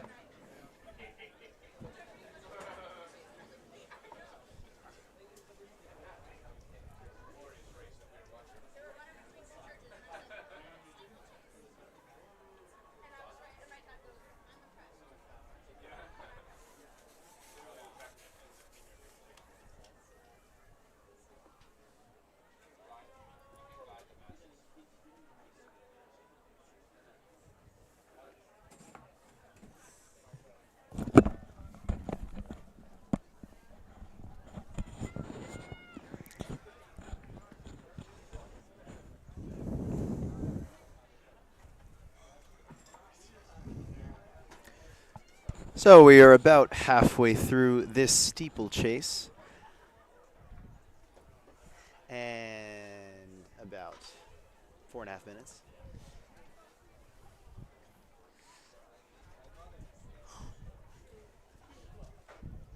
The atmosphere around the track has calmed down a little bit after the excitement of the 4x1.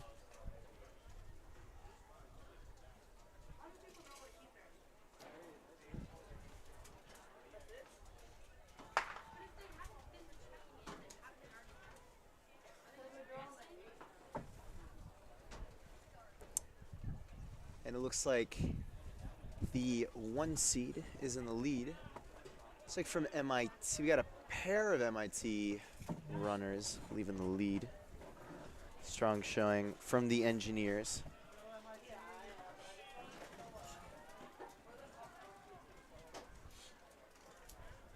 And that looks like it's going There to are be two MIT athletes coming through with 4 laps to go in 5:22, 5:24. a combination of Anna Haddad from MIT and either Viveka Pinnell or Ina Gavish, her teammate.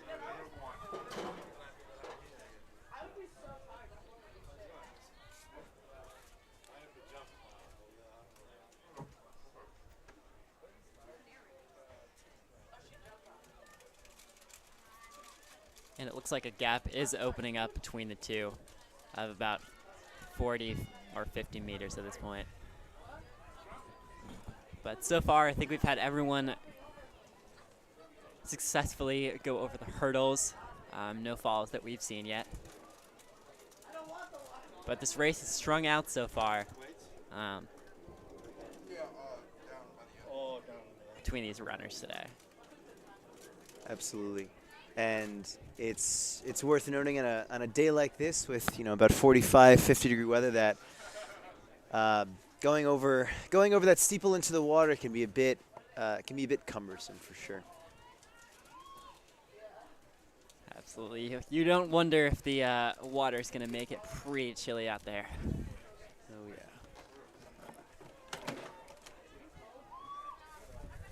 These MIT runners do not seem phased, as with now 2 laps to go, I believe. They've completed them in just under 7 minutes.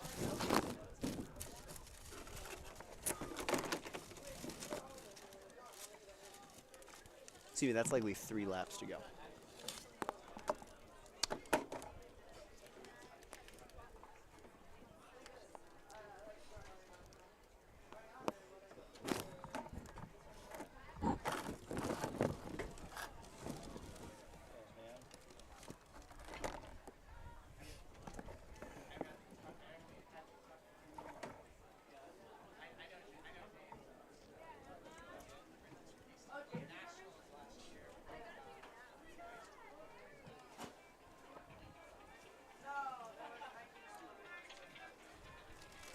And it looks like even more space opening up between the MIT runners, with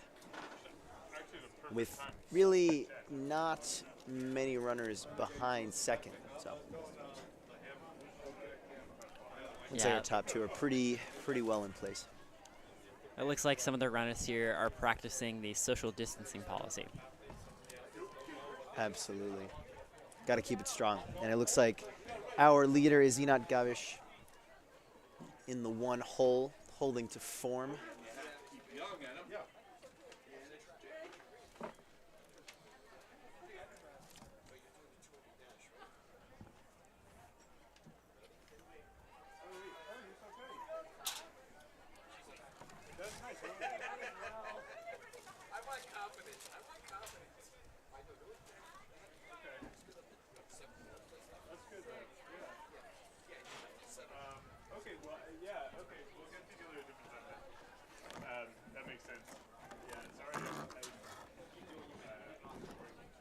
And it looks like Haddad from MIT crossing the line with 2 laps left to go. And I feel like steeple is probably one of the hardest events in track, because you have the distance element where you're just running so fast for so long. We will You a have those declaration steeples for the men's and women's you got to jump 200. over. You must declare at check-in. Even when your you're intent to exhausted, compete. you still have If 5 you do not- steeples if you do not chases declare, to you'll jump be over scratched. per You can lap. declare until just after Exactly. the It's a bit of a 100-meter slow climb. If you're burn entered in the because 200 you and know, obviously you are not racing, please scratch at check-in. per lap Again, there are fewer if you do not declare, hurdles, fewer you will be steeples scratched, than and a you can 400 declare hurdles or until obviously a just 100 after the hurdles, but 100-meter final. you know, you're having that over the course of 7-8 laps, so it can definitely take a toll over time.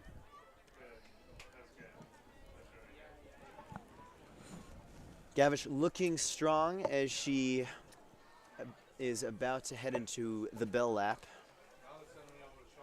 And the MIT athlete has 1 to go at 10 minutes. Let's see how fast she can go.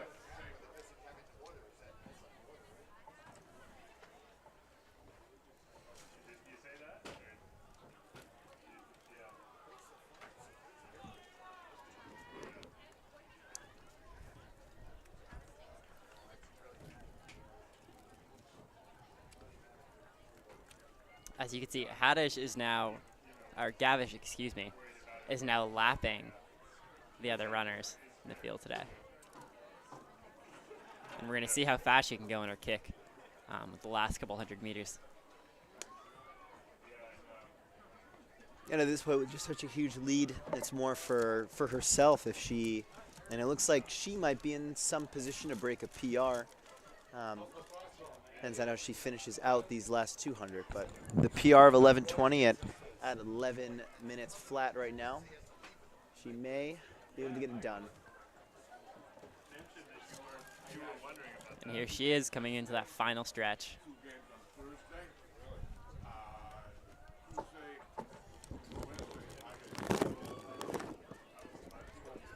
Looks like she's just not quite going to be able to hit her PR, but a very solid time nonetheless. Finishing out at 11:30 That's flat. MIT finishing with a time unofficially 11:30.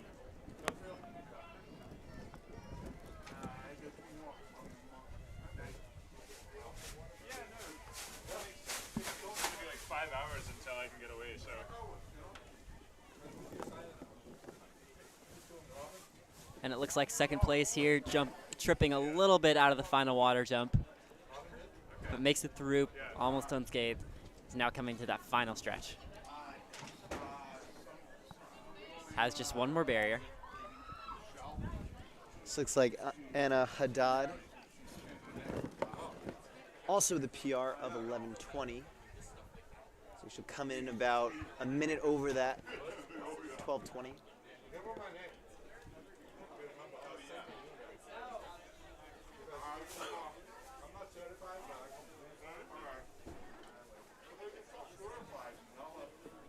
And this will be our only heat of the women's 3,000 meter steeplechase.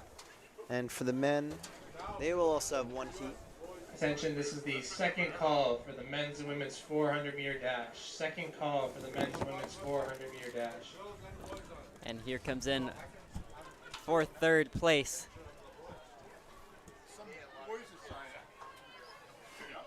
Looks like Emma Shearer of Gordon, with a nice time of about, it's looking like 13:10.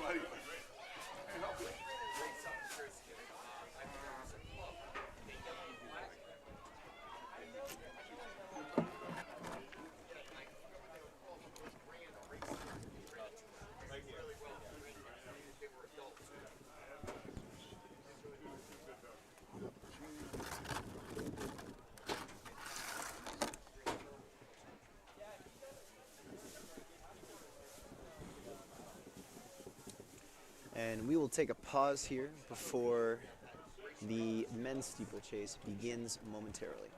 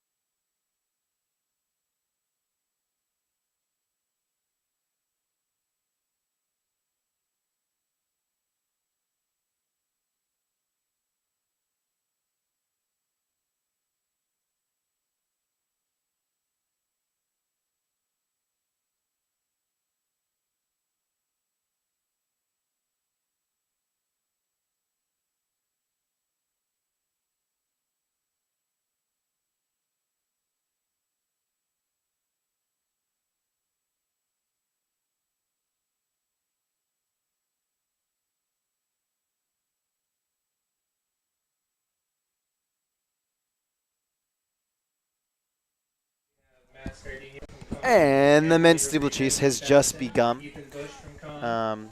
Look out for John Fuller from Con. Look out for Anthony Rodriguez of Babson, Matt Scardino of Con College, and James Johnson from Tufts, the lone Tufts runner in the field who is making his steeple debut and is off to a strong start with about a 5-10 meter lead.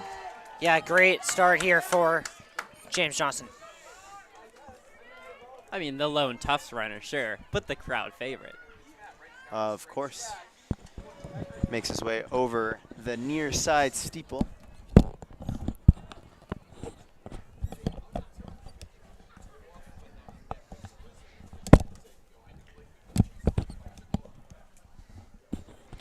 And it looks like Johnson has just finished his first lap in about 1:05, very strong pace. It's rare to see a freshman come into college with steeple experience. It's true. I can't imagine there are a lot of states, a lot of events nationally that actually run the event. I know in Jersey, where I'm from, with it being about this temperature for a lot of April, I think they don't even bother. So Johnson continuing to extend that lead. We go into the first water barrier. As we did have a fall on one of the barriers earlier, getting tripped up Pretty cool. early on. Johnson with a hard fall. Luckily gets up, shakes it off. Seems a little bit limp on that leg, but otherwise seems no worse for the wear. Nearly did a full flip.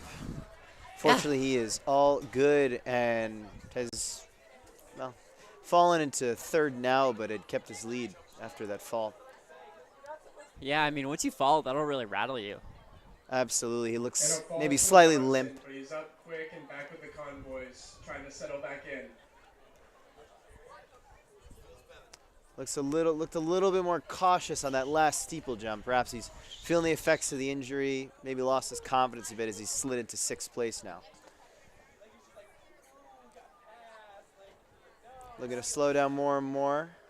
He might actually just be stopping now. Yeah. Yeah, he's going to pull up.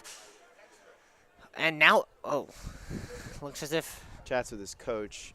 It looks like he's out of the race. That's really unfortunate. He was doing really well. Came out really strong. Just shows how difficult of an event this really is. The focus needed to clear that hurdle in a 7-8 lap race is tough. Especially a hurdle that, it looks a bit unconventional. Do you jump over it fully? Do you take that plant on top of it? Sometimes runners get caught in between and pay the price. I mean, good news for the Jumbos is Johnson. Can we get a trainer to the middle of the infield, please? A trainer to the middle of the infield. Johnson seems to be walking it off, so it looks as if it's something that prevented him from continuing, but doesn't seem to be a long-term problem, which shows a good sign. Absolutely. I mean, the fact that he was able to run another half lap shows that probably not very serious, but hopefully his recovery is speedy.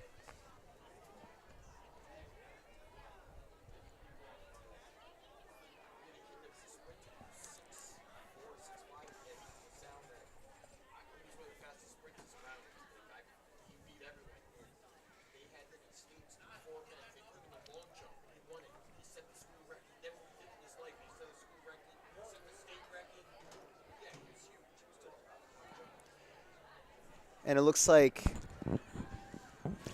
like we have a pair of Con College runners, actually, excuse me, a trio of Con College runners, one in a different uni, kind of threw me off a bit. Looks like Scardino is that Con College runner just in the lead here. Turns out that with James Johnson dropping out of the race, that 4 of the top 5 runners currently are camels. That's crazy. A good steeple cohort they have down in Connecticut.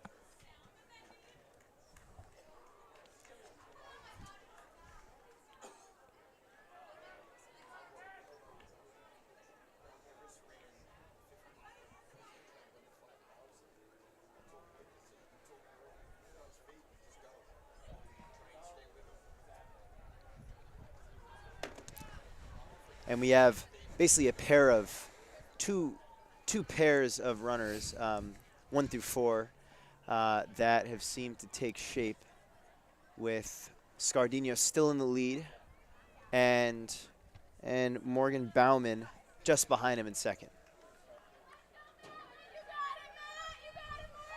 So we have 4 laps to go. Let's hear it from Matt Scardino from Connecticut. Excuse me, 3 laps to go. Scardino was the favorite coming in here, showing why right now. And the big number that all these men have on their minds is 10 minutes. Can they break that 10-minute barrier and have at least one person set a PR here on the Saturday afternoon? Yeah, that would be a real big achievement for all these guys. Absolutely.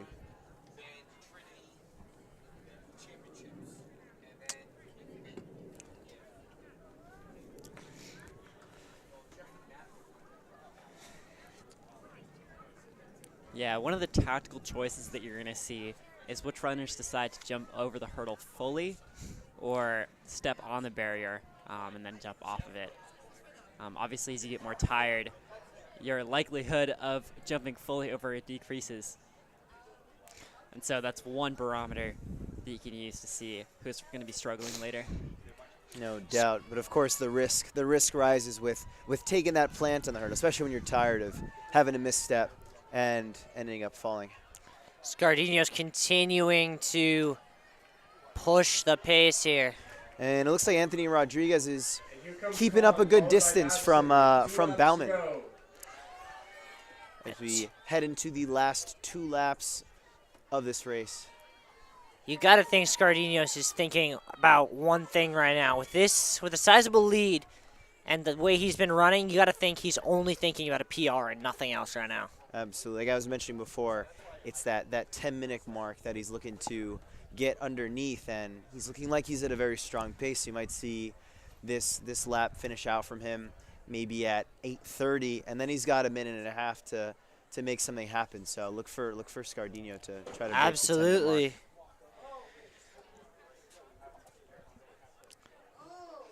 And then we have a showdown coming, it looks like, as Scardino's is not out of the woods just yet. He's still, he's weaving through traffic right now, doing a great job of it. But it looks as if the runner, I don't know from what school, I can't tell from that distance. It might be Endicott. I believe it's Babson, the second place runner. The Babson runner. He is starting to close a little bit. Right, he's made his way past Bauman and looking quite strong. If he's got a decent kick, he's got a chance. Comes through with the lap to go, 8:36. Babson runner's 4 seconds back. Can he pull back 4 seconds on this final lap? Does not look like it. Scardino's is starting to pull away again. Really opening up that stride now. Is pulling away, striding out on the backstretch. And we're having a clearer breakdown of 1 through 3 as Rodriguez has kept up, if not grown his distance from Bauman, and as Bauman remains in third. Rodriguez, though, is still within striking distance. Scardino's has not put it away yet. And you always have the factor of the hurdles with the steeplechase, where, as James Johnson showed us this morning, or earlier. Fatigue can always play a role, especially but look, ooh, and there, as you mentioned it, Rodriguez went down in the drink, and Scardino's is going to cruise to victory here. Big last hurdle cleared, and it looks like he will break his PR by a decent bit. Rodriguez being chased down, but he's going to hold him off and finish in second. Con College going to go 1-3-4. And we have the top 3 all coming in under 10 minutes with some noticeable exhaustion from Scardino after he finishes that race. Just giving evidence to the fatigue that can overcome you with the hurdles and the 7+ laps. Con College going to rack up some points here in this event, finishing 1, 3, 4, and 5. They are going to really eat into that jumbo lead.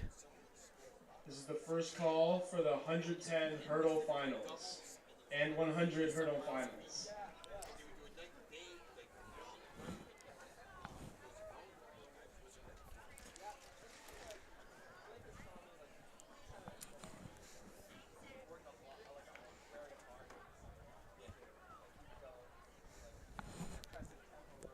Next up will be the 400-meter finals. As soon as we conclude this steeplechase, couple runners still out on the course, giving it their best.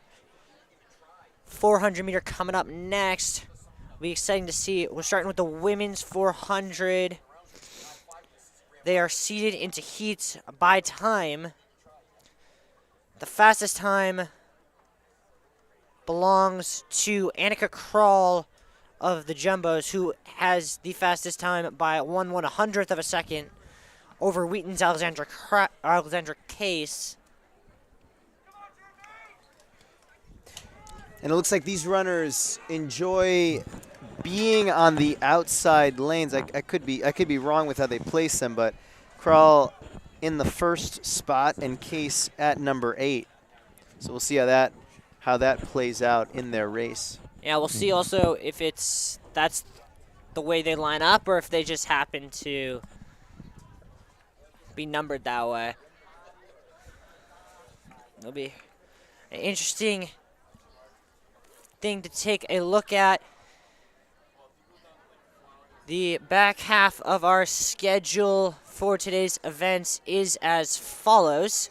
We will have, after the conclusion of the steeplechase, we will have the women's and then men's 400 meters, the men's 110 hurdles, women's 100 hurdles, the women's then men's 100 meters, the women's then men's 200 meters, women's then men's 800, 400 hurdles, 200, and then we will conclude, as all good track meets do, with the 4x4. With the 5,000 as the penultimate event. But yes, we are getting into some shorter distances, folks. So gear up for some speed. Yep. Gear up for some speed as they are getting on the track, getting ready for that 400.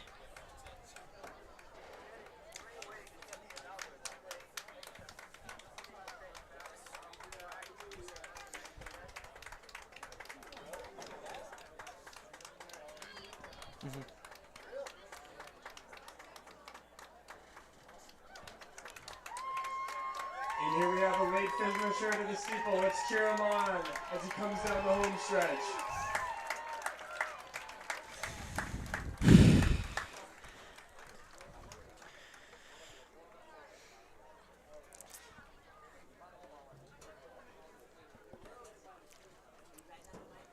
Here we go, moment away from the first heat of the women's 400.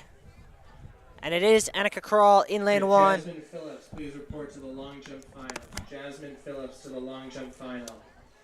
Annika Krall, then Paige Coxey and Sonia Purut from MIT, Skylar Weiss from Wheaton, Mary Resnick from Conn College, Alina Herdita from Smith, Kate Nebo from Trinity, and Alexandra Case from Wheaton. Your favorites will likely be Krall, Herrera, Purohit, and Case, all of whom have gone under 1 minute. The others all have times in 1 minute. The difference in PR between the fastest and slowest is little more than a second. So this is going to be a very tight race. Absolutely.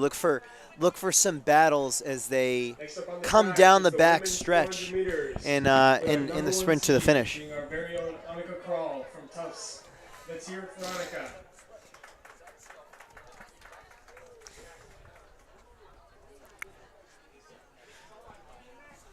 Cougar.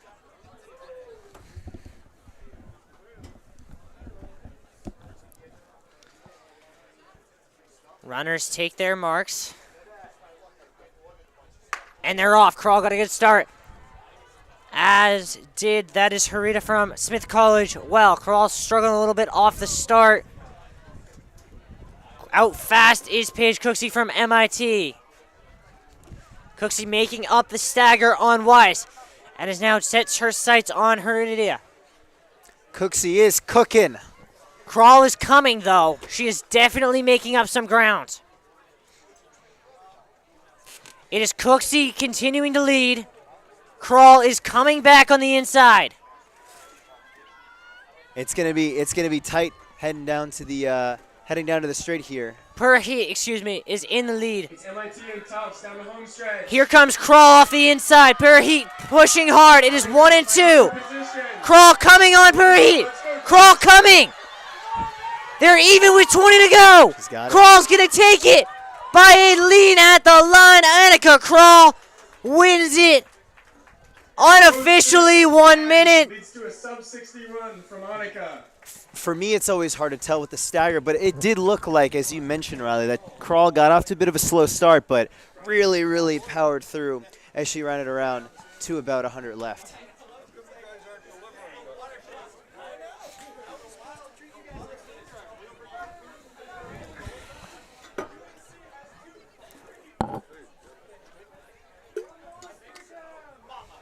As we predicted, a very tight finish for that 400. We'll see what kind of competition we get in Heat 2. Heat 2, the one to watch. The only one sub 101 is Juliana Kennedy from Trinity in lane 2. She will be your favorite. No jumbos in this heat.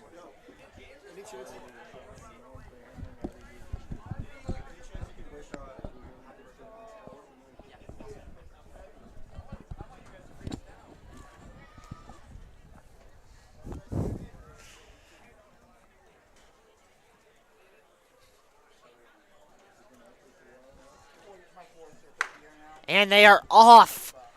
Out fast is Sofia Pugliano in lane 9. It looks like Nyla Conaway from Smith College is already made up for the is apparently in second right now. And in the white, that looks to be Angela Hagstrom, I believe, of Babson. Those three are clearing away. It is, I believe, Babson, and now coming on the inside is Endicott. Lane 4, that is your leader. That is Angela Hagstrom from Babson. Being chased down on the outside by Wheaton. Hagstrom putting up a good time. Conaway coming back on the inside. Here comes Riley Riccitelli. It is going to be Babson, followed by Smith, and then I think Endicott got it with a lean. It looks like Hagstrom hit 1 minute low. And that's Angela Hagstrom from A very strong run. Apparently breaking her PR by a little over a second. Heat 3 features one jumbo in lane 2, Ella Gillespie. The one to watch in this heat is Claire Melvin next door in lane 3, who has a 104 time. And in 4 and 5 is a pair of Con College Camels. We'll see if they pace each other or they are fighting against each other. And check out the outside lanes here as as Caroline Riley and Emily Conception have solid times of 104 high. Interesting here that Ella Gillespie is going with a standing start. That's not something you normally see in a 400. And they are off. Gillespie gets a good start here. Best start up on the edge. I believe that's Emily Concepcion. Gillespie doing well, though. Being tracked on the inside by Abby Snow from Plymouth State. Looks as if it is Concepcion with the lead here. Gillespie, though, coming back here on that inside. We'll see how they look coming off this final turn. Gillespie starting to cut into that stagger. Here comes Caroline Riley from Babson. They come off the final turn. Gillespie and Riley, 1 and 2. Gillespie looking good. See what kind of kick she has. Caroline Riley from Babson, but here comes Gillespie. Gillespie lifting, and here comes on the outside, that is Devin Ravino. It's going to be Riley followed by Gillespie. 109 on that time.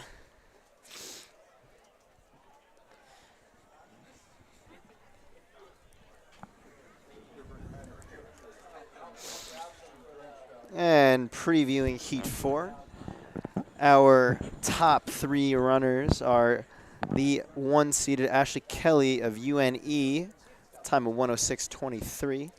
And then we got some runners in the 107 range. 107.0 for Shannon MacArthur in lane 4. And 107.5 for Tess Flanders to round out your top 3. The umpire not happy with some of the teammates of these runners who are getting in the way a little bit.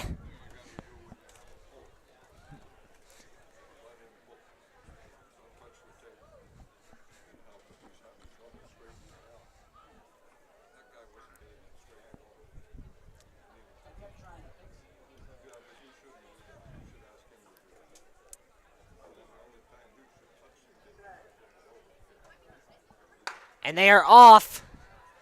Good start on the outside from Tess Flanders. She's being tracked by Colleen Sullivan from Wentworth. And then inside of them is MacArthur. MacArthur making up some distance. Looks as if Julie Gisson's trying to fall back a little bit. And it looks as if struggling on the inside are Kelly and Subat. Looks as if Flanders has the lead. Endicott's Chartier doing well. Second call for the And it looks as if it will be Charrier coming off the lead, but sitting right on her shoulders, Tess Flanders. Charrier lifting strong into the backstretch. Flanders trying to catch up. Charrier starting to pull away. Here comes a run on the inside. That's Julia Gisson, but it's going to run out of time. It'll be Charrier, Flanders, and then Colleen Sullivan. Coming in at 106, about the same time as our top finishers from the previous heat. Nice showing by Charrier, breaking her PR by about 2 seconds. And here is Heat 5. This one characterized with 2 ladies from Leslie, one of whom did not appear to make it to the starting blocks. The fastest time in this heat belongs to Lila McAndrew of Fitchburg State, who we saw earlier. And McAndrew is out fast here, too. She is being tracked really nicely, though, by Erin McLean from Wentworth. Who seems already to have made up the distance from the stagger. And then some. McLean is out like a rocket.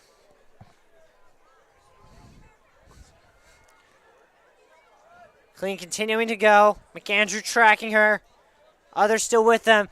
McLean through 200 meters in 30 seconds. This might be the fastest time since Heat 1. I've been quite impressive. Let's see if she can keep it up. The stride is looking good. McLean's continuing to lift nicely into this backstretch here. 120 to go. McAndrew giving chase. McLean, though, just absolutely unstoppable. The arm pump is working to her advantage. McLean fading off a little down the backstretch, but she is still going to win this race, running away in 110. just about at her PR, a strong showing, and all the more impressive without others to pace around her, just kind of going on her own and having a good showing. Yeah, not only that, she's running into 18-mile-an-hour wind gusts. Certainly makes a difference. You can PR at a 400 despite having to run through headwinds like that for 100 meters. That's impressive. Set up well. Final heat here. We have Angela Frankie and Serena Mendy of UMass Boston and Anna Landler of MIT.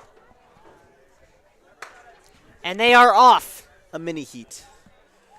And Landler is out like a rocket.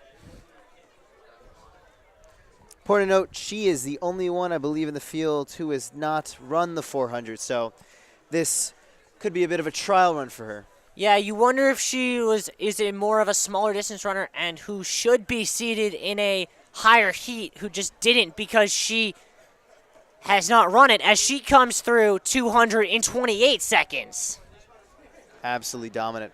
Landler might be on pace to win this race. Could likely expect to see her in a heat 1 or 2 in a future meet based on how she's going. Landler comes off the final turn at 45. It's going to be really close. Lifting nicely in this backstretch. And she Landler going to run out of steam a little bit on the backstretch. Still finishes in 102. A phenomenal run for Landler. I would say that time puts her at about where the runners from Heat 2 were landing.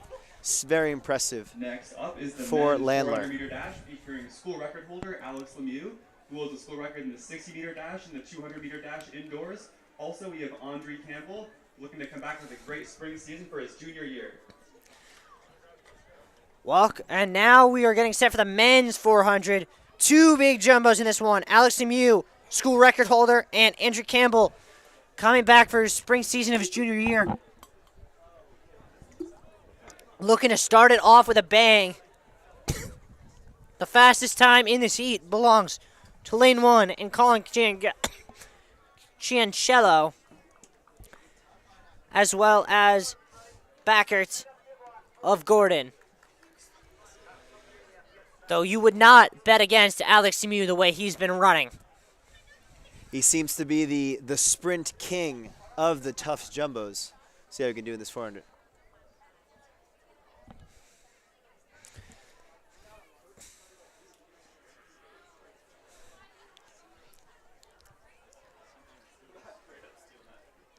I don't know if we're going to see that. It does not look like Alex Lemieux is in his block. I was going to say lane 5 is looking empty. Perhaps he's saving up for the 100. That's what I'm thinking. Campbell out fast. And out fast is Sam Musto from Wesleyan. Campbell, though, giving chase nicely. On the inside, it is Colin Cianciello, who's doing really well. Cianciello making up the stagger very quickly. Has surpassed Balin of Trinity. Campbell doing well. Now Campbell. Cianciello, and it is still Sam Musto doing well on the outside. And as they come to the home stretch, it's still Babson in first. Cianciello coming off that curve nicely. On the outside is Benton Wilson. And here comes Sam Musto. It is Musto, Wilson, and Cianciello. At the line, it is Cianciello, Mooson, and then Wilson. Some 49-second finishes with Cianciello seemingly coming out with this victory.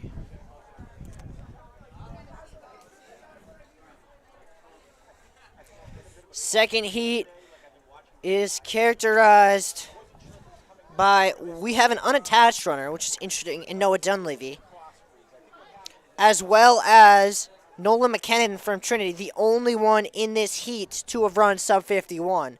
Look for him in lane 6. And a jumbo in lane 2, Jack Hirsch, looking to improve on his PR of 51.21.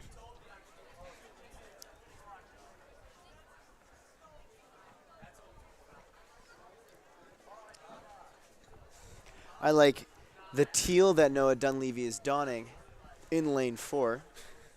Yeah, no, that's it. That's a nice uniform. That's the benefit of being unattached. You can choose your own uniform. Absolutely.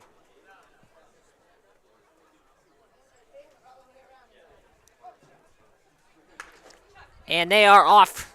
And Hirsch is out quickly. So is Dunleavy. And the second heat is off.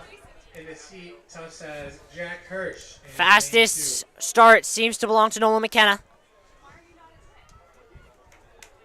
And on the inside, going very well, is Robert Solari from Suffolk. Hirsch starting to bring on the speed here. McKenna doing well. Got a bunching up on the outside between the pair of Cardinals. And Hirsch starting to come back on the inside a little bit. Off the turn, it is McKenna, followed by the pair of Cardinals on the outside. Here comes Emmett Perry on the outside, but McKenna's going to win this one. On the inside is Solari. He's going to get passed, it looks like, by Emmett Perry. And Solari will finish third. That one was won by Nolan McKenna. Very strong run. And comes with little surprise given that he was the only one with a sub 51 time.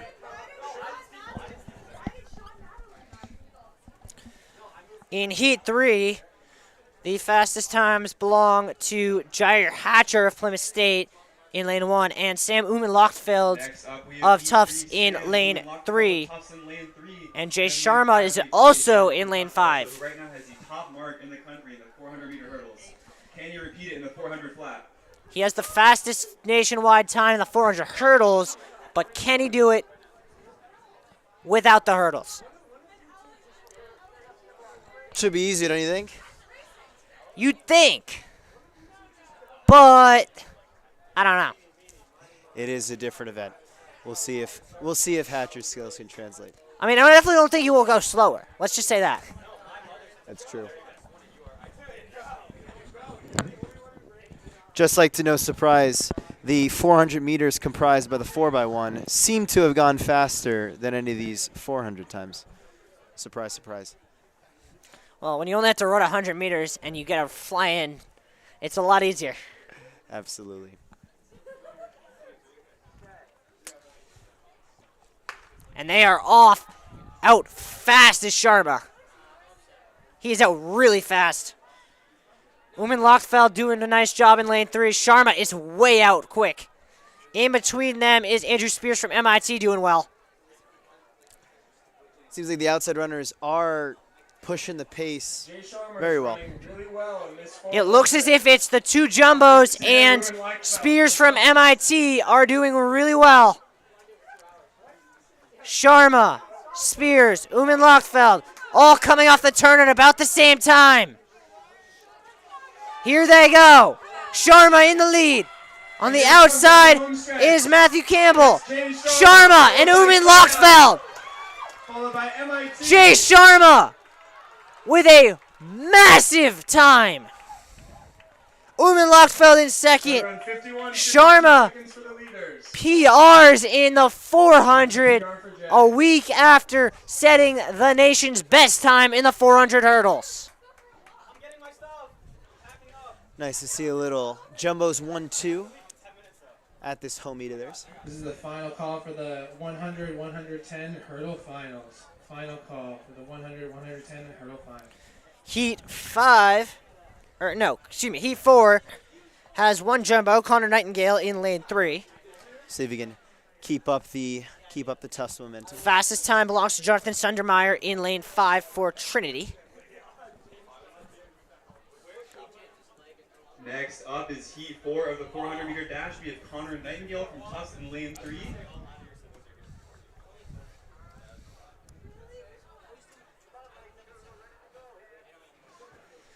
Looks as if Damari Johnson from lane 2 is being admonished by their official for taking too long to get his block set up.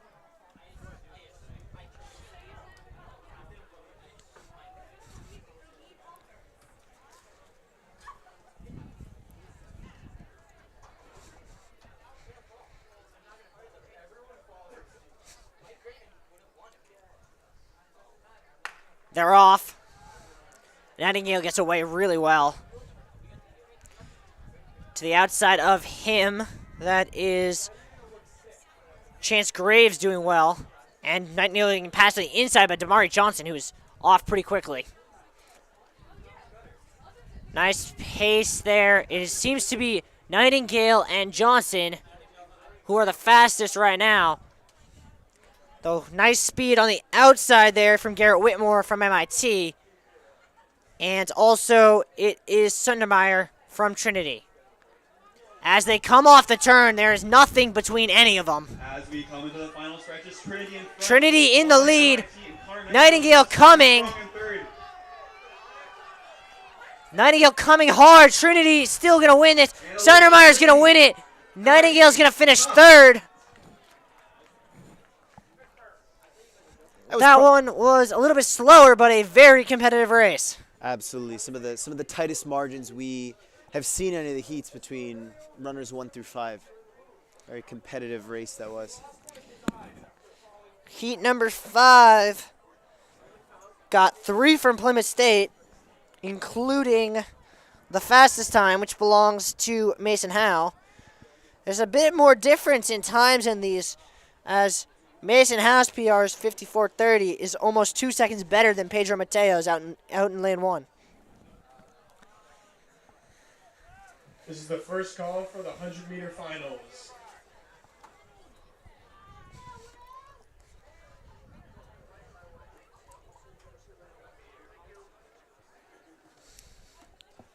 Looks like our runner in lane 3, William Singer of Wheaton, has opted not to use the block. See how that affects him. Another standing start.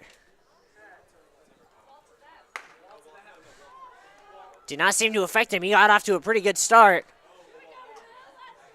Best start is just to his inside. That's Matthew Murphy of Wentford. But quickly, it is Singer who is making up some distance on the field. He has made up the stagger. Also, look at the inside. That's Pedro Mateo. He has the slowest seed time, but he is coming off really nice there right now.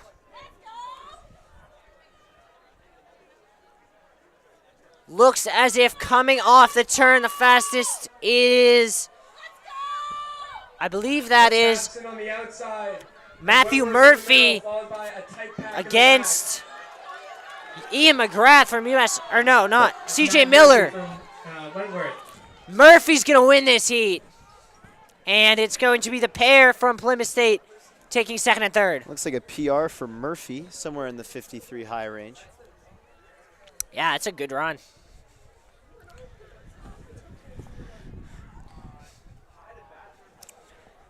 Heat 6. Very wide range of times. About 4 seconds split between times. 2 from Husson. 1 from Plymouth State, 1 from UMass, 1 from Suffolk, 1 from Colby, 1 from Trinity. Trinity's run really well today. You look at Jack Darling as someone to watch in lane 6. If you lost a pair of earbuds with a blue end to the dongle, please come pick them up in the casting booth.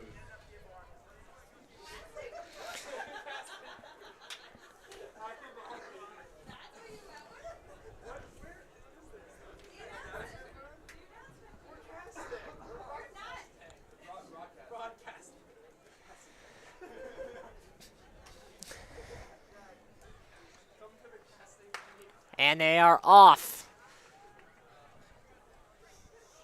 Fastest seems to be Jack Darling. Doing quite well.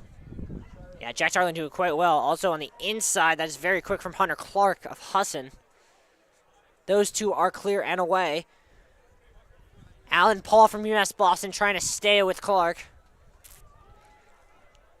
Finding it a little bit difficult to do so, but no one is staying with Jack Darling right now. He is out on his own. Clark's going to try and reel him in off this turn. And let's see how that affects him as he guns for a PR.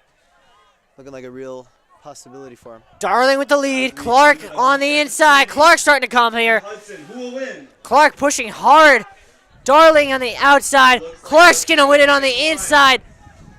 And for the fight for third is going to be won, it looks like, by Alan Paul of UMass Boston. Clark pretty much hit his PR 56 low.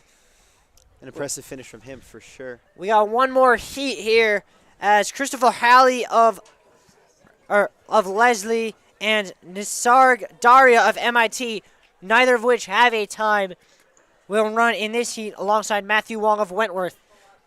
And it really makes their run a bit of a wild card. I mean, as you saw in the 400 women's, the runner in the last heat without a time ended up doing quite well, finishing about at heat 2 time. So we'll see how these men fare in their first. Yeah, I'd expect 400. them to do pretty well. I'd expect 52, 53. They are out. Daria and Halley out really quickly. Yeah. Halley is within 50 meters of the race. He made up the distance on Halley is about to get the stagger on both of them within about 150 meters. Those two are out, clear, and gone. Absolutely. Daria's out quick. Halley 2. 23 was the 200 split. We could see the fastest time there right now. Go figure. These might be Daria some budding first. and Halley. Daria now, on his own, comes off the curve at 40 seconds. Daria lifting nicely into the home stretch. Seems like Halley is slowing down a bit, so it's Daria's race. Daria's going to finish in 53. Halley's going to finish in about 58. And Matthew Wong will finish at about 105. So again, in Daria, we had a runner who probably could have been competitive in Heat 4, even though this is Heat 7. It's because this was his first time. Perhaps he's in his first year at MIT and is just getting his legs going in the sprint events. Yeah, and we are going to take the shortest of breaks while they set up the hurdles, and then we will bring you the hurdle finals.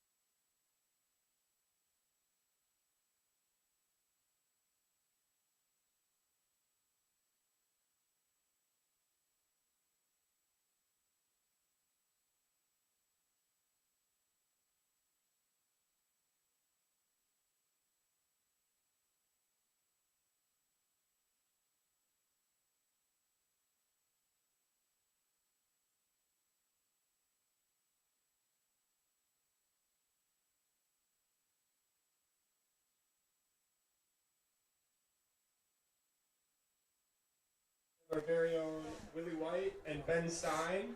We are about to start the 110 hurdles final. All of these men had to earn their place in this final this morning, battling through the wind to get a qualifying time. Two jumbos. In lane 1, Ben Stein. In lane 6, Willie White. Two fastest times in the middle. And they are off. And fastest time looks to be out quickly is Jedediah Kaufman from Babson. And then here comes MIT. That is Walter Truitt. And Truitt's going to win it. A close 1-2-3 at the top. Walter fired up after that victory. That was interesting. Neither of the two jumbos ran that race.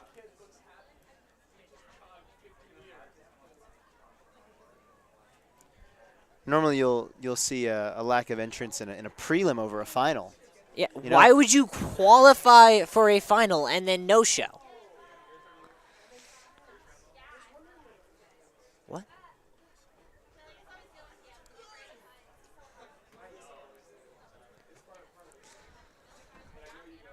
Nevertheless, MIT takes home the first hurdle victory. We'll see how the women fare, and we can give you that preview.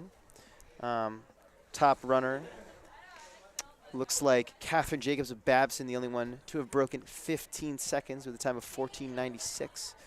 Two jumbos in lanes 5 and 6. That's Sarah Pallone and Maddie Silvera.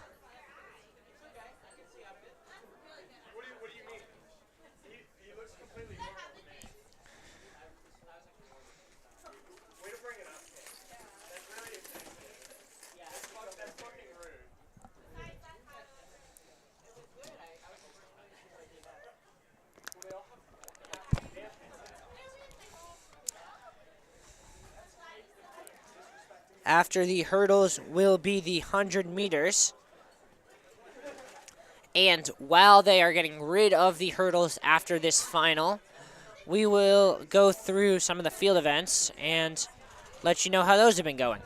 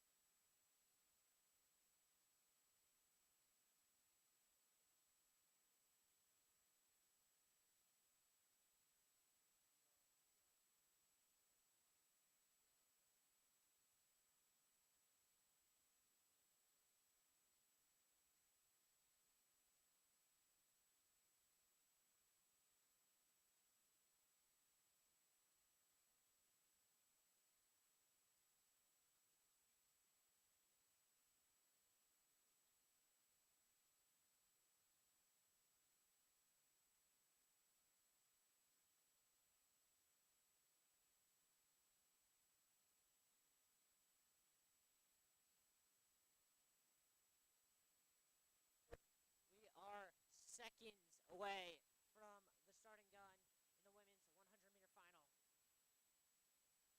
One to watch, Catherine Jacobs in the white and green from Babson.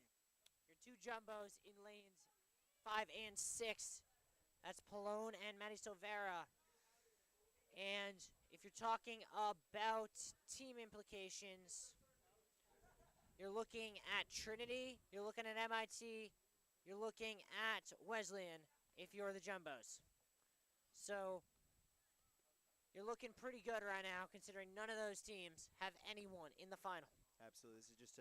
This is just an opportunity to pad to the lead with two jumbos, giving them a shot at scoring some points here.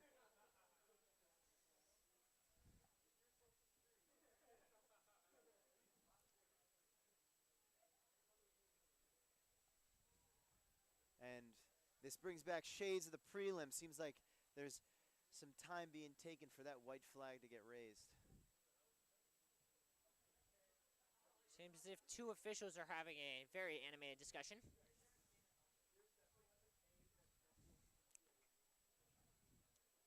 The white flag is up. Women firing up their legs. Some heading to the blocks, getting ready for this final.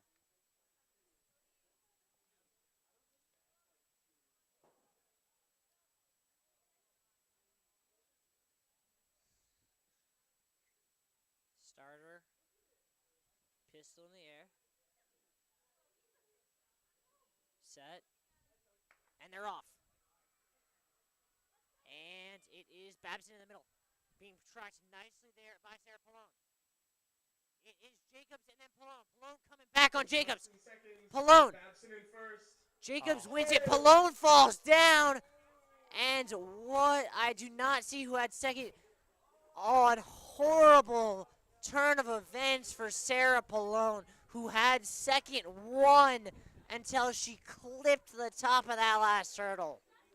And besides a slight little grab at her leg, it looks like she's fortunately fine, but very unfortunate for her, nearly finishing in second, and for the team with some lost points. Yeah, that could be big come down. I mean, the men are up big, but the women are in a close battle with MIT, and we will actually give you that update right now. We will give you the update of the team scores. Second call for the 800 meters. In terms of the men, Tufts leads with 47 to Trinity College's 29, Conn College in 28, and then MIT with 26. And for the women, Tufts at 66, MIT at 59.75, and then it's a way big distance back to Mount Holyoke, Gordon, and Wheaton. And we get another opportunity here for Tufts to pad on to their lead with little competition from the teams behind them, with no entrance from MIT or Mount Holyoke, and a Tufts runner in Afi Hernan in the sixth spot. Yeah, Afi Hernan, fastest on the jumbos, fastest in qualifying, and the fastest seed time was Melissa Lindsay of Conn College in lane 4. She's the one to watch. Look out, though, for her teammate Erin Fitzpatrick, who ran really well this morning.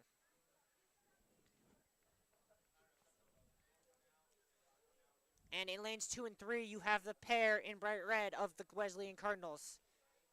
It's a trio of pairs with two runners from UMass Boston, Wesleyan, and Conn College. See how they work together? I guess you can't really do that. Nicole Stewart had a very good first run, too, for Smith.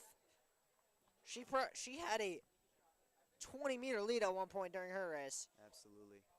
Likely won't get that same kind of distance in a final here. No way. And they're off. Everyone out very fast. Smith ahead of the field. And then it is Melissa Lindsay just putting on the jets. It is Lindsay followed by Smith, and one of the two from Wesleyan got third. I have no idea which one because they looked stride for stride. Absolutely. A very tight race at the start, like you mentioned.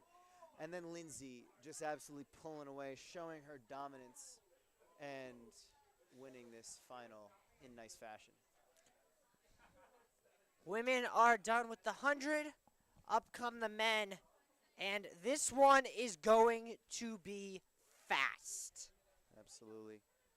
Alex Lemieux had a 1091, which is only 7/100ths off of his own school record.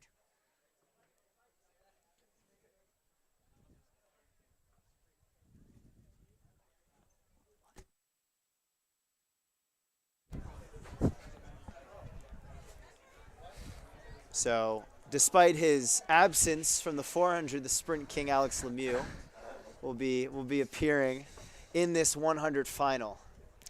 Yeah, absolutely. Ian Griffiths is another one to watch. I ran with him a lot in high school. That kid has a motor. He's a great 400, 200, and he comes down to do the one. Freakish athlete with just a constant motor, and if anyone can get through a day like this in this tough wind, it would be him.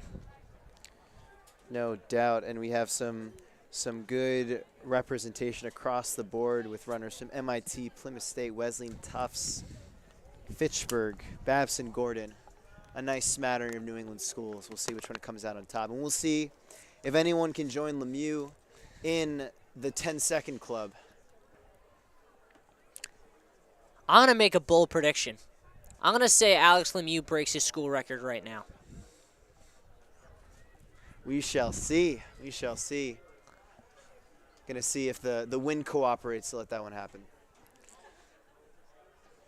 We have a white flag. Set. And they're off. And Lemieux gets away very well. And it is Lemieux stride for stride. Here it is. Alex Lemieux, 1v1 against Babson at the line. And that one is too close to call. Wow. Alex Lemieux from Tufts I don't and know. Anthony from Babson. I don't know if I've ever seen two runners at the front be so just side by side for such a long portion of the race. It seemed like the last 50 meters were them two in lockstep, literally with each other. Yeah, we are waiting for the event results on that. Looks like it As was. soon as it comes, we will let you know. Looks like it was Lemieux and Alami, Talal Alami of Babson, who were locked in that 1-2 battle at the front.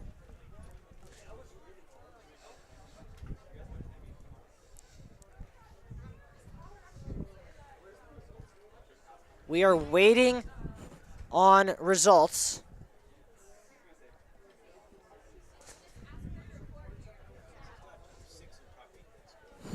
Six. Camille Damas from Tufts, can you report to the announcement booth? Camille Damas.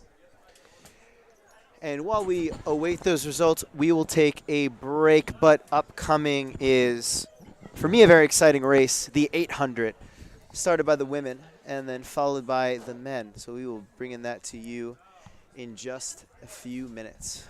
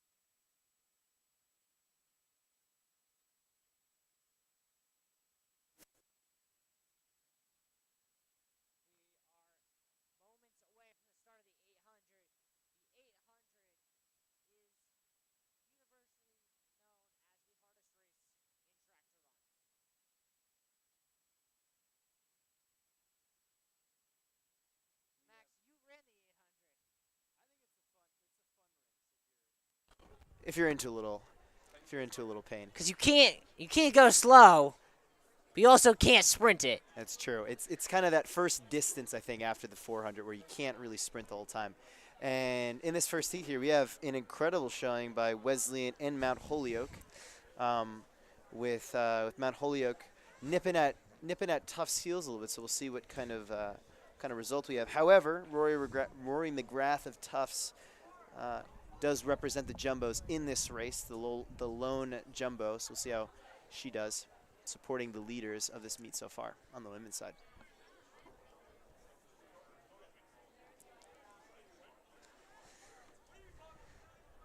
And the runner to watch with a very clear PR advantage over the others is Simone Jacob, seated 10th from Mount Holyoke.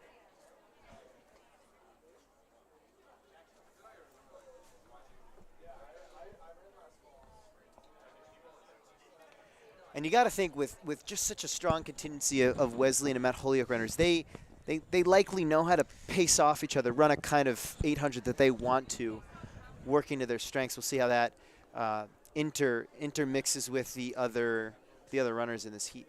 Yeah, I mean, you know, the Wesleyan runners and the Mount Holyoke runners, they have the advantage of being in that inner side and getting to kind of see and get the inside pole position as a benefit of having been seated higher coming into this race.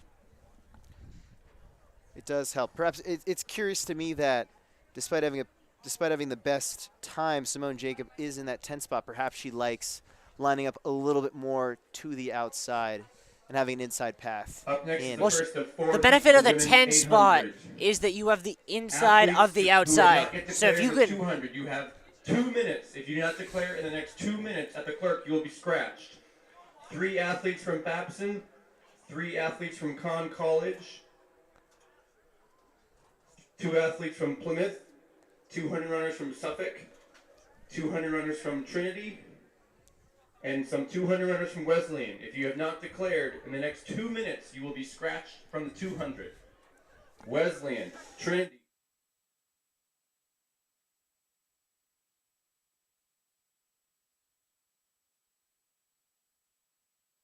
they are about set to get going here, and they are off here.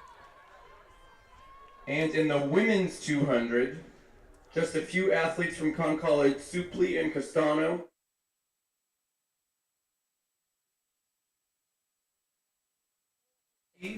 Looks as if the pole Athletes from position Suffolk, is going to be taken athletes from on the Trinity, inside athletes from by Tufts, MIT. and now Augusta Mount from Holyoke. Wesleyan. Please declare immediately at check-in. You have 2 minutes. If you do not declare, you will be scratched. In the lead is Mount Holyoke. McGrath is hanging in there towards the back of the field.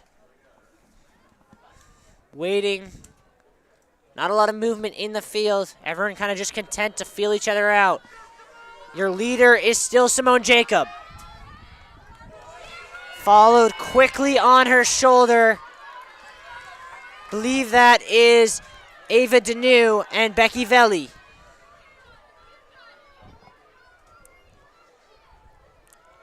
Jacob, followed by the trio from Wesleyan. Starting to break apart as this field. This pace is very fast.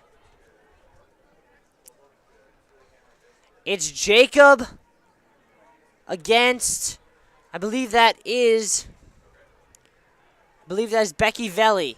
She is running. Becky Velli making the move on the outside. And that's Wesleyan taking the lead. It seems to really just be a two-horse race at this point for 1 and 2. We'll see if Jacob can regain a little bit with her kick. Jacob sitting on the shoulder of Belly. 2 more Wesleyan runners trying to get back into it desperately, but it's not working. Jacob on the shoulder. But Velli is just too strong. She is going to pull away and win this race for the Cardinal. Becky is just widening. A very strong finish from the Cardinal, with them taking up 3rd and 4th as well in this race.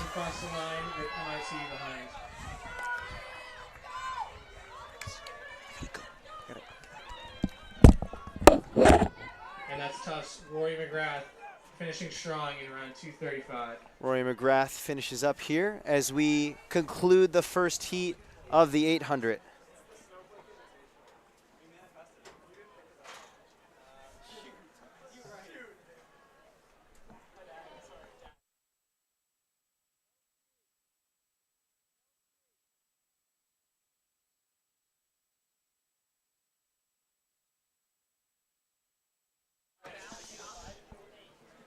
This is the first call for the men's and women's 400-meter hurdles. First call for the men's and women's 400-meter hurdles.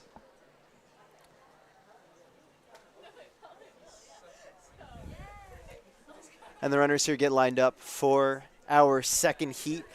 Keep an eye on Piper Wiest of Smith College in the 2-hole for this one, with a time of 2:28.69, and Peyton Goodwin from Husson, seated 6 with 2:28.46.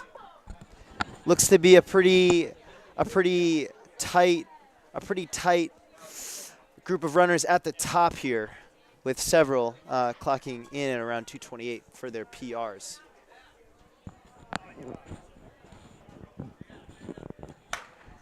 And they're off. Have some movement in that inside pack. As it's sorting out, oh, and someone taking a fall. Looks like they're going to restart the race with that fall having occurred so early on. We'll see how Madison Betancourt, who was the one who tripped from Wheaton College, how she recovers and can run in this second race.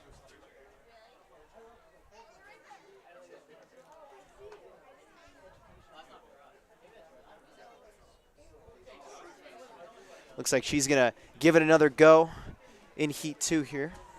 Hopefully she's just a little scraped up, and that's about it.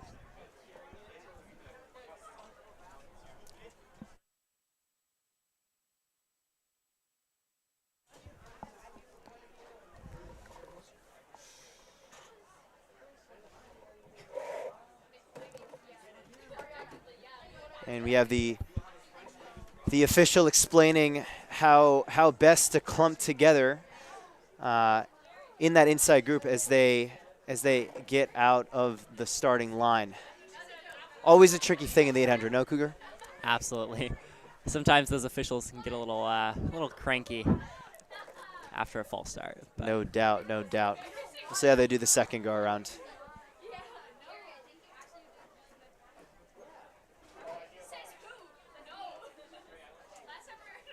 We will try this again. They're off. On the track now is Heat 2 Bit neater of a start on that inside. Fresh off of a semester in the south of France, looking to tear it up on the track. And it looks like we have a jumbo, likely Ella Johnson, who's jumped off to a nice lead. See how she does as she cuts inside. She's able to keep it up. So Johnson in front. And just behind her, a large clump of runners. And that's Magnuson to the front, taking a commanding lead. And this is tricky territory at this point in the 800 where you're at an advantage to separate yourself by giving it a little sprint, but you worry about tiring with now about 500 meters left. yeah, like you said earlier, the 800 is one of those weird distances where you're not quite able to sprint it, but you're also it's still kind of a distance event. So any of those surges, it's not like in the mile or or 15 or the 5K where you have much more time to be able to recover. And it looks like Kara Kuiper has taken a commanding lead as we finish up the first lap here. It looks like a Wesley runner in third. Not sure from which school the second runner is. We see some extension between 1, then 2, then 3 and 4 are pretty close, although I believe Piper Wiest of Smith College is actually making up some ground and is about to jump in a second with her eyes set on Kara Kuiper of Wheaton. Excuse me, of Colby Sawyer. Now, many runners are unlikely to make a move on the curve, so you're going to see the runner in yellow attempt to make that move early. Yeah, Piper Wiest is looking strong. We'll see how her kick is.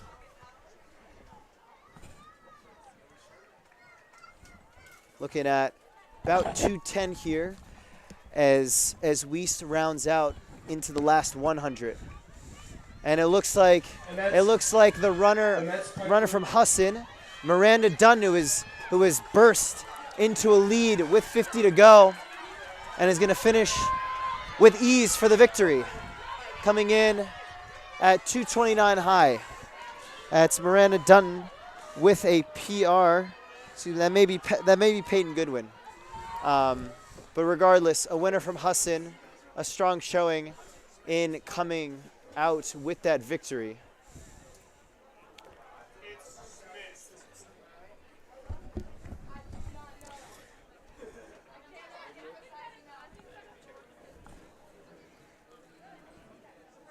So we will have our third heat of the 800. And we got a bit of a range of times here. Some of the better ones are Abby Murphy, seated 13th with a PR of 2:37 flat. Lily Davis from Tufts, time of 2:38. Yeah, Davis definitely with a good time. And also look at Olivia Johnson on the inside. And they're off. And important to note, Lily Davis is a first year, so with relative little experience in the 800 at the collegiate. There you go. She's never actually run the 800, so just a projected seed time. So we'll see how she does in her inaugural college 800. Doing a good job right now, staying just on the back of the pack. Very calm, very composed. With Tufts Lily Davis. Lily Davis moving up nicely there. And leader here is Rachel Allmark from MIT. She is out fast. Davis sitting nicely in fourth. Tucked herself into a really good spot there, right off the back of the lead of this pack. And gotta be careful not to get herself boxed in. Moving nicely out to lane 2. We see a move from a runner on the outside, coming in a second here. Davis gets bumped a little bit. MIT still in the lead. It'll be interesting to see if Allmark can hold that pace. And with this kind of short race, with such a distance that Allmark has built, you almost wonder if she's gonna look over her shoulder and see where the competition is behind her. They are catching her. They are coming. Always tough in the 800 to know exactly how to pace. Davis, we'll see how Allmark holds her lead. In her first 800, getting a little bit stuck in no man's land right now. Can't stay with a group, and she is kind of on her own. Allmark continues to get the lead, but she is being chased down by, I believe that is the Mount Holyoke runner. I believe that's Olivia Johnson. This is truly, thus far, an impressive showing from Allmark, being able to hold on to an 800 lead. Super rare for what seems like over a lap at this point. Allmark in control with 100 to go. And she is going to smash her 800 record, likely by about 10 seconds. Wow. Rachel Allmark, and a great move here coming. That is Endicott, or Fitchburg State. That's Abby Murphy coming from nowhere to finish second. And Allmark breaks her PR by about 11 seconds. Incredibly large. Davis, in her first race, PRs with a 2:44. A very good race.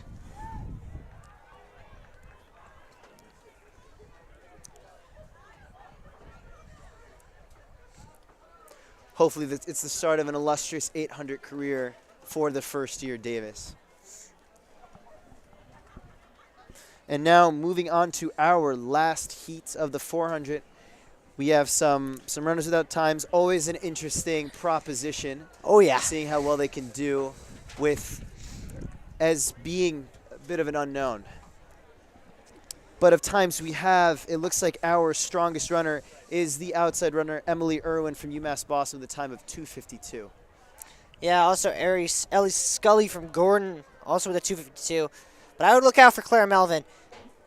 Both the MIT runners who've come in with no times before in previous races have come in and just blown the pants off the field. And we'll see if she can do the same. Been the dark horses of this meet. Claire Melvin out quick.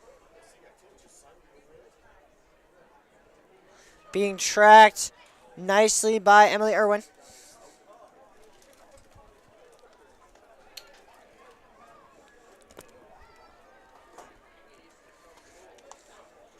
It is Melvin and Irwin. Through 238. Melvin starting to stride out a little bit.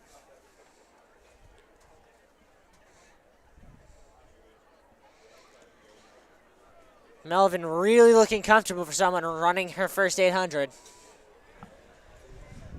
Behind her is, I believe that is Irwin from UMass Boston, and I believe that is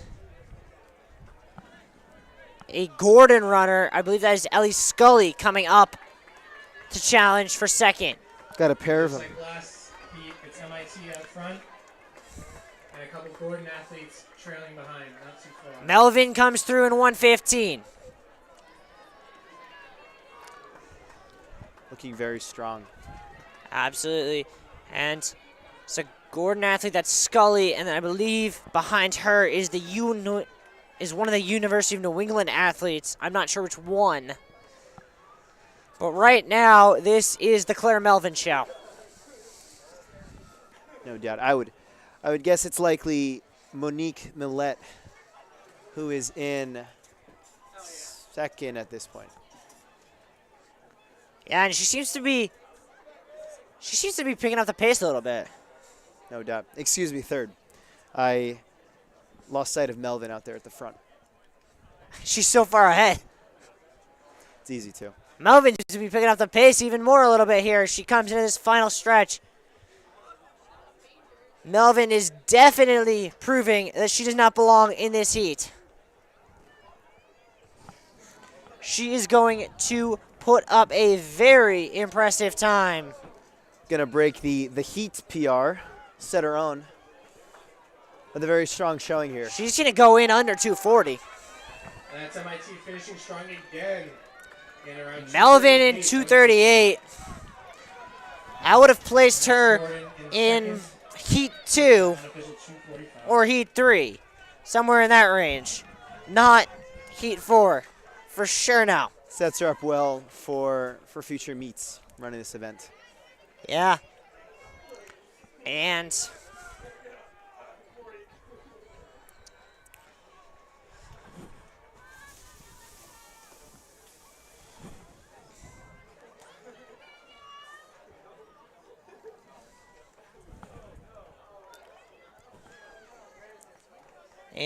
next up will be the men's 800. And both on the men's side and the women's side, it has become a two-team battle to win this meet between Tufts and MIT. No doubt. And we will have a bit of a showdown of sorts with that in this first heat right here with Josh Schwartz and Jack Taylor representing Tufts and Simon Opsahl representing MIT. And it looks like Taylor of Tufts should be the favorite with the only time sub 155 at 154.71. Excuse me, we'll have the likely actually the favorite Henry Rosalie of Babson with a time of 153.20. Yeah, you got to watch that guy from Babson, but you'd have to think on his home turf, it'd be hard to bet against Jack Taylor. It's going to be very fast, though. All of these runners have PRs under 2 minutes.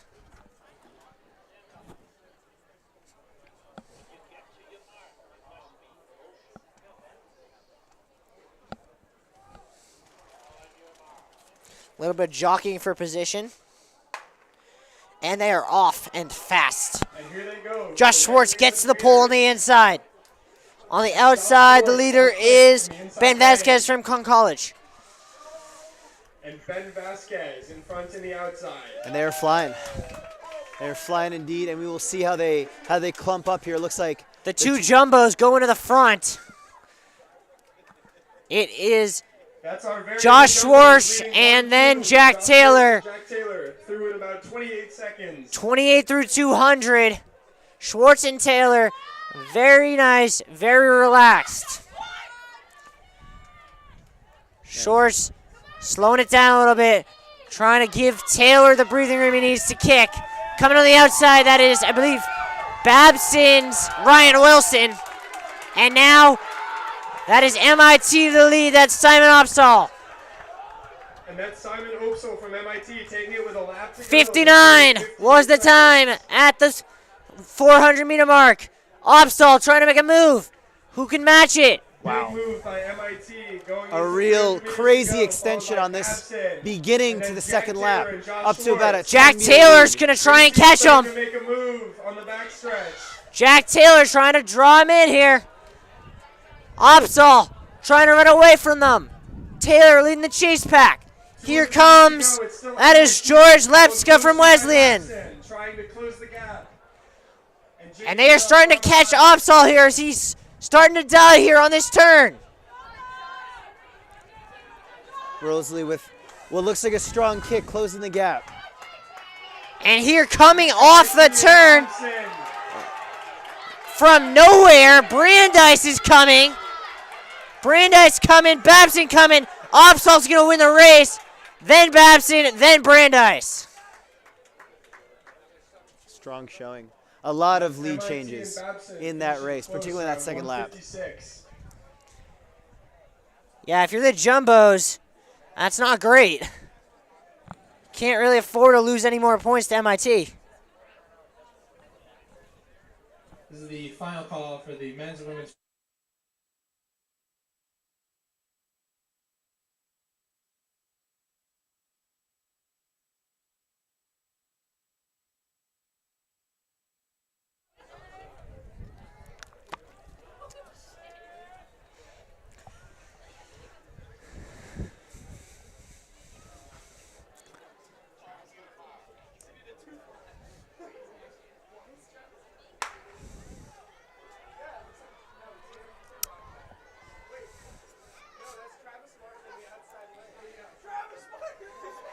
Second heat underway. Bit of problem with the clock, so we're going to try and do our best mental math here. On the inside, it looks like it's Nathan Fogarty from Wesleyan. And he is being challenged by Trinity's Tim Lautenbach. They've got it set back up. It looks like they came in on that first 200 about 28 seconds. It's pretty fast as Lautenbach starting to stretch out this lead a little bit here. I think there was a little bit less of a clump on that beginning to the race. They were able to get more distance to run a little faster to start. Travis Martin doubling back. Gordon and then Martin. Travis Martin won the 1500 earlier. Can he make it a double? Through 57.58. Second heat came through faster than the first one did. They're going at a good clip. We'll see if they keep it up.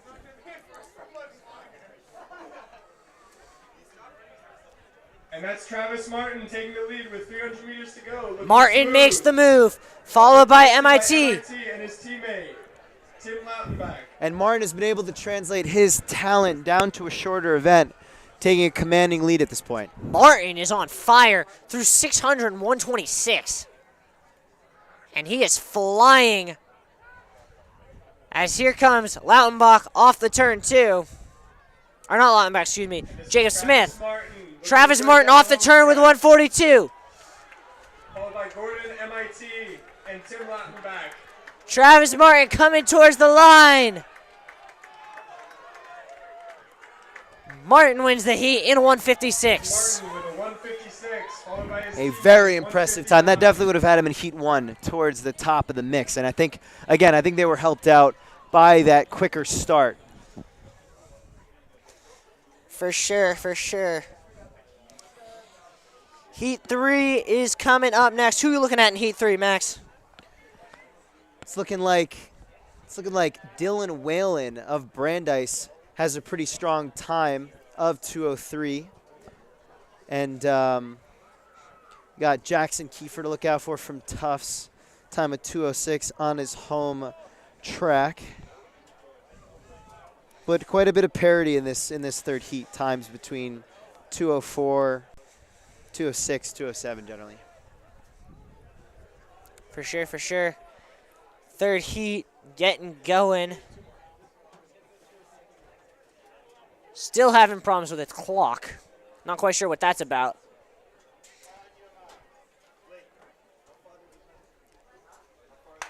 And they are off here. A little bit of jockeying for position. Jackson Kiefer gets the win.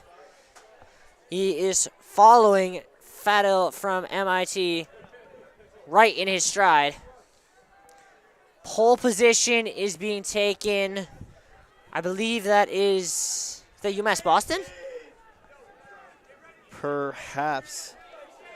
That runner is off to a very roaring start. We'll see, be able to keep up that pace. I'm not 100% sure which runner that is. Wow, that hurt. I'm sorry for that.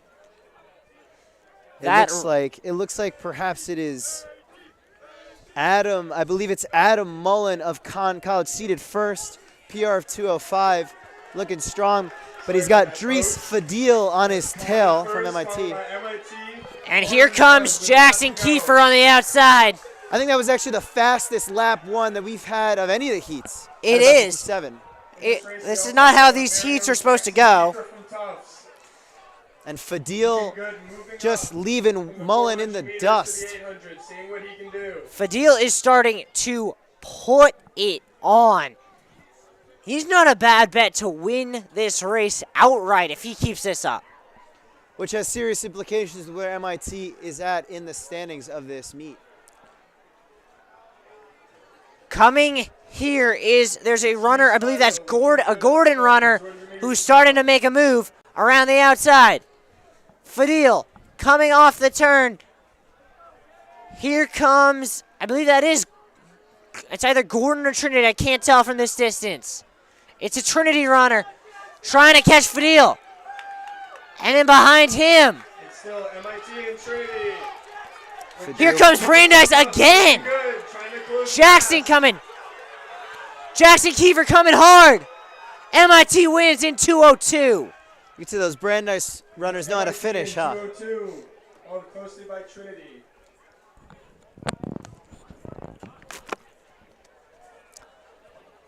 Yeah, you said it. Brandeis, those closing speed. This heat will be interesting because Tufts, Plymouth State, and Husson all have people running their first 800s. And those, as we've seen today, have been very scattered. They've either been really good or not so great. But we could see someone put up a really good time right here. So it goes. You know, it's these coaches trying to experiment with these runners to see how they can do in various events. And especially if they're in their first years, you kind of don't know. So we'll see how it works out for someone like Joshua Kersley from Tufts towards the outside, actually in that last lane. And Kersley's out quick. And this is the final heat. Takes the pole on the outside. With another Tufts athlete, this time it's Josh Kersley, who is usually a 200-meter man, really moving up on distance. A 200-meter runner, so you know he's going to have closing speed. The question is, can he stay with the pack long enough to unleash it? Absolutely. We'll see if he can leave anything in the tank, right?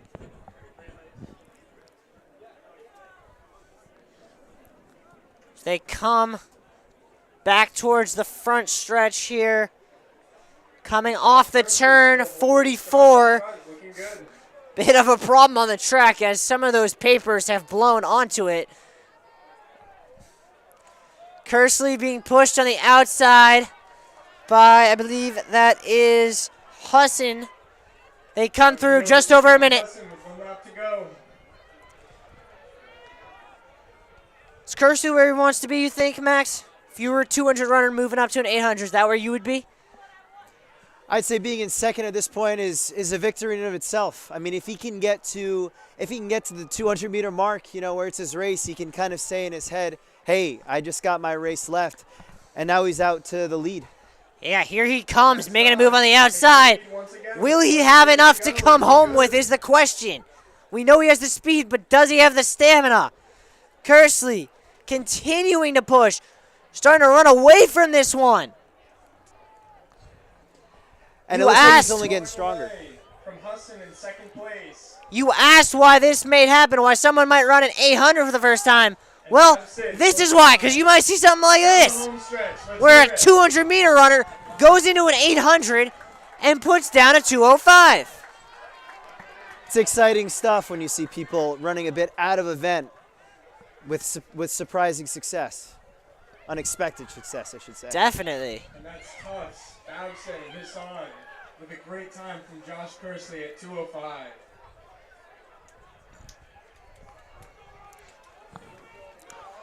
We are going to take a short break while they set up the hurdles, and we will be back with the 400 hurdles and then the 5K.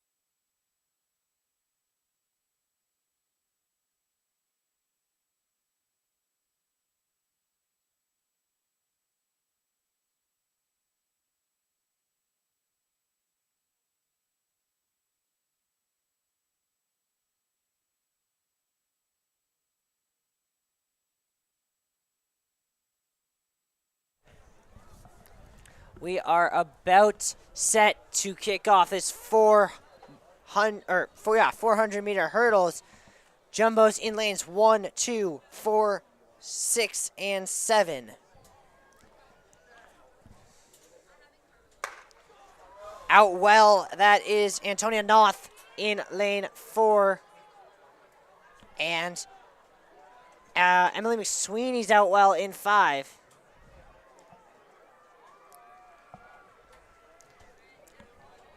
Out fast is Emily Severik as well for the Jumbos.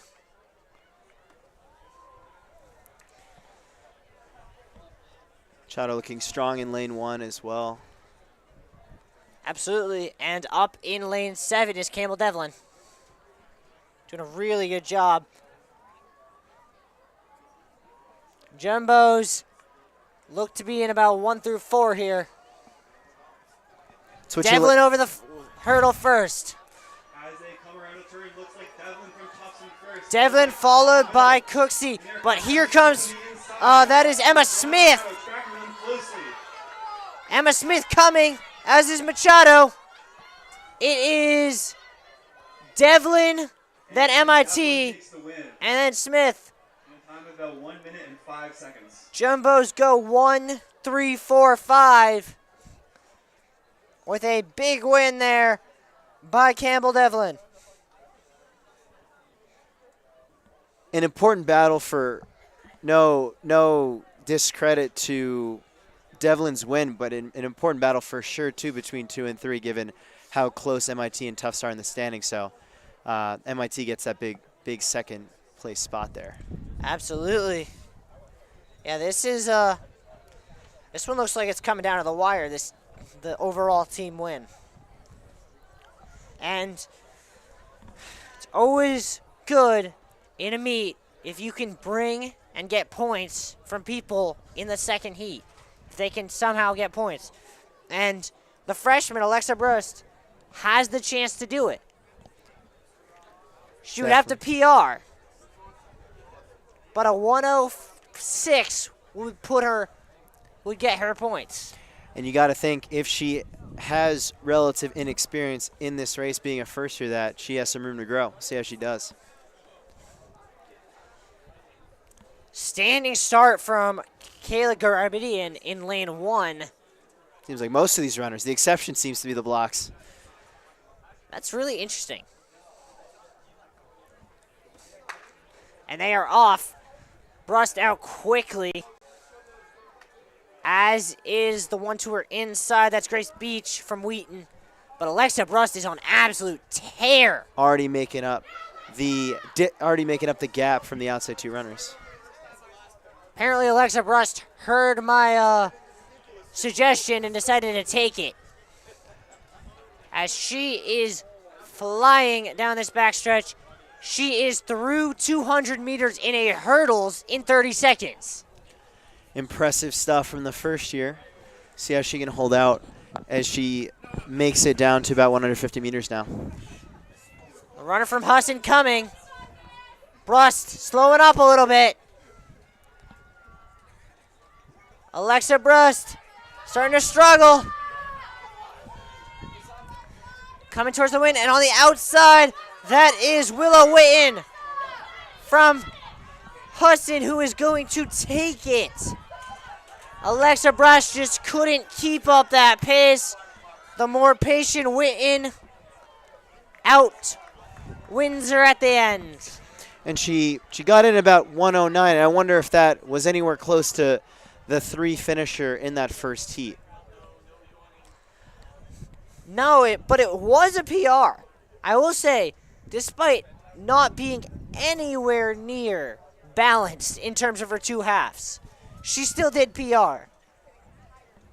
But you had mentioned the relative inexperience, and I think that showed there, is that someone more experienced doesn't go out quite as hard, leaves herself a little bit more to come back with. No doubt. This is a tricky distance, especially with the hurdles in the mix, to know exactly how to pace it, whether to go all out for the whole time, which, as we saw in the case of Brust, can lead to a little bit of burnout. Final heat here. One to watch, Emily Banks in lane 3 from Husson has not run this. It's always interesting to see people running a hurdle event for the first time. Absolutely. See how she does.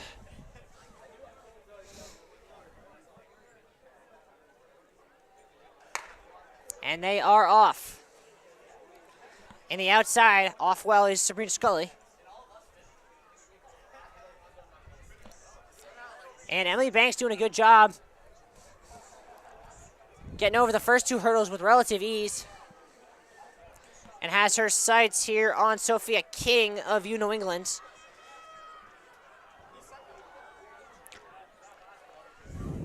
Sophia King starting to extend that lead a little bit, but Banks is right there. It's those two clearing away.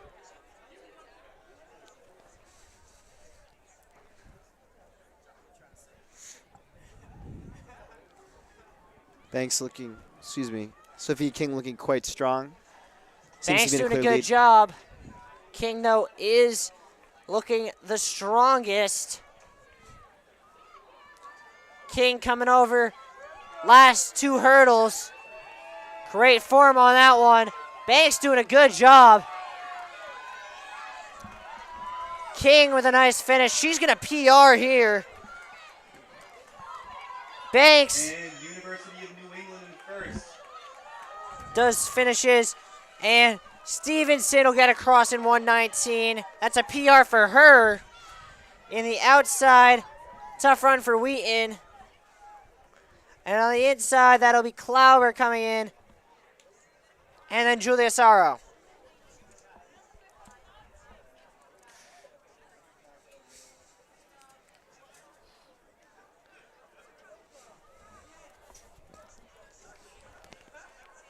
And now we will shift our attention to the men's 400 hurdles coming up T1. You mentioned how the 400 hurdles for the women was a chance to get some free points on this MIT team. Well, for the men, it's the other way around. There are no jumbos in this race, but Walter Truitt, who finished second in the 110 hurdles, has a chance to give some points to MIT. And it looks like he has the best entering time with 55.8 in these 400 hurdles. So you could say he's a big runner jumper now. Yeah.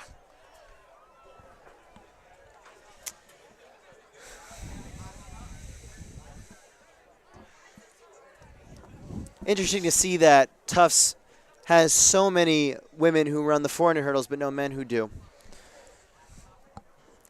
Yeah, it's been interesting. I mean, the men have kind of been bunched in a few events. They haven't been as spread out as the women have. Agreed. And it seems perhaps like there are more Tufts distance runners on the men's side. Could be wrong there, but I think especially with Lemieux's absence in the 400, the Tufts has felt a little bit thin to me in the sprint events. Yeah. I mean, we expect to see Alex Lemieux later in the 4x4. And I think Tufts is fairly loaded for that with both its A and B squads in that first heat. So something to look forward to, folks. Yeah, absolutely. And just to highlight the upcoming events, we got women's, men's 200, 5,000, and then 4x4 to round us out.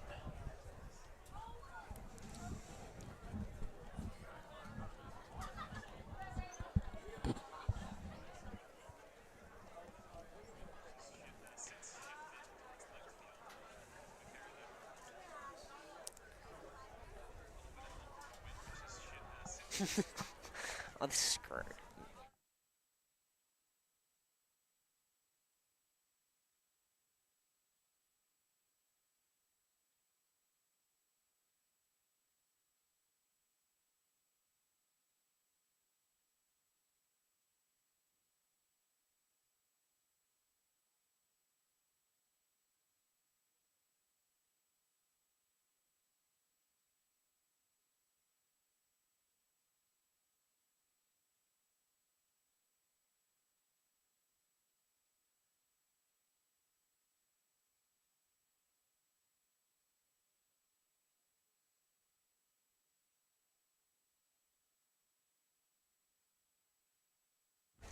And we are about to be off here.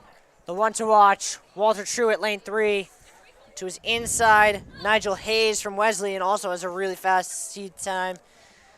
Those two are about 2 seconds better than everyone else in this field and should be the two favorites to win this race. Any plates? Excuse me. Pull the chair in for me. And they are off quickly here. Hayes struggling a little bit, but Walter Truitt is out like a rocket. No doubt. Making up the distance here. Walter Truitt has already made up the stagger.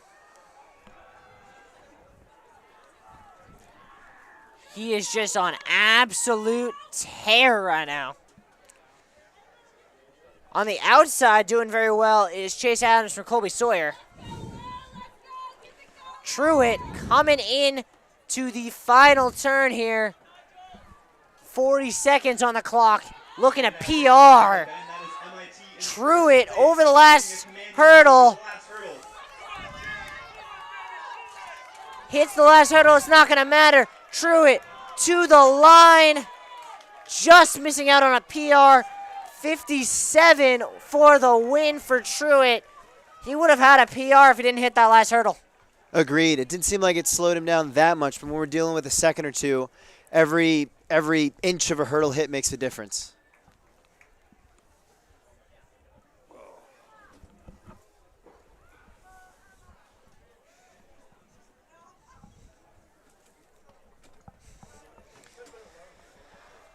We will take a momentary break while they take away the hurdles and get set up for the 200 final, which we will bring to you momentarily.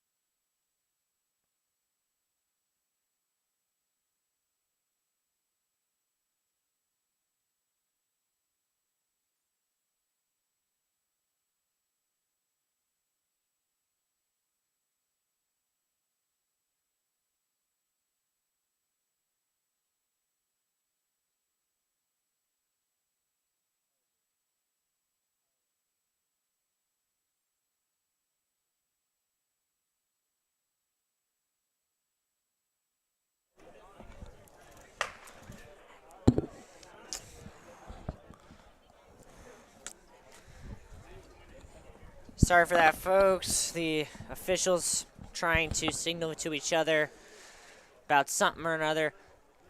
They are running the 200 on the other half of the track, not the traditional 200, because they need it to be on this side so that the wind is legal for these times.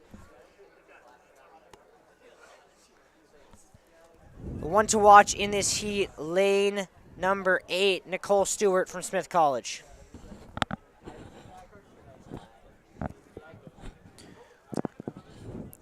And Grace Devaney, the lone 25-second breaker in this heat in lane 3, donning the red and black, representing the Cards. Yeah, Wesleyan with 3 or 4 in this heat. And we got, interestingly, a lack of blocks from Kenzie Kelly of Wesleyan. Yeah, and we have Kenzie Kelly getting on the nerves of the umpire, who seems to be giving her a stern talking to. For the 3rd time, he will try and get them set here at Ellis.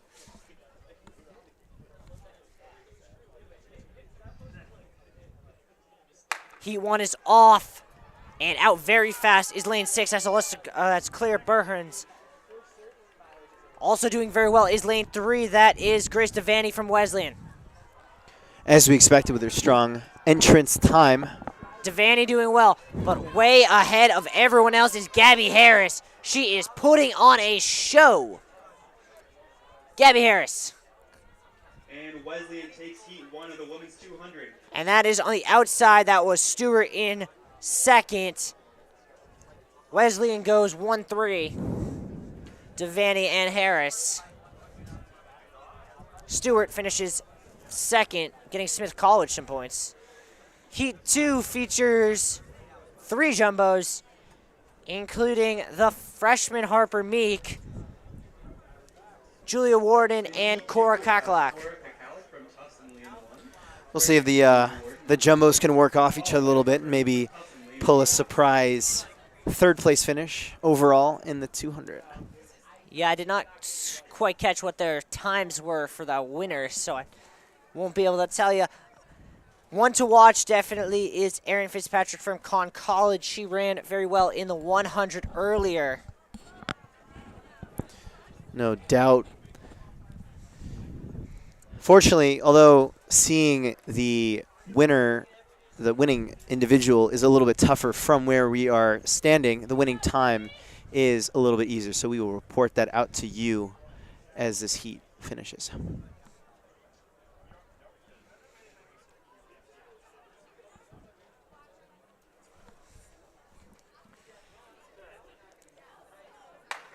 Heat 2 is off.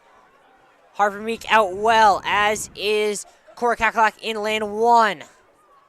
Harper Meek doing well. As they come off the turn, it's tight. It is anyone's race. It looks as if lane 3, Kennedy Mullen starting to pull away, and Fitzpatrick, is going to pull away and win that one.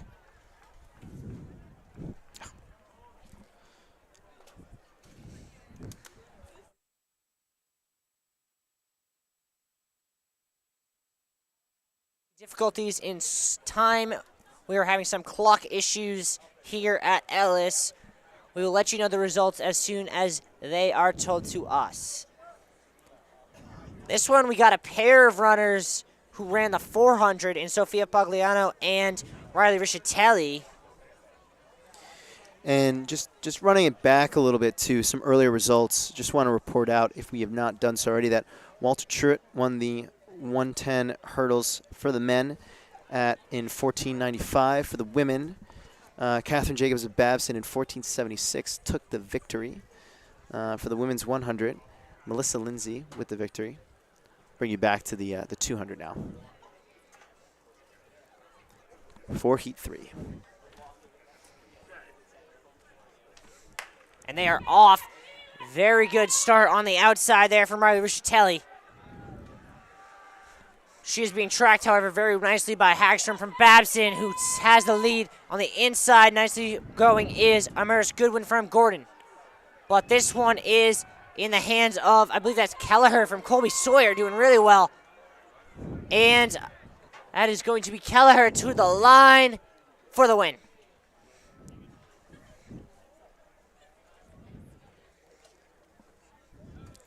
And continuing the results in that thrilling 100 men's, much anticipated, Alex Lemieux won, get this, 10.82 over Nate Felix's 10.83. So a couple of men breaking 11 there. Impressive stuff. And that may be, is that the school record? Yeah, just by a hair. But Alex Lemieux breaking his own record with a 10.82 finish. Then for the the women's 800, Becky Velli took it home with a time of 2:17. And the men, Travis Martin of Trinity College, as we saw with a Heat 2 start, actually, ends up winning. Not something you see every day. Anyway, we will now go back to the 200 for Heat number 4. Yeah. This one, very balanced heat. No one really, everyone right around 28 even. Little under, little over. Out really fast is Fitchburg Station. Tosh McKinnis. McKinnis out like a rocket on the inside. Zielinski off really well for Wharton. Zielinski for Wheaton. And it's McKinnis at the top. It's McKinnis, Zielinski. McKinnis, Zielinski. McKinnis going to win this one. Zielinski going to take second. A very strong showing right from the gun for McKinnis. Kept it up to the finish for a victory.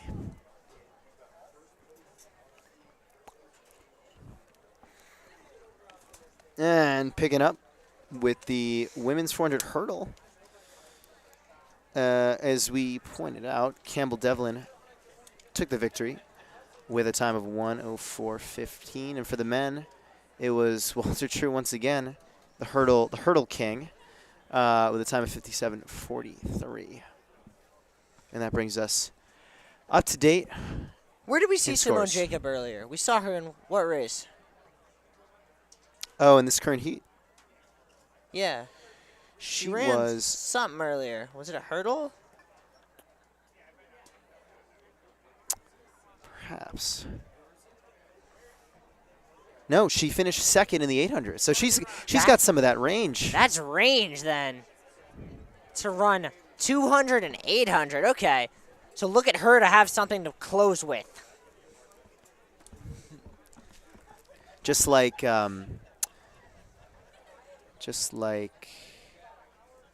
Tufts runner, Jackson Kiefer. First call, And 5 Jacob days is to out check pretty in. well. On the outside, flying is Colleen McLaughlin. Everyone pretty even here. Coming nicely is Jacob on the inside. Jacob gonna go by everyone on that inside and cap off a spectacular day with the win. Sometimes when you're fast, you're just fast. Can do it in a bunch of events. As evidenced by Jacob's performance in the 800 and now in the 200.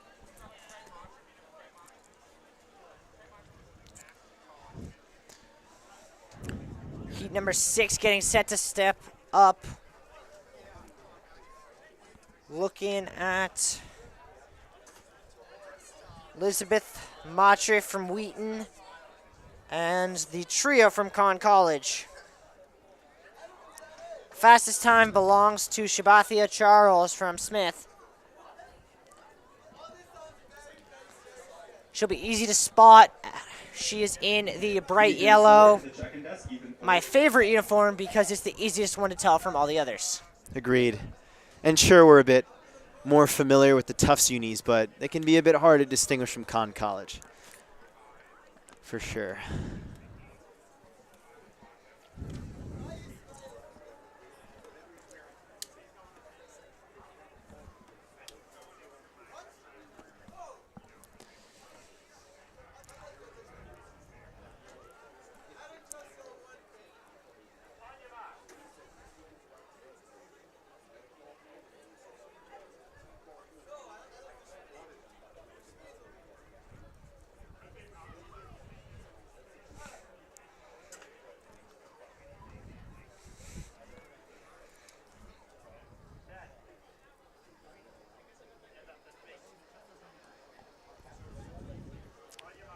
reset here.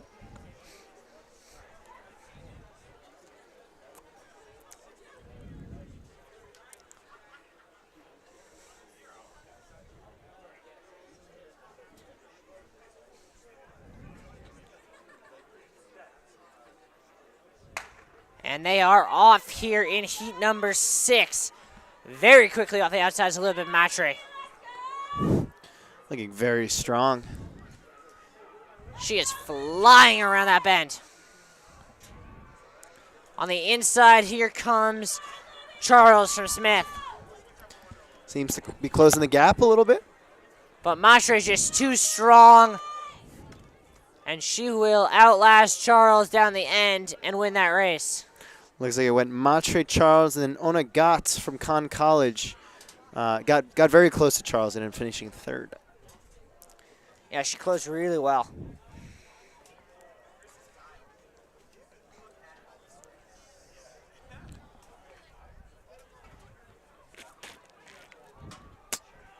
Heat number 7 coming up. Everyone here looking to break the 30 barrier for the first time.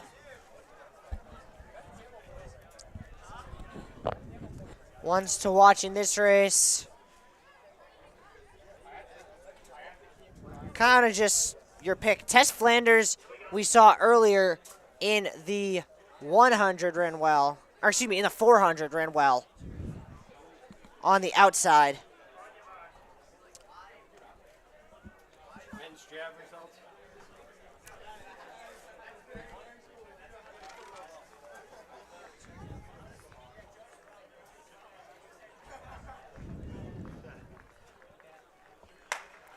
And we are off here.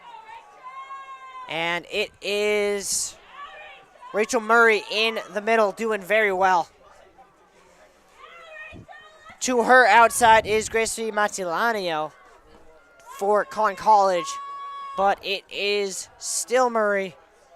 Coming on the inside here is Ang from Wentworth. Can she catch Murray? She's closing the gap, but she's not going to have enough distance. Murray's going to win that heat. Second call, men's and women's 5K. Second call. Seemed to have the lead for most of that race. Impressive that she held on.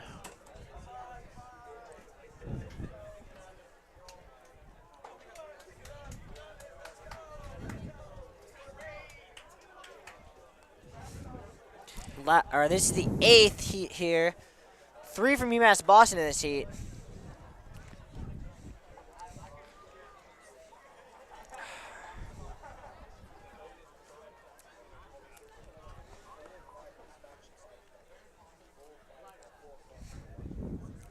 And read out some of the JAV results. We have coming in first place, Alec. We will report those out after this next heat of the 200.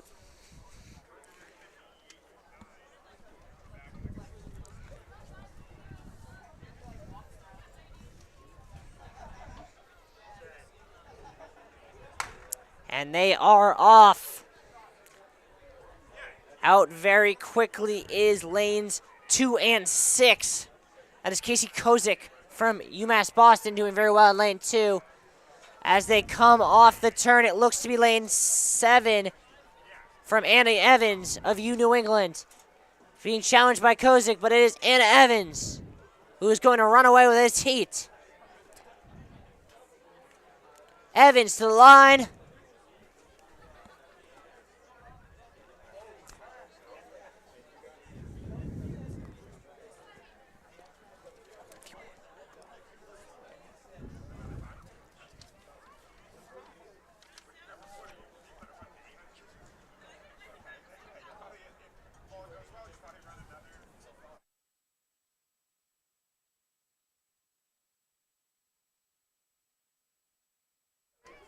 Okay, just to report out the results from the men's JAV. Coming in third place was Xanthius Collins, Fitchburg State, with a score of 47.72. Excuse me, a distance, 47.72. And then in second was Andre Collins of Wesleyan with a best distance of 48.88. And then in first was Ross Miller of Tufts with the only breaking of 50 with 50.19.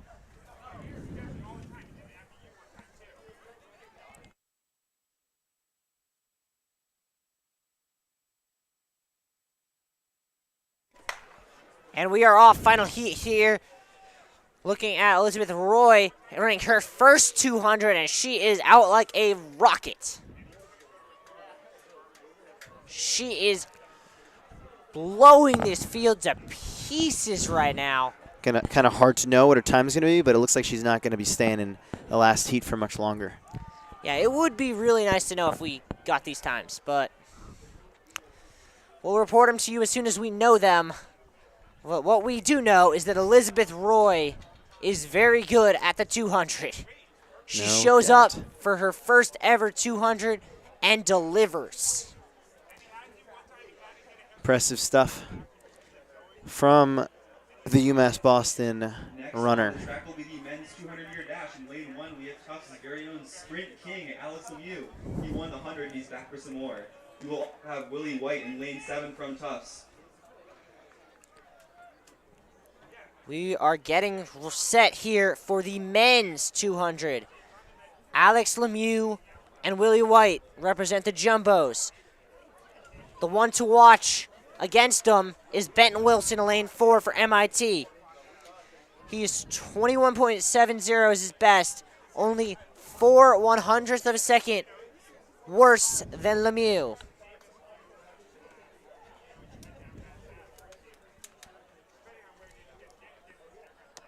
And we'll see if Lemieux skipping is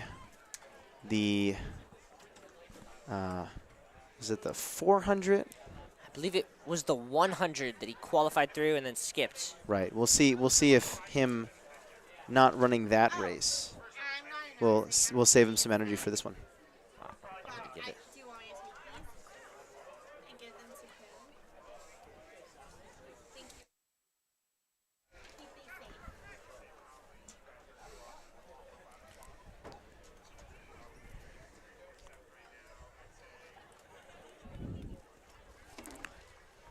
About to get going here.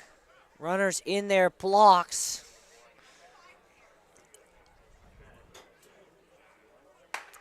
And they are off. And Lemieux is out like a rocket here. On the outside doing very well is Willie White as well. They are pretty much all dead even as they come in. A little bit ahead is Wilson. Here comes Lemieux. Wilson, Lemieux closing. Wilson has him by an edge. Can Lemieux close at the time? No. Wilson with the win. Wow. It looks like if Lemieux had maybe 20 meters more, if that, he would have been able to win that race. But ultimately, it's Wilson with the victory and Lemieux taking second. Yeah, and this one is shaping up to be close as looking at the team scores, MIT trails the Jumbos by 2 points. So that was a major win for MIT picking up that first place in the 200.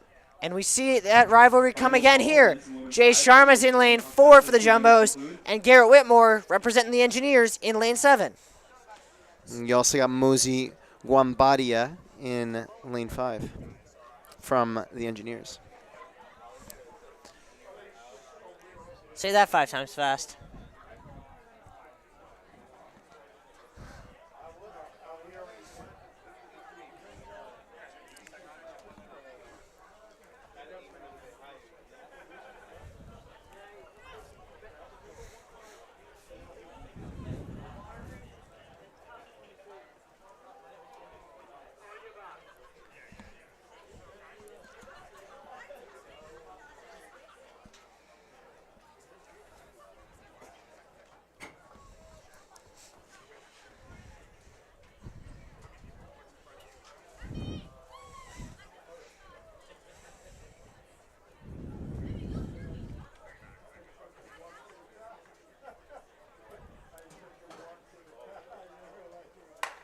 And they are off here.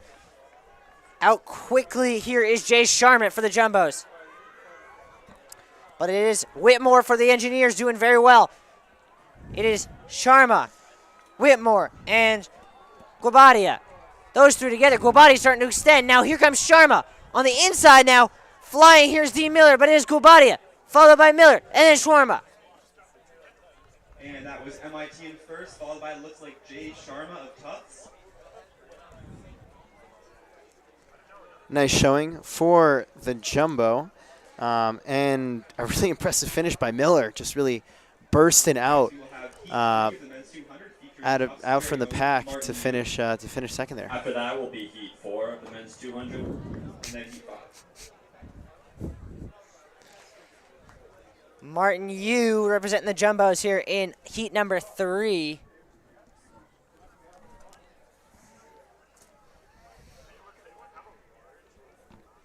And the favorite here has to be, looks like Jordan Kofis of Colby Sawyer with a time of 23:53 as his PR.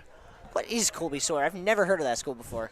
Not either. I think they've had some fewer athletes than some of the other schools, but we'll see here if they can pick up at least a heat victory. Still had more athletes than Brandeis. I've only seen Brandeis in the 400 today. It's the only event they had athletes in. That is true. Sometimes these schools don't bring their full rosters. And they are off here. Martin Yu out fast. And in the middle, that is really quick out there, is Naheem Washington, also for the Jumbos. And that is Naheem Washington from Tufts, blazing away down the home stretch. Washington being caught on the outside, though, by Nolan McKenna. Washington, McKenna. Washington. McKenna's going to win this. McKenna, then Washington. Nolan McKenna with his second heat win of the day. I thought based on the relatively large lead that Washington had that it felt fairly safe, but McKenna really came on strong at the end there. Yeah. I agree with you on that one. I thought so too. Heat number 4, we got ourselves the Babson bunch. That we do. We got Luke Boylan, PR of 23:80. Keanu Leibowitz with a time of 23:90, and Ian Richter also with a time of 23:90. But the favorite has to be Christian Oglesby of Plymouth State with a PR of 23:79. Yeah, I'd also watch out for Nick Carulli from Wesleyan. Wesleyan's consistently outperformed their PRs across the sprinting events today. So look to see if another one can do it. Though, as I say that, he is MIA in lane number 1.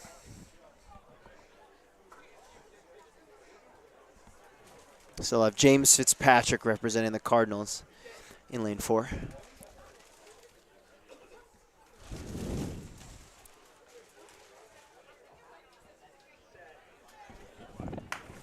And they are off here in lane number in heat number 4, excuse me. From lane 2, that's Matthew Mitchell from Suffolk going very well. And I believe that is, I want to say Luke Boylan for Babson. And it is Boylan starting to pull away now. And the winner, pulling away from Boylan at the end, was Christian Oglesby from Plymouth State to win that heat.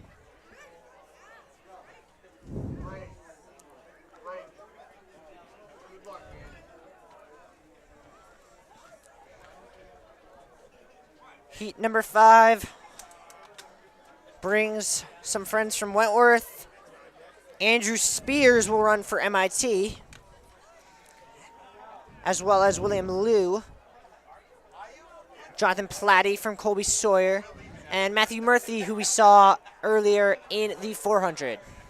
And I believe Devontae Reed from Trinity happens to be a standout receiver for the Trinity Bantams as well. So cool to see that cross-sport connection.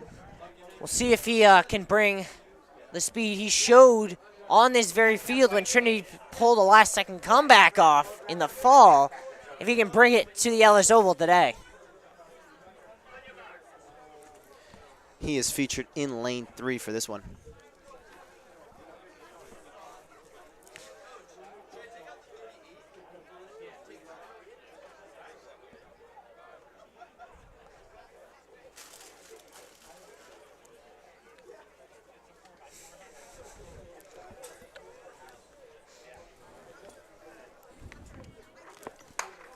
And they are off here. And out quickly is MIT. That's William Liu. On the outside, that is Henry Launstein from Gordon. But it's Liu, and to his inside, I believe, Andrew Spears. MIT looking to go 1-2 in this heat. Spears going to win the heat. And Liu will fight for second. That one was too close to call between him, Launstein, and Jordan Prampin from Wentworth.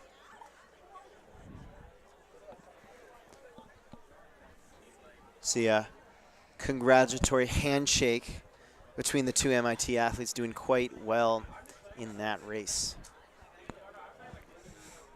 Absolutely, absolutely. Heat number 6 sees the second run for today from Pedro Mateo from Trinity, alongside his teammate Jonathan Sundermeyer, both of whom ran in the same heat.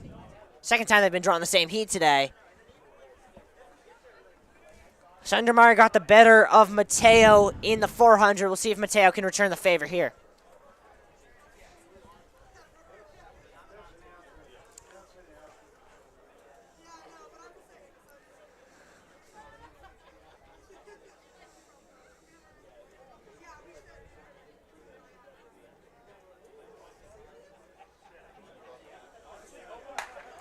And they are off.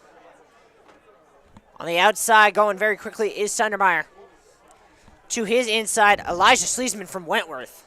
Doing really nice. Also, Mateo going well. Sundermeyer on the outside, flying down there.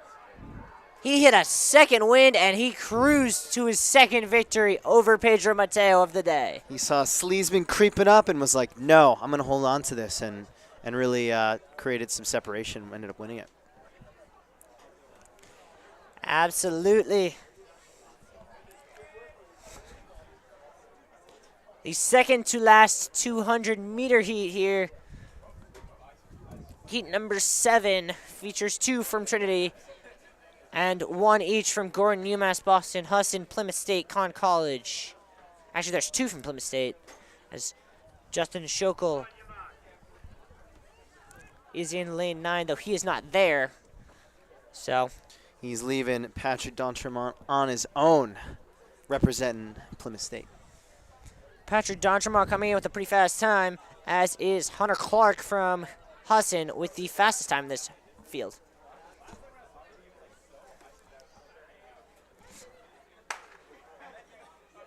Out fast is, that's, I believe, lane 3, Elijah Boma for Gordon.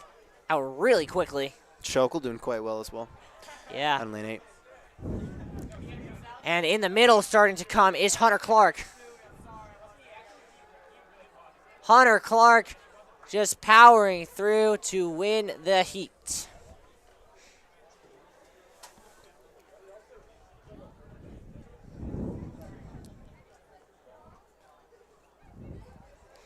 Stay tuned, folks. If you like a little more distance, we have the 200 times 25 in the 5,000 coming up, with a couple of women's seats and a couple of men's seats. Max, it's the weekend. I'm not supposed to have to do math. That's about my limit, so I have to show off a little bit.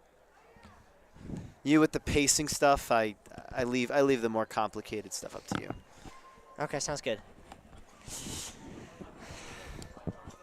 Heat number 8, Matthew Campbell from Babson running his first 200 on the air.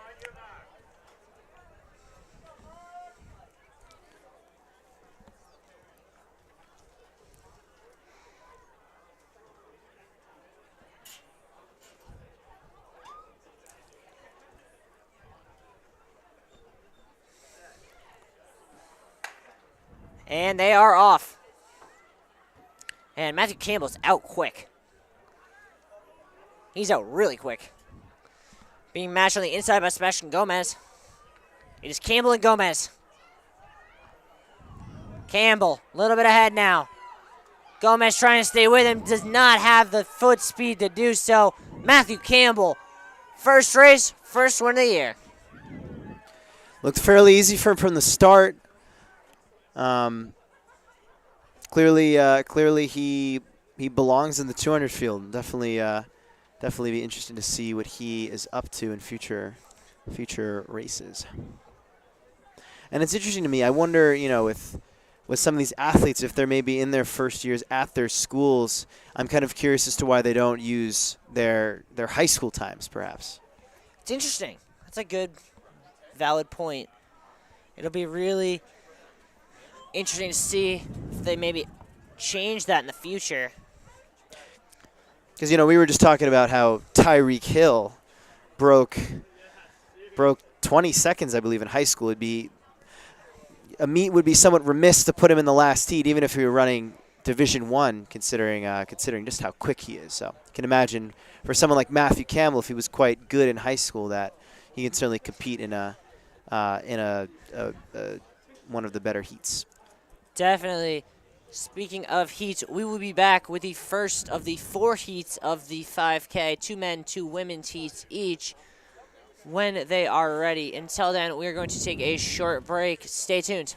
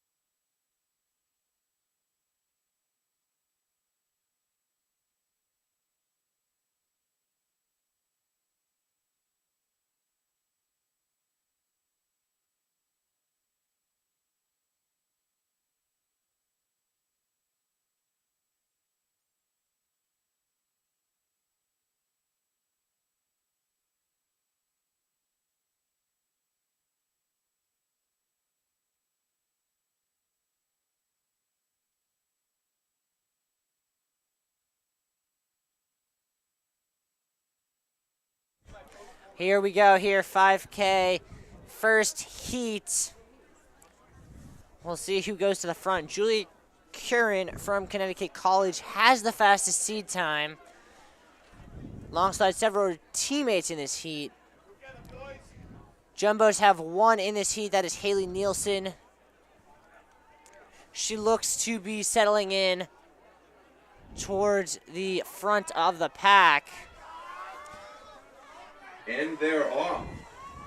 We'll see what they come through and who's in the lead as they come through the first 200 in just over 40 seconds.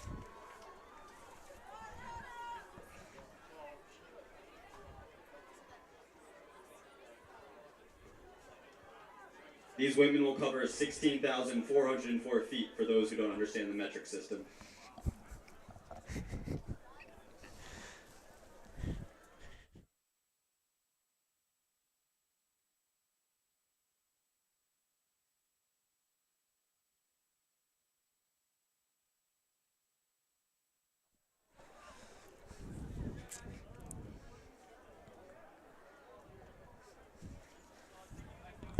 Con College doing a good job just shifting who's leading for them at the front of the pack here.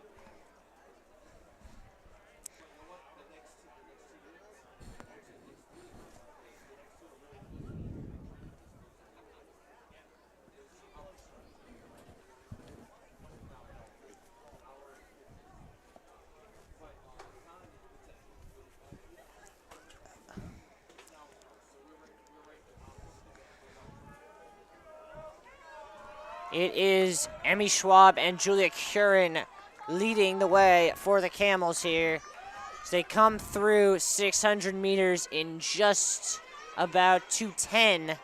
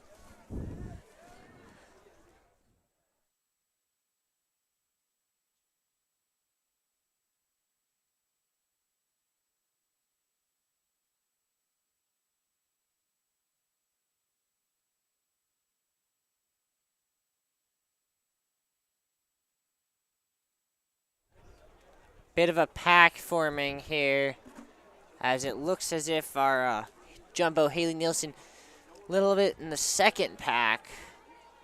And with about 10 laps to go, 2 packs are starting to form. We got looks as if one runner from Mount Holyoke is kind of on her own in front of the pack, and it looks as if Sophie Scobell from Wesleyan has dropped off the back of the front pack. 10 laps to go here. It's 3:40 in. Pack about 4.5 seconds back.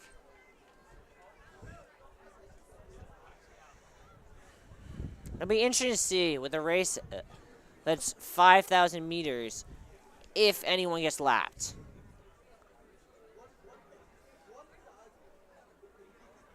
I would think there's a pretty good chance. Yeah, probably at least a 50-50, if I had to guess.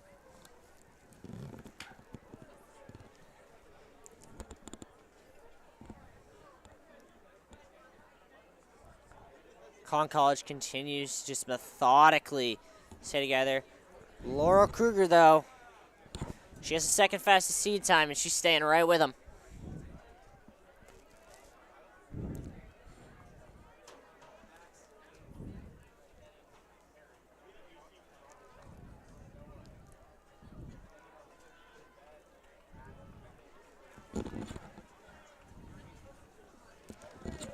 Coming up here on 1,400 meters.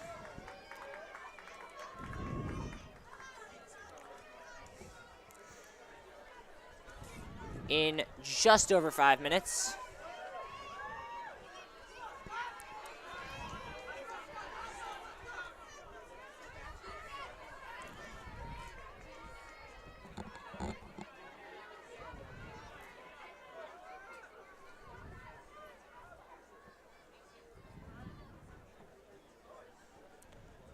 obviously for that front pack there.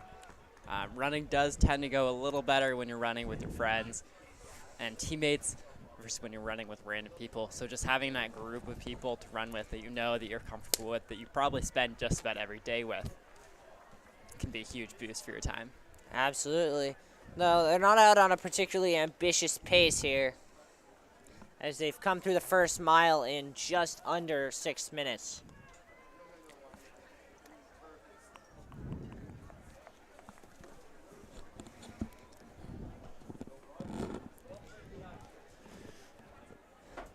We'll see if the pace quickens a little bit here in this second mile, this middle mile.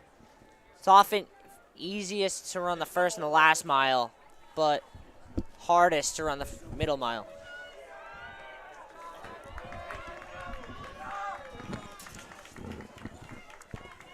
Eight laps to go, 2 miles to go here. Drop off a little bit. Reacclimate yourself with that chase pack and use the energy you've conserved to really push if the chase pack can drag in this lead group.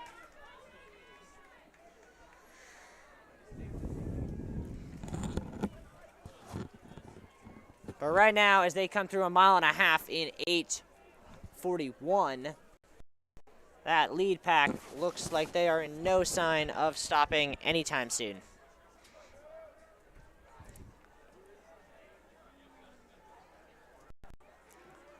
And Laurel Kruger has had enough of the slower pace with the 4-con college camels with her, and she goes to the lead and starts pushing the pace a little bit here. So looking strong for sure, creating about a 5-meter gap between her and second. Yeah, absolutely. I bet those con college runners are realizing they can't let her go. So they're going to try and work together here, as you can see, to try and catch her. Problem is, they seem to be breaking apart as a team in the process, as she has caused 2 of them to now really drop off onto their own and is looking to break the other 2.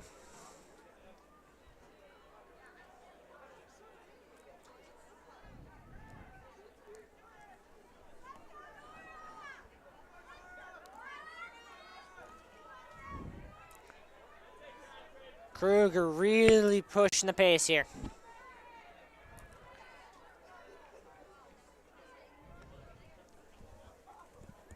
Yeah, she's definitely strung out that lead pack here.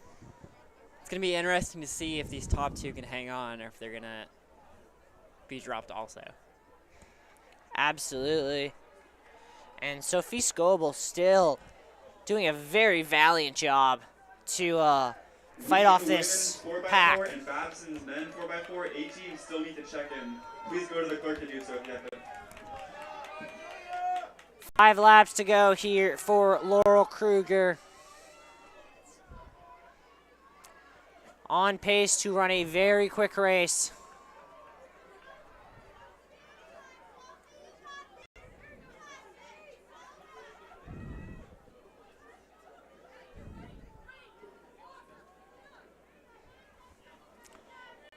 Kruger really starting to extend this lead now.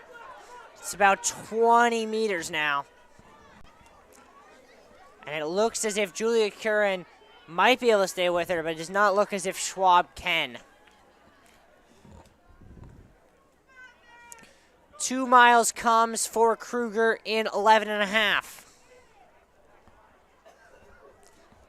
The gap is 4 seconds.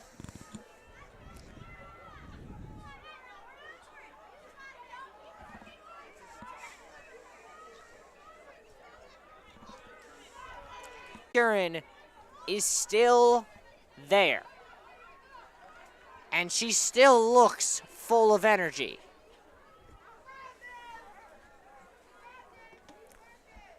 And as they come up here to 3 laps to go, on this next lap, it's very likely that they're going to have to navigate some traffic, which could give Julia Curran the opportunity she needs to really cut into this gap. I'd still probably say it's Kruger's race to lose, though, at this point. Have to agree with you there, Kruger. Cougar knows his stuff about Kruger. Lauren Selkin in second, and then Curran in third. Chasing after Kruger. Kruger looking at PR here.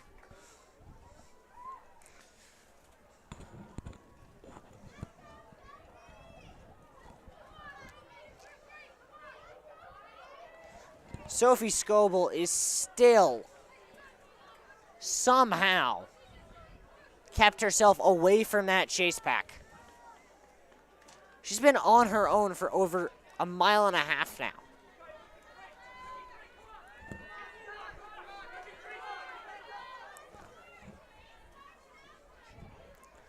And there is our jumbo sighting. That is Haley Nielsen. And it looks like that gap between first and second is slowly growing. It's almost imperceptible, but... Yeah, you're right. Growing. And Laurel Kruger doesn't even need it to grow. She just needs it to not shrink. As she comes up with 2 laps to go. And she can start thinking about a PR now. As she comes up, she's going to get this last 2 laps done in 2:43 to PR, which is right about the pace she's been running today.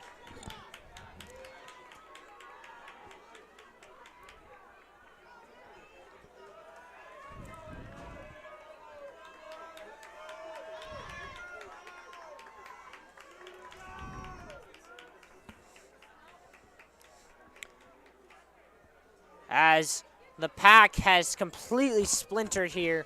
They are all over this field. Sophie Scoble continues to push. She could very well actually PR today. She needs about a 250 final 2 laps. And to PR after running the entire race by yourself would be really impressive.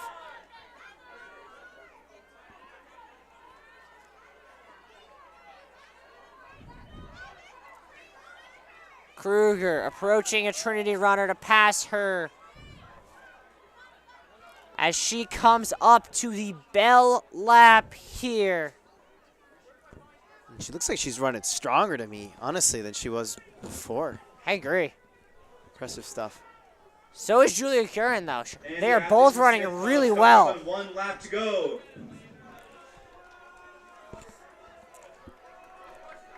Kruger has a 7-second lead as they come onto the final lap.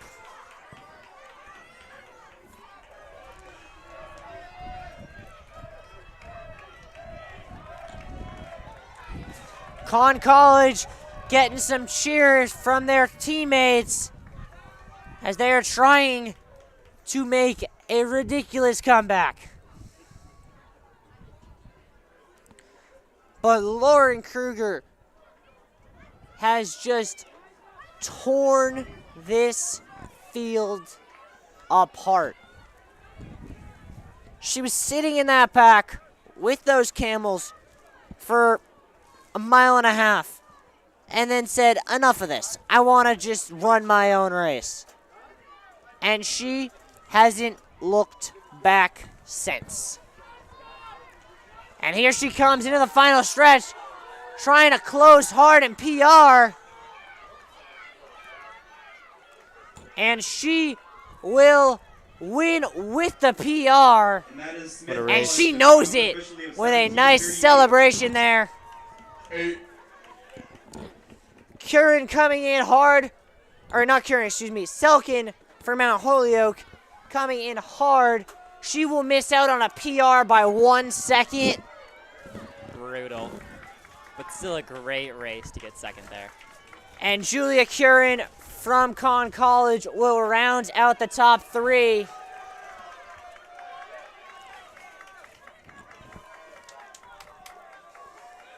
Conn College gonna finish 3, 4, and 5 in this race. And in 6th will be Sophie Scoble, who for 10 laps held off the field by herself. And despite that, she's only going to end up missing her PR by about 8 seconds. And behind her will be Haley Nielsen, looking to, and unfortunately just missing out on the PR by about 30 seconds today, as she comes around that final curb, heading for the home straight. Conn College does a very good job in the 5K. They showed up today.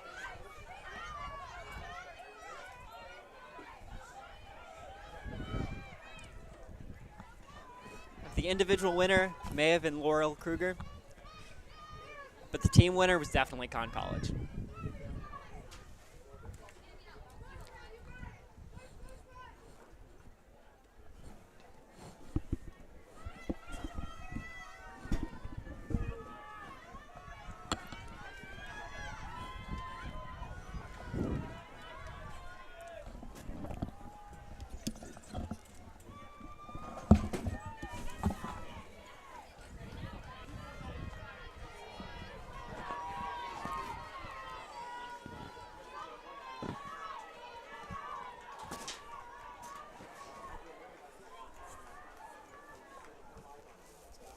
And we will take a short break, and we'll be back with you for the second heat of the women's 5K momentarily.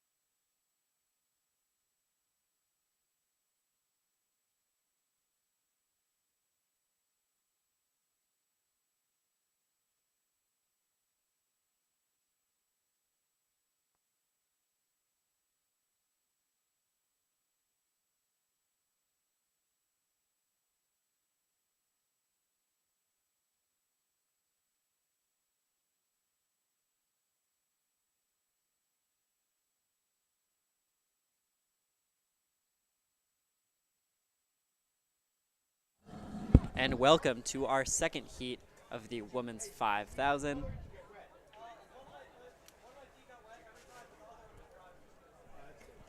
We are back, and in this heat, we have about 17 runners. Can the Plymouth A-team, the Conn A-team, please check in for the 4x4?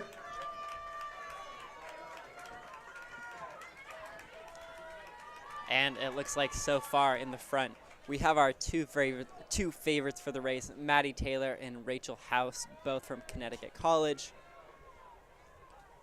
You're also likely to see Tessa Millette and Carolyn Day from Gordon, as well as Isabella Maggioni. Although the seat times for the first 7 or 8 or so are all within about 15 to 20 seconds. A, Conn A, so this could be a very close race. For the men's 4x4, please report back to check-in. Again, Plymouth A, Conn A, Babson, and Wentworth for the men's 4x4.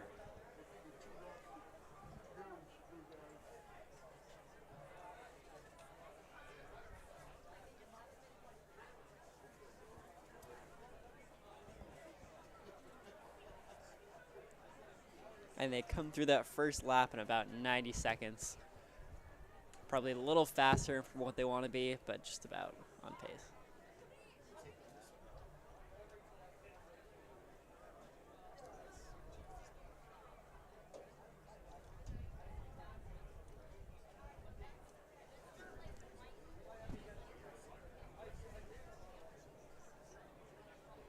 Hi.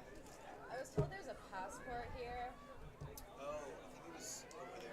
I would talk to the guys in the On the track now is the women's 5,000 meter run, featuring Tufts' very own Marissa Zelton. Alexander Walter, and Taylor Roddy. They must be, maybe they're on the roof? Because, I mean, the system's right here. Yeah, I was like, I thought they'd be up here.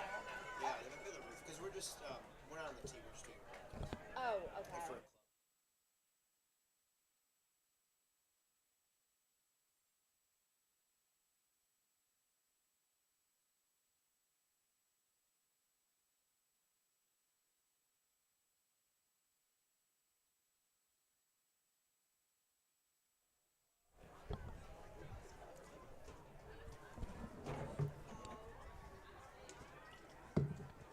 And we do have some Tufts runners in this race so far, as we have a little leading pack and chase pack dynamic developing here. So for the home fans today, they will be cheering on Coco Arcand and Alexandra Walter, along with Marissa Zelton and Taylor Roddy for the Jumbos today.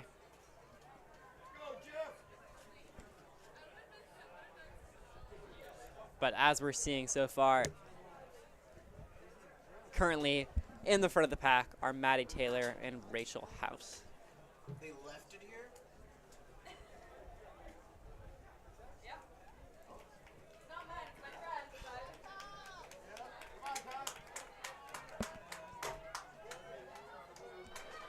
And it looks like in third place is going to be Carolyn Day from Gordon.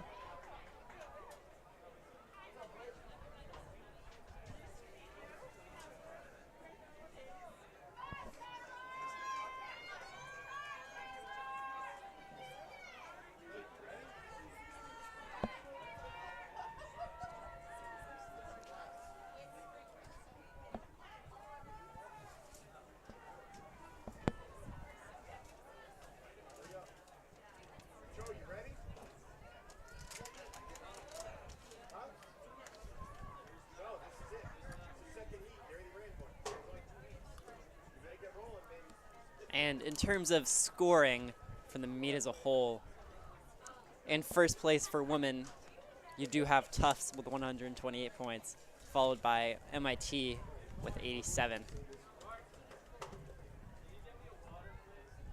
So we're going to see how that looks going to the 4x4, as well as after the conclusion of this event, once both 5K races have been counted. But it's possible, I believe, that we may have a Tufts MIT down to the 4x4 challenge in the women's. But we will report that to you once we know.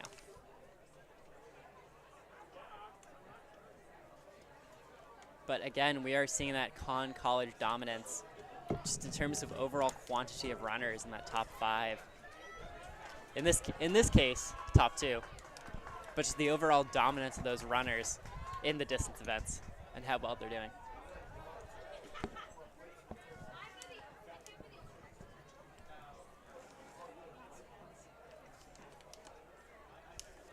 Hey, Joe, are you in heat 1 or 2? 1. All right, yeah, 9 laps to go in the second heat of the women's 5,000 meter run.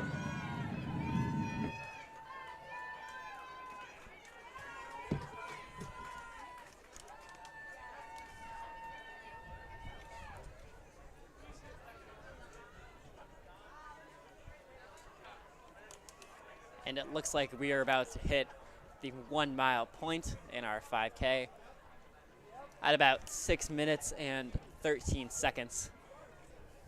Right on pace for some of these girls, or some of these women, to break a PR today. Hopefully they do. But we will see.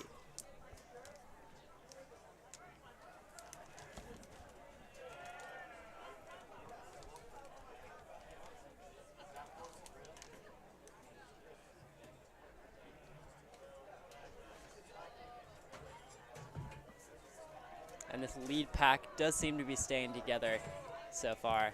It's a group of 6 right here,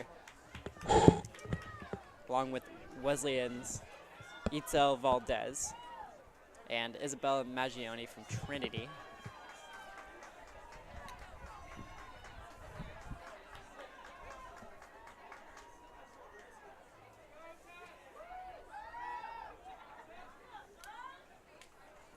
And it looks like in that chase group we have a college runner who I believe is Emma Piles,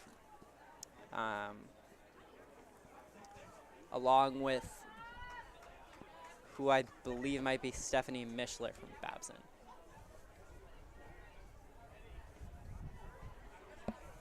Along with a Endicott College runner.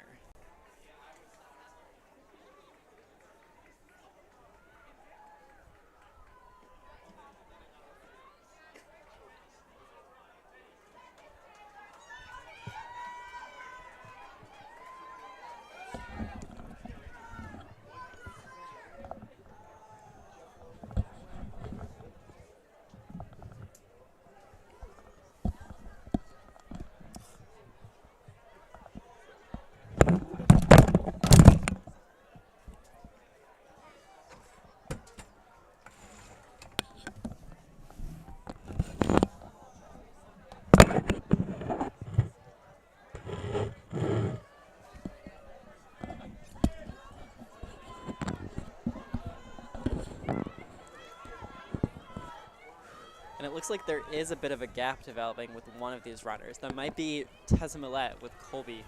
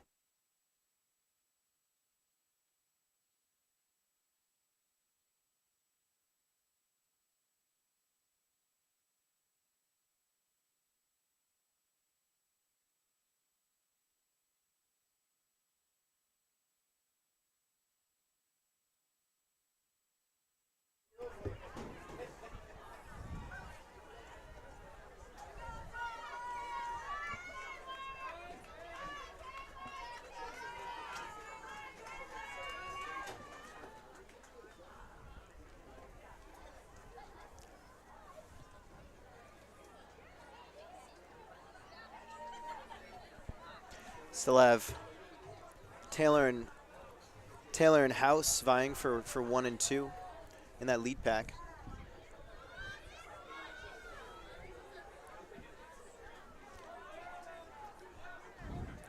And this this lead group of 5, I mean, really, it's sort of no surprise that they are where they are, all with times within 5 seconds of each other between 1945 and 1950.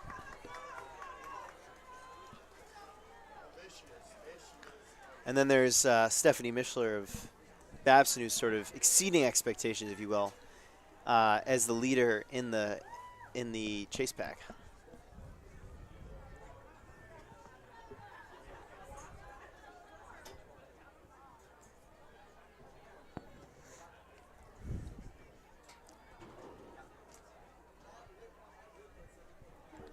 And there's Alexandra Walter here of Tufts, finishing out her this next lap, 6 to go.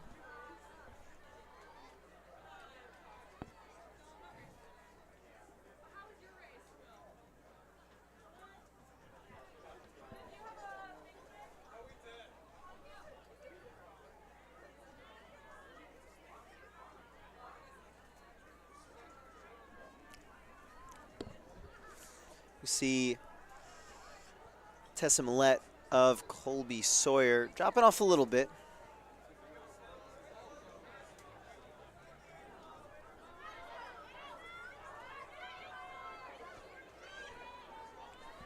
Yeah, I mean, if you're in this group, you're wondering, when is everybody else going to start going? You know, who's going to be the first one to make a move here? It's true. I mean, in this 5K, we're down to close to a mile left.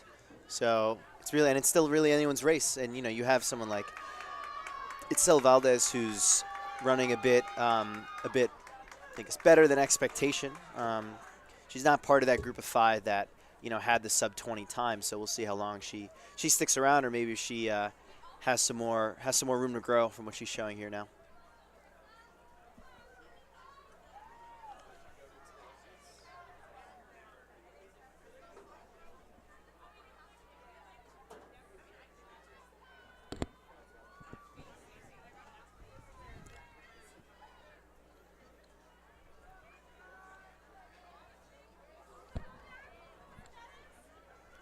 And this front pack is thinning out a little bit. Nobody's really making a move, really. But they're not as bunched up together as they were. I think Maddie Taylor has been able to get a little more space. Not feel like she's side by side with Rachel House, also of College. And then we see Isabel Maggioni of Trinity trying to come out in front from the outside.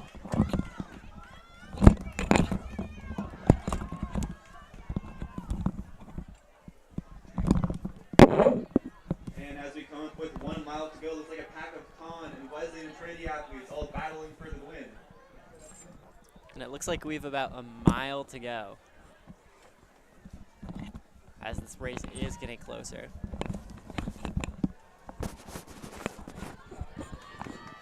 Not much given though on the lead pack. Like you said, Cooper, a little bit more stringing out.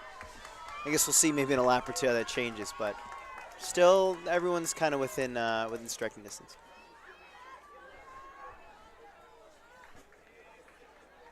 Absolutely, it's looking like it's going to come down to whichever athlete has the best kick.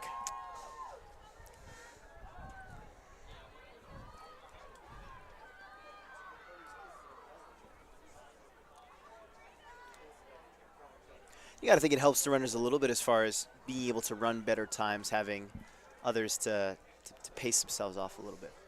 Yeah, this 5K is going to come in a lot closer to the first heat than their seating times would have suggested. Interesting stuff.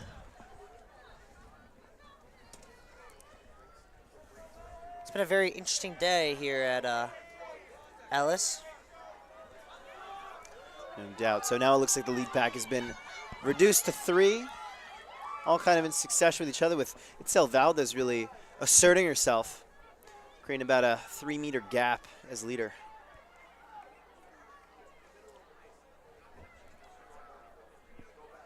When you're in a pack like that and you're wondering when to make your move, one of the strategies is definitely to do that early. With about 1,200 left to go, like they have. Absolutely. We're going to see if it works out for her or if she goes too early. Right, during that meaty part of the race in the middle there, you kind of you can use the power of the pack to your advantage, not have to worry so much about setting your own pace. But as you're looking to actually win the race for someone like Valdez, it's important to assert yourself at some point. How much does the pressure of not being in the first heat, not having to put up a time to score points, kind of allow you to make a move earlier than you might make in heat 1? Right, you almost feel like you have a little bit less to lose. Although for these runners, right, I mean, it's an early season meet. I think they're just trying to put up good time. So running the race that they want, I guess feeling maybe less of a pressure to win per se from that, as opposed to being in the first heat is something that's a little bit comforting perhaps.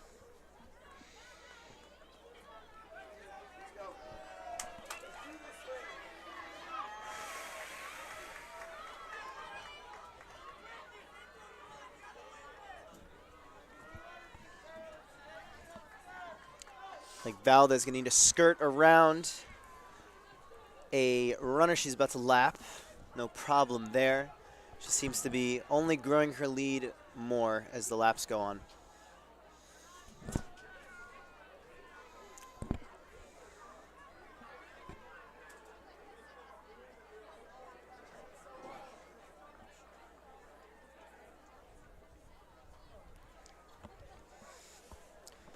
Yeah, absolutely. And as we finish up this women's 500, we start looking at the men's 500 in a men's overall race that is very much tightened up, with both MIT and Wesleyan starting to really narrow the gap on the jumbos.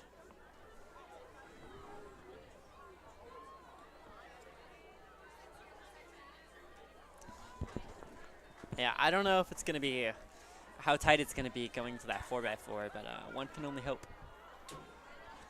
Yeah, I mean, it's hard because we're still waiting on a couple field events, and of course the results from this to be put in. But, like, coming in right now, all it would take would be MIT besting Tufts in the 5K to guarantee that it would come down to the 4x4. Just to note, Itzel Valdez coming in on her penultimate lap in about 18:12 or so, with an incredible amount of opportunity to smash her PR of 2010. We'll see where those behind her finish as well.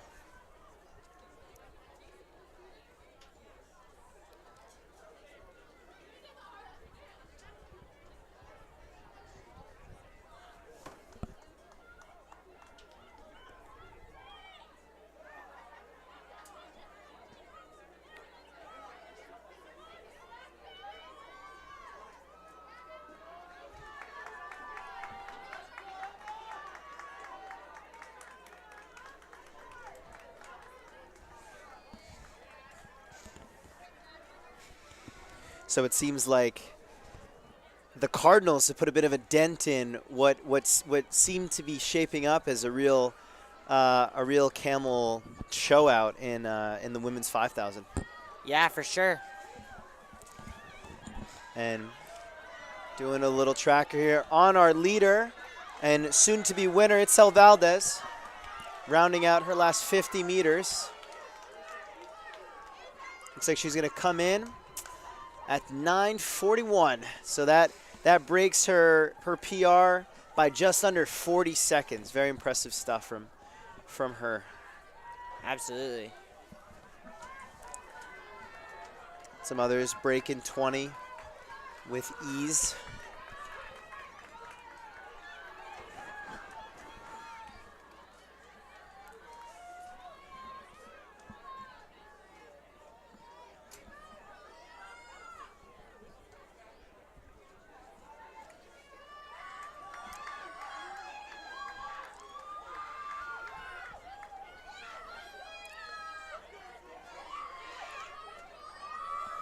Some of these runners are And that cheered was in Wesleyan crossing the by line their first friends at and a time teammates. About 19:41.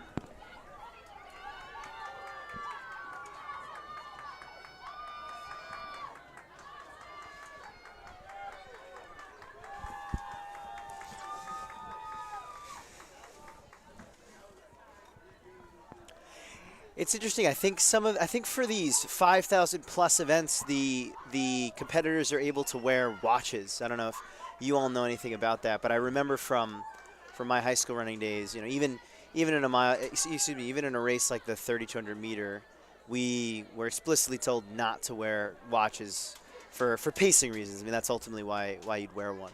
We were allowed to wear them anything above 800. I guess each state had their own rules. Though I think really anything below a mile, probably even below a 2 mile, you're going to end up losing more time looking at your watch than you would gain by knowing what your pace is and being able to pace yourself out. Absolutely. And once you get to a 5,000, a 10,000, I mean, you're seeing the clock like relatively enough where you can get an idea of what your pace is, right? I mean, how much you really, again, to this point of losing out on time, how much you really gonna want to check your clock mid lap in a 12 or 25 lap race. Yeah. Last couple finishers finishing up here on Ellis. Men getting set to go.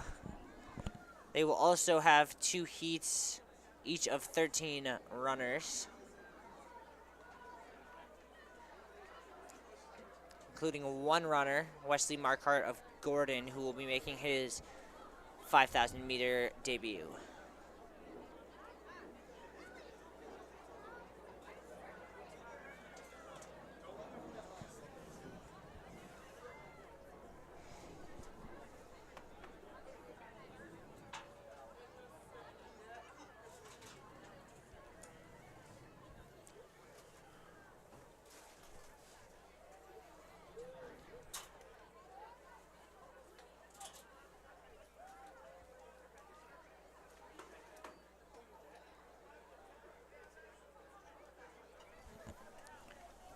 Next on the track will be the men 5,000-meter run featuring Tufts' very own Ivan Appleton, Louisiana.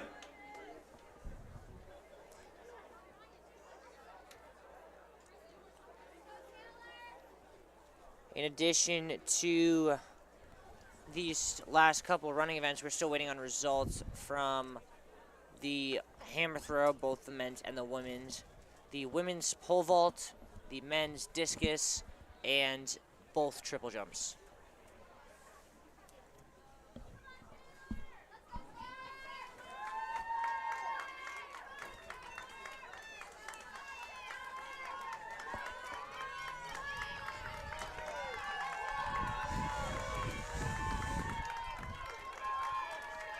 Taylor Roddy of Tufts finishing out the field here.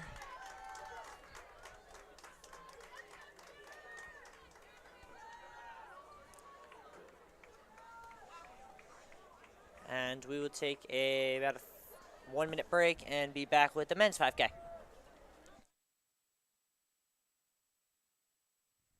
Actually, they just went off. No time wasted.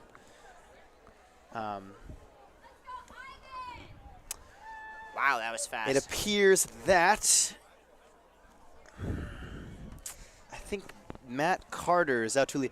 A lot of these names ring a bell. I mean, some of these competitors I know ran in this race last year. Matt Carter, Jeffrey Love, Tobias L'Esperance Kirchhoff. Some familiar faces back on the Ellis Oval, and what's sure to be a competitive heat. For sure, for sure. And up front, that is a dynamic duo of Jeffrey Love and Matt Carter from Connecticut College, followed by Ivan Appleton in 5th place. And, I mean, look at Thomas Novi, who did really well in the 10K earlier this morning. We look to see how he would do. That is so impressive, running 37 laps in a single day. 1,500 meters, 15,000 meters, I should say. Wonder what that is in feet. Don't even want to figure that one out. Too many. Too many. Already a little bit of a lead pack of 2. It's Love and Carter on their own at the top. And I recall these two dominating the 10,000 last year.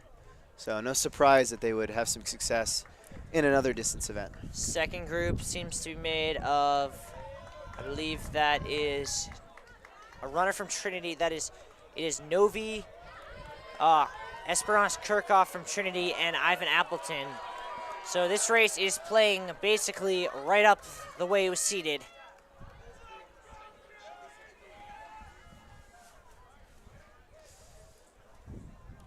And Love and Carter are on absolute tear right now.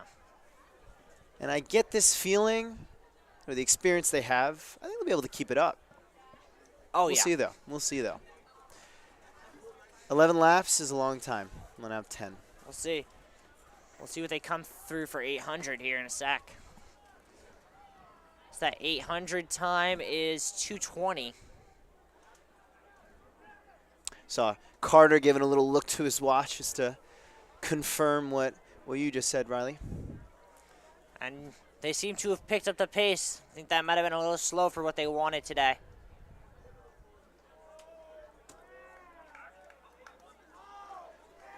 As it looks as if we are starting to really get into 2 separate races. No A doubt. race for Love and Carter against the clock, and a race for third. sometimes bronze can feel sweeter than silver. I could see that playing out just that way here. 10 laps to go here at Ellis.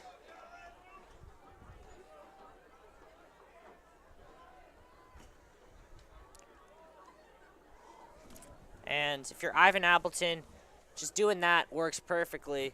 You get to sit there, let Esperance Kirchhoff and Novi kind of just tow you around this track for 10, 11 laps, and then just outkick them at the end. Easy formula now. 3.5 minutes for 3 laps for the pair from Collin College. Making it look easy. And in all fairness, their PRs are just about 30 seconds ahead of the rest of the field. Or excuse me, ahead of Lesperance Kirchhoff, who's the next closest. So this lead distance is to some extent no surprise. I would say, yeah, it's a surprise. I mean, I wouldn't be surprised if this was the lead distance, like, come lap 12. But to be this big of a gap this early is really shocking. That's fair. Maybe they feel confident they can maintain it.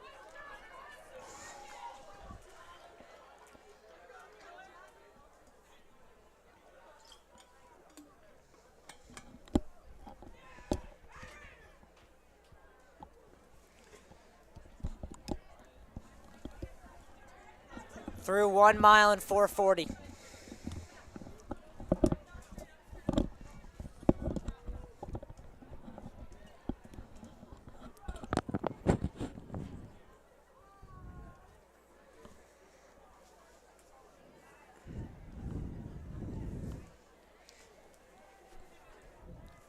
So they will come up on 8 laps to go here.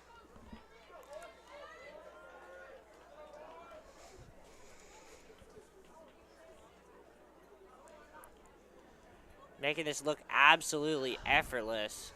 And I wonder if part of why Matt Carter is the leader of the two is maybe with a bit of a chip on his shoulder. With Jeffrey Love having a PR 3 seconds ahead of him, perhaps he wants to best his teammate today. Maybe. But I think this is more of a... I don't really think they're even thinking of this as a real race. I think this is just another training day on their road to nationals.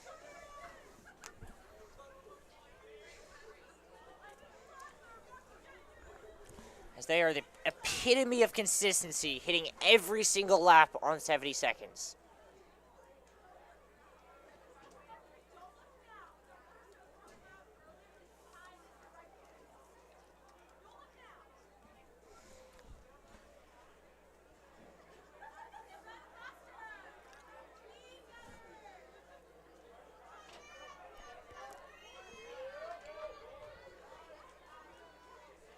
As here they come up on 7 laps to go through just under 6.5. It seems like one and 2 for them is just going to be a matter of who can kick a little bit better. I don't see fatigue likely playing a huge role with them. I agree with you on that one.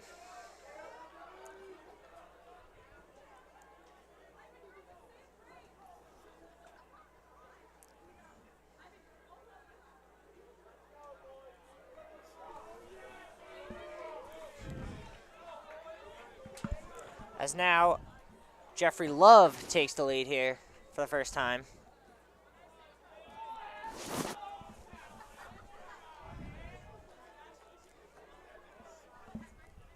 Carter and Love approaching the halfway point here. They will hit it at 7:23, so a little bit off PR pace.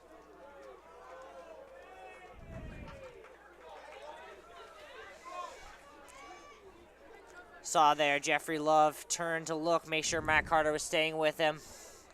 They are clearly working together.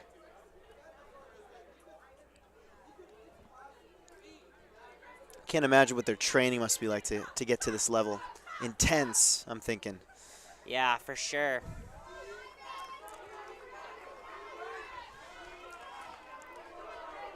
The chase pack hits 6 laps to go at 8 minutes. It's important to note that Lesperance Kirchhoff, who was starting to break away from the chase pack a little bit, is now firmly situated in the heart of it, if not sliding a little bit.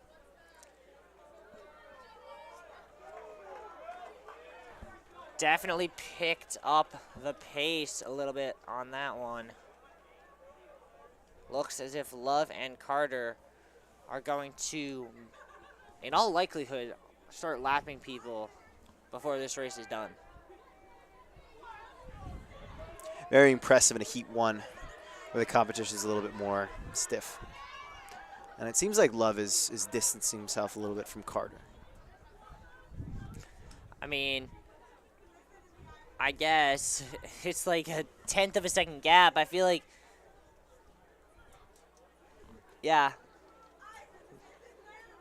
Definitely, though. Because, like, it's weird in that if we saw this gap in a normal race, we'd be like, oh, they're right together.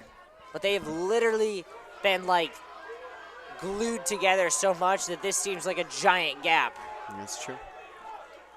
As they will come up here on 5 laps to go. Actually, I believe it's 4 laps to go is what they will come up on. Is what the board shows.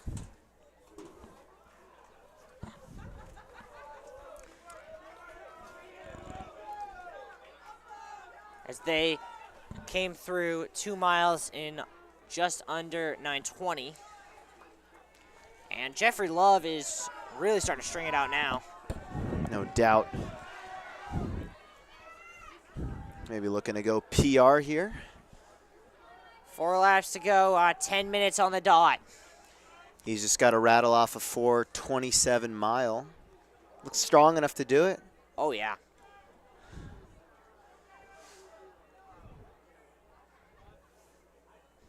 That would be some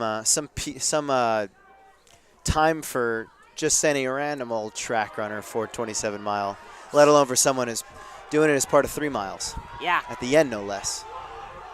It looks like Lesperance Kirchhoff is now in 7th place, off of the chase pack. Yeah, it looks as if Thomas Novi is leading the chase pack, followed by, I believe that is Will Ratner of Wesleyan.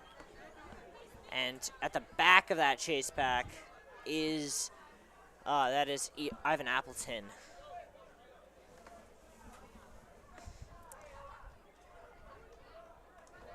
Jeffrey Love continuing to pour on the pace.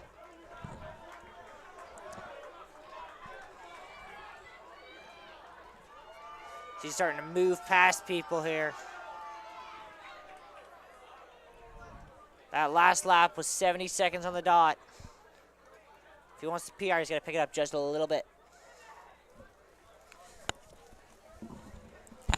Carter about 5 seconds back. He's probably got to run in the low 60s, make up for it, be able to PR these last 3 laps each.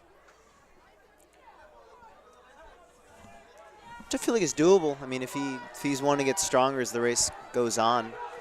Yeah, I think it's doable. I just don't know if that's what he wants. Like, I don't know if that's what his goal, because normally when you see someone trying to PR, especially in a distance event, you see them kind of pick up speed as the race progresses, versus he's been so steady the whole way. But he's definitely, this is a pretty quick lap here. Definitely quicker than the last one.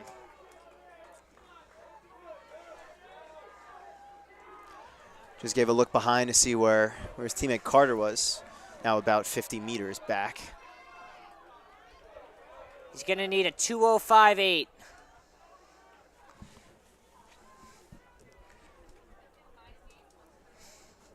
A nice challenge for him.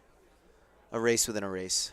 I feel like if he was not running a 5K, he could run like 8 straight 2:05, 800 meters, like back to back with no problem. A nice little. That sounds like a pretty routine track workout for him. Yeah.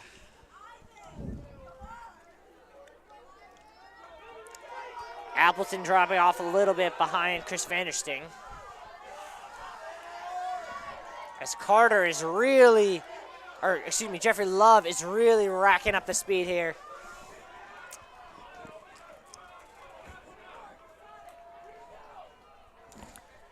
He seems to be more concerned about Carter's distance from him than his own time. Yeah.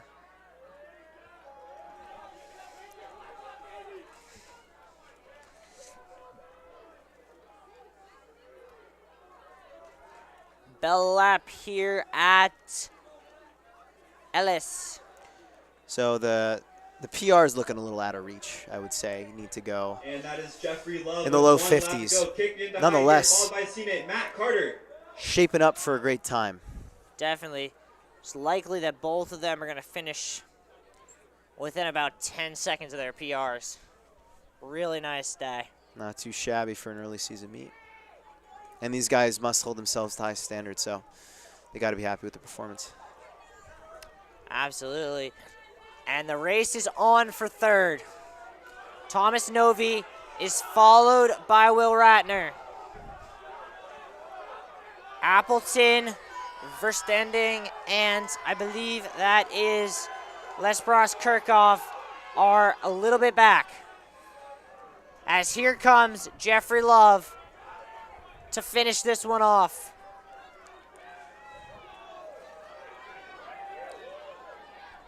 Jeffrey Love in absolute control. Finishes in 14:43. Carter will finish 5 seconds back. A great race for him. And here we go. The race for third now. And it looks as if Thomas Novi has just blown apart Will Ratner on that back curve. Novi with about a 20-meter lead here.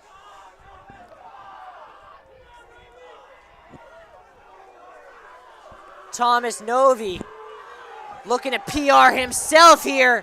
He's got 5. He's got 4 on the money. That's going to be down to the time of the clock. And the fans seem to be supporting him in it. Got a lot of cheers for that finish. Great finish there from Ivan Appleton. He finished in 15:39. And to recap just to give you the results of the women's 5,000, coming in at third was Julia Curran of Connecticut College at the time of 18:11. And in second, Lauren Selkin of Mount Holyoke at the time of 17:56. And finally, in first, your winner, Laurel Kruger, dominated that race at the time of 17:38.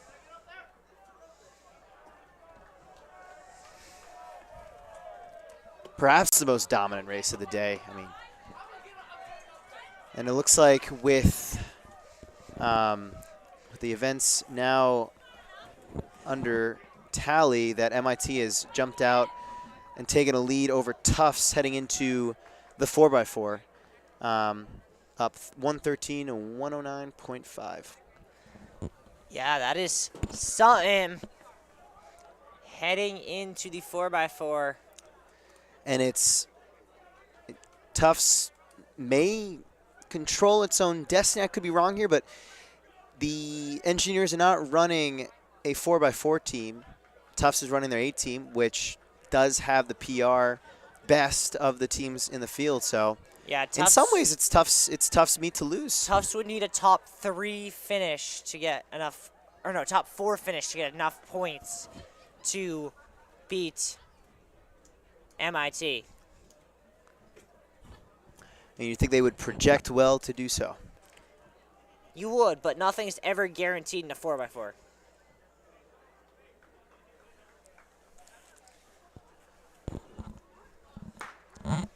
And here we are off the second heat of the men's 5K.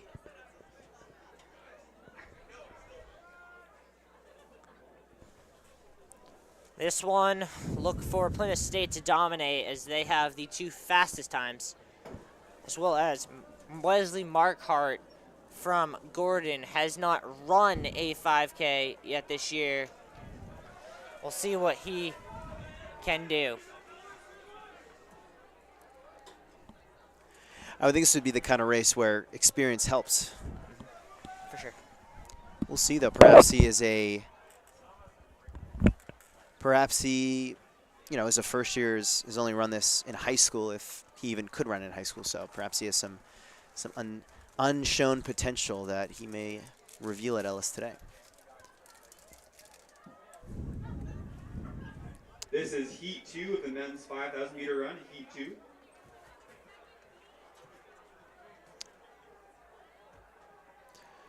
So we have a general pack right now with one runner behind it.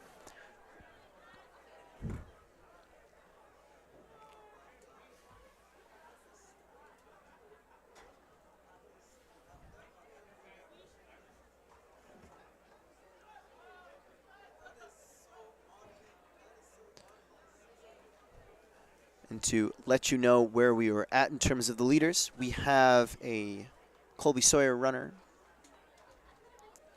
It looks like Martin Stuchek in first, followed by Plymouth State runner. And another one in third. Connor Wilcox and Jacob Gallagher in those top spots.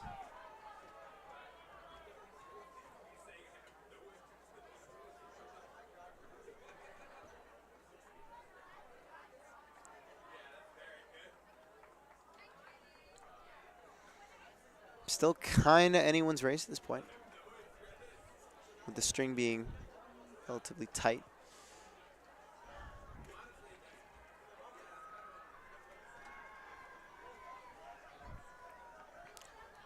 Got a bit of a bunching at the front. Two packs starting to form.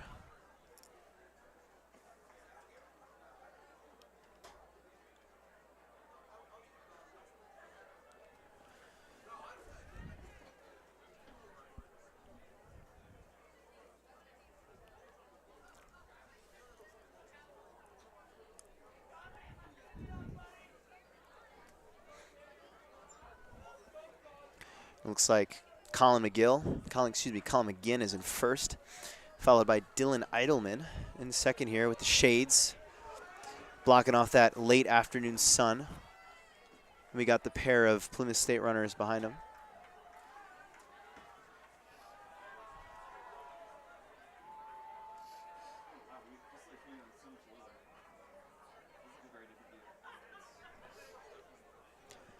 Mentioning this bit about the sun. At this time of day, it's quite variable as far as shade on the track. Towards the right side, mostly shaded. Then you get into kind of plain sun on the left side. I wonder how that affects the runners, if at all.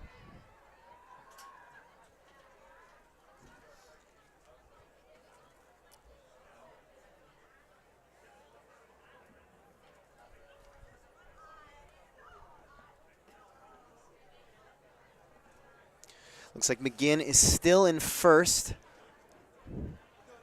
as they head around to the back straight. Excuse me, the front straight. And then quickly followed by, looks like Matthew Lambert of Wheat. Yes, it is. In second here, followed by Jacob Gallagher and Connor Wilcox, both of Plymouth State.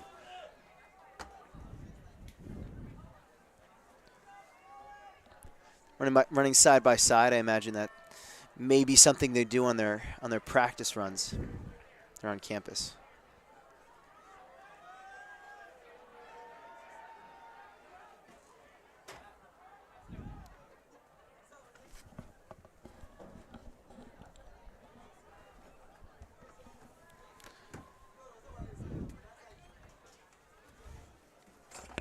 See if Wilcox may put the Jets on at some point. Drawless PR is 8 seconds ahead of the field. But that front pack of which he's a part has been pretty much stable for the past couple of laps. Yeah, absolutely.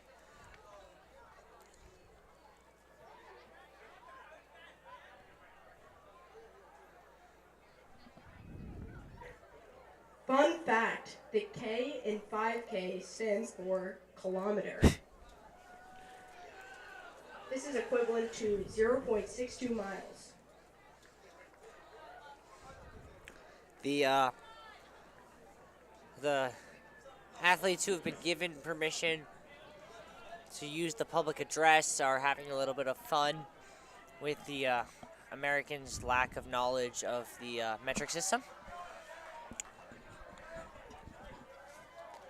Even though I've run track for a while, I just learned what a kilometer was today. The more you know. Exactly. I feel like track athletes do have a very specialized knowledge of the metric system, though. Oh, yeah. All jokes aside, I feel like I actually do interpret distances better in meters and feet. Thank you, track.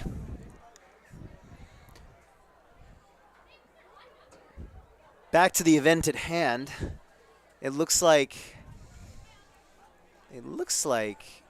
the runner McGinn from Gordon may have lost the lead, and that one of the Plymouth runners may have taken it. Yeah, I believe it's either Wilcox or Gallagher from Plymouth in the lead. I think they're actually side by side. It looks like actually Wilcox is now taking the lead. They were side by side for a little bit. Gallagher sitting on his shoulder, followed by McGinn. Matthew Lambert hanging in there, in addition to Dylan Eidelman. 7 laps to go here. I was commenting on Eidelman's shades. I think they're working well under the late afternoon sun. It's a really smart piece of equipment you wouldn't necessarily think to bring to a track meet.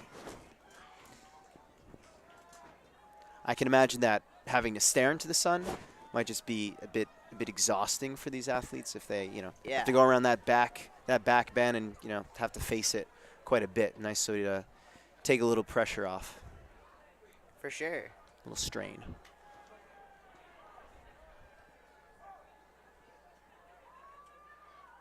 See the athletes in the infield. You could also see it as a football field, getting the warm-ups in for the 4x4, which has major implications, as we talked about before, on the men's side. Absolutely. For points. Some baton practices. Should be an exciting one. For sure.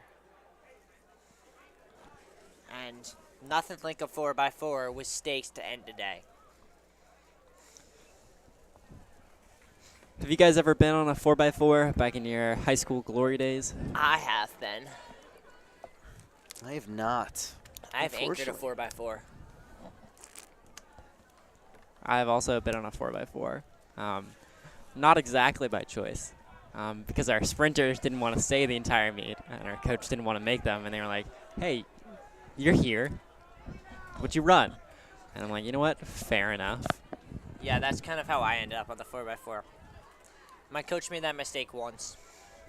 Not again. And he entrusted the anchoring role to you, no less. I mean, to be fair, that's probably the wise decision. I was the one least, I had the best hand-eye coordination of all our relay teams, so I was the one least likely to drop the baton. A safe choice to end the race. Exactly. I was always scared I'd drop the baton. It seems so simple, you're just passing it. We used to drop it so many times in practice. I think there's more of a fear on a 4x1 than a 4x. Because you're not doing blinds. Right, and I think you might worry a little bit less about getting such a heavy sprint start. Although, a 4x4 is certainly a sprint. So I think the first 4x4 pass, you worry about a drop because you're staying in lanes. But sure. After that, it's all just get the stick, go. Don't drop it. Don't waste seconds. Yep. And don't go before you get it. That is true. Don't leave the zone. Which we saw earlier. With Which team did get DQ'd? I do not. Ooh, we can actually check that now. We can. You're right. That's a good point. Looks like it was Gordon. So Gordon DNF'd. And Trinity won that if we had mentioned earlier, by a pretty resounding over 1.1 second victory. Victory. Broke 43 there. It's really impressive. Definitely. Speaking of really impressive, the pair here from Plymouth State continue to lead here as they are about to hit their final mile here. Idleman. Let's give them a run for their money, at least. Absolutely.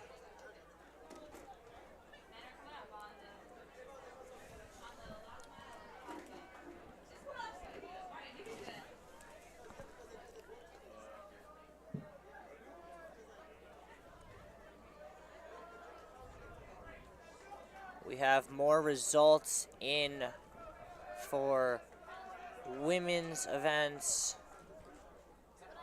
The women's pole vault is in, has extended Tufts' lead. They are guaranteed to win today's meet over MIT Tufts, or MIT Wesleyan and Company. As for the men, they still trail MIT pending the results of discus and the 4x4.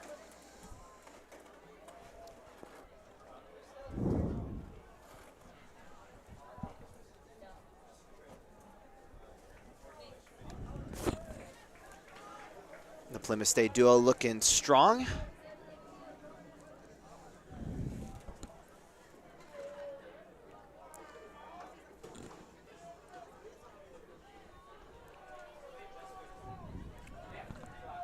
I always wonder when you see two teammates running together in a race. Do you think they talk about who might do better? Or do you think it's, is there an understanding that one of them might just be better today? Or do you think they battle it out towards the end? I don't know. That's a great question. I can't draw from personal experience on my high school team, for example. We kind of had a clear distance king, and then everyone else who followed him. But it's an interesting thing to consider. Certainly, I think they make good training partners. The ability to push themselves, like the Love and Carter combo from Conn College.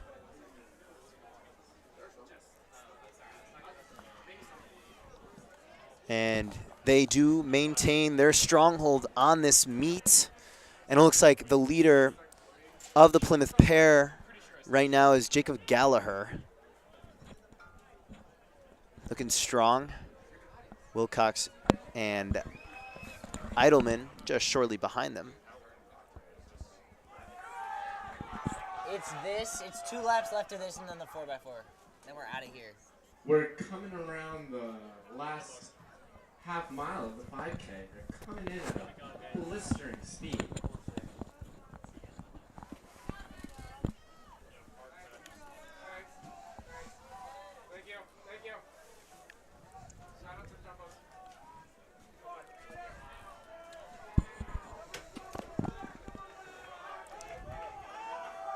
The top 3 staying fairly close.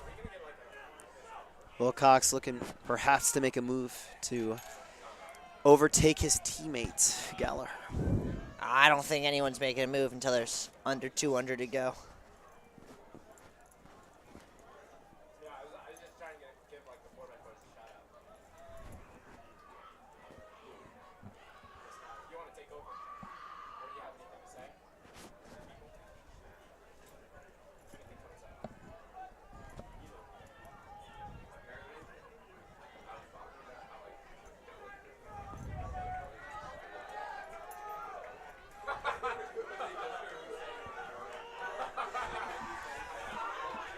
Here they come up, the bell lap.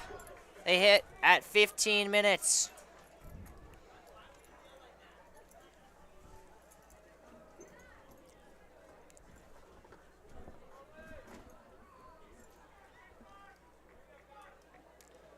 As they could look to PR here. Wilcox's PR is 16:19. Gallagher's 16:27 and McGinn's is 16:30. Yeah, I would think certainly Gallagher and McGinn are quite likely, if not Wilcox too.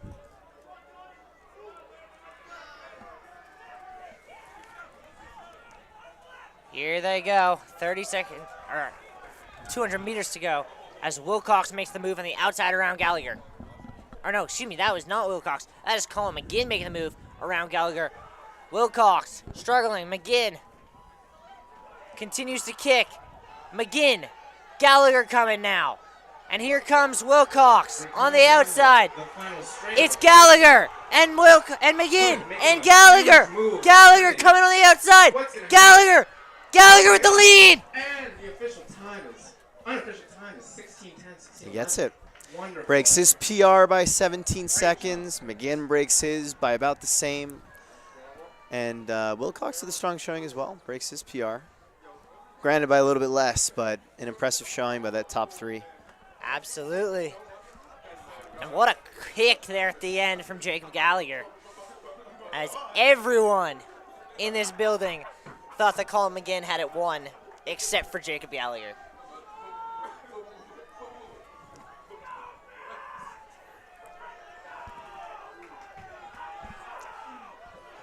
Finishing here is Matt Lambert. Very nice run for him. Only 15 seconds off of his PR. Here comes Eidelman coming in. In between those two, I believe that was... I don't know who that was who finished in between the two of them. Here comes... that is someone from Colby Sawyer. Here comes another Colby Sawyer runner.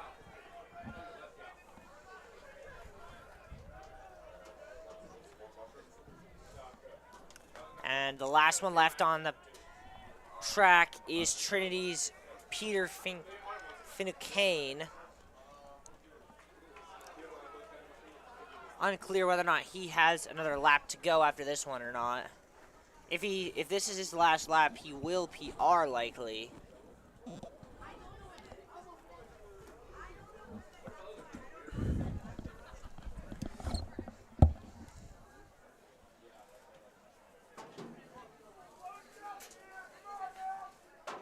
Looks as if this is his final lap. Comes into the home stretch here.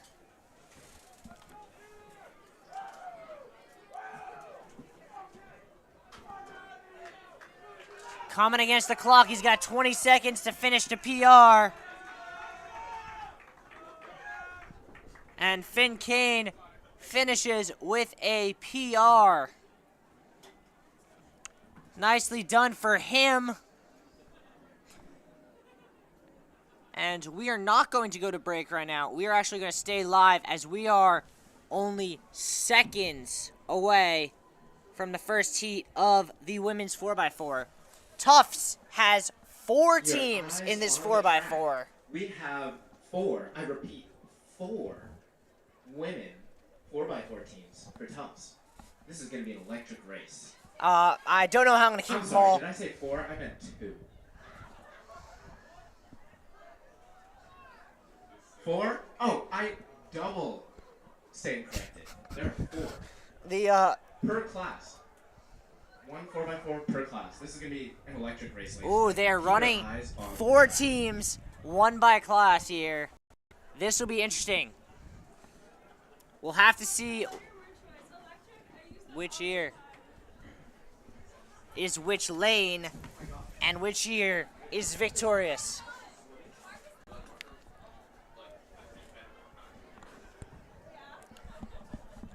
Which year is which lane? Which year is which lane?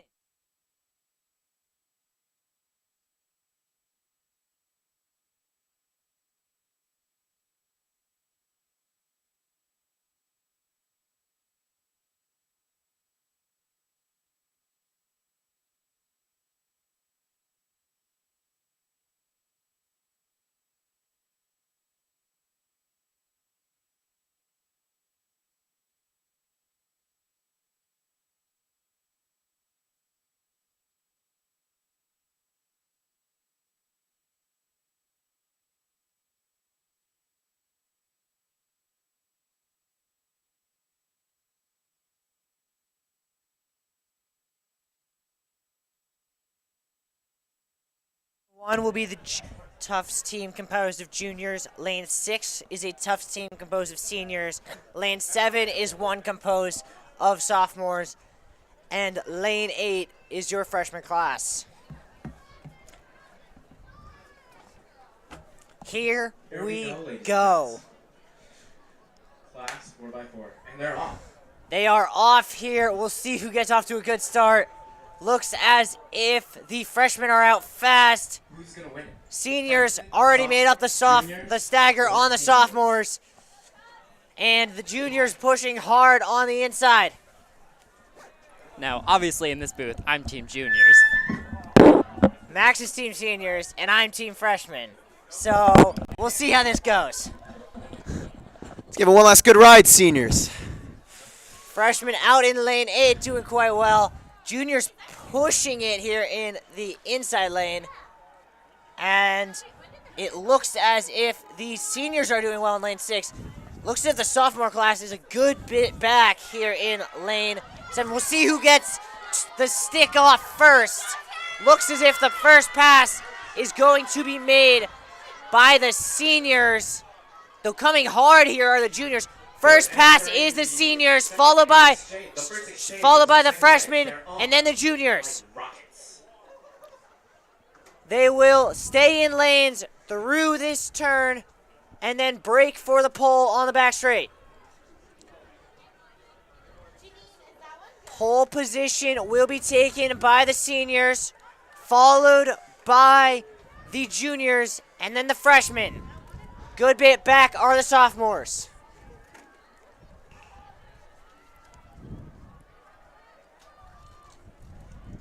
Seniors still with a bit of a lead.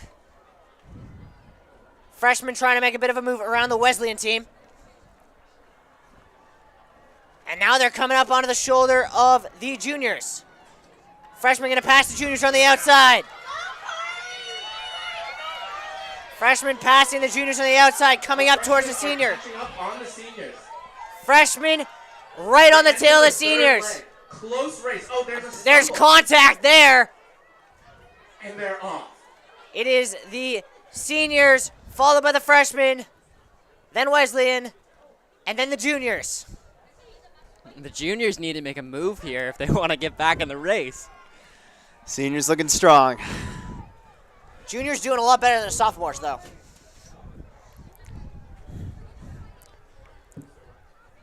As now making a move on the outside are the juniors passing the freshmen. And while this race may not have a big impact on race results, on the pride of the team, absolutely. Seniors continue to lead. Juniors and freshmen within striking distance here. The seniors are coming down the straightaway into the final leg. They're pumping the arms, lifting the legs, looking powerful. Right behind. Seniors first to hand off. Then it is the juniors. The anchor begins, and it looks like Wesleyan's going to pose the stiffest competition. It is the seniors, followed. Wesleyan's going to pass them really quickly. Wow. Wesleyan just blew by him. No longer is this just Tufts against Tufts. This is Tufts against Cardinal. But here come the juniors making some distance back on the seniors up on that backstretch.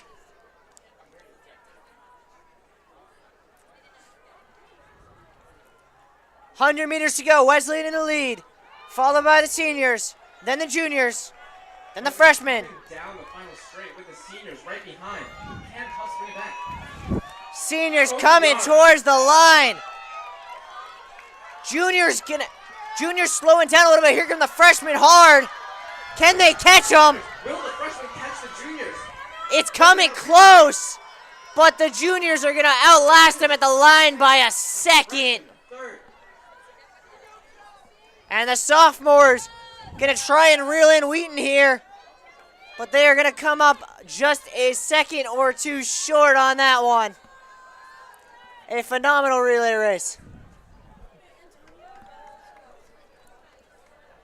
You know what? I think third is a very respectable place for the juniors.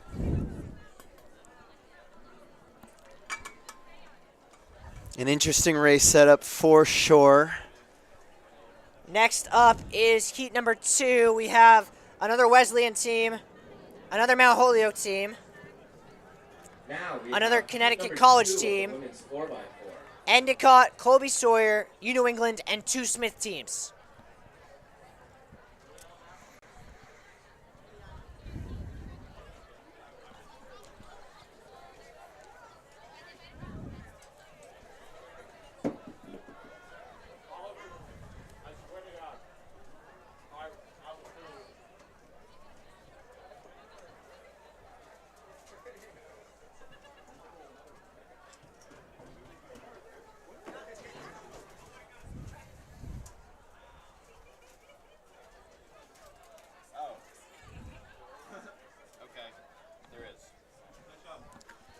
We are moments away from the start here. And for all the fun and games that one was, the men's 4x4 is for a lot of stakes, as if Tufts wins that one, they will win this meet.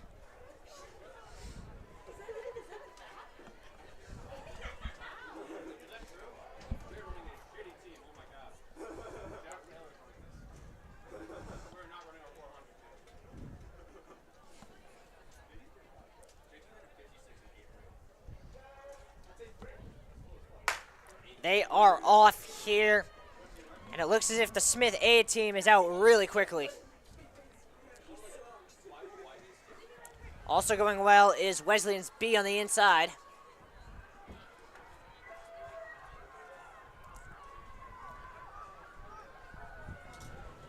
It is Smith and Wesleyan in the lead here on this first lap.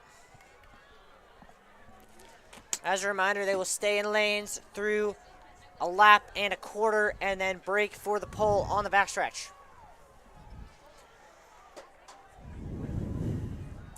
And a very quick first lap here for Smith College, as they are really pushing that pace.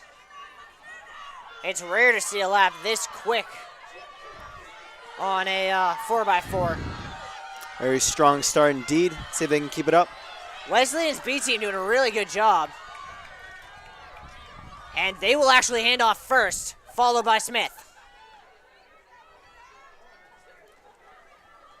And in third, it was Mount Holyoke, who are quickly trying to catch Wesleyan. But it'll be Smith first into the backstretch, and they will head for the pole.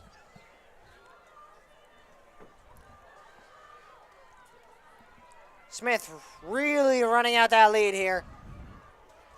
Great second leg.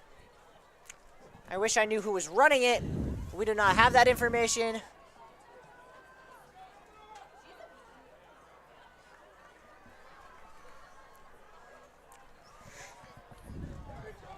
Here and now coming up onto the shoulder of Wesleyan is Connecticut College. Smith coming down the back straight into the third leg. A dominant lead for Smith thus far. Smith cans off at 2:03. They're looking to post their best time in the season. They're into the third leg. Looking good, smooth, and fast.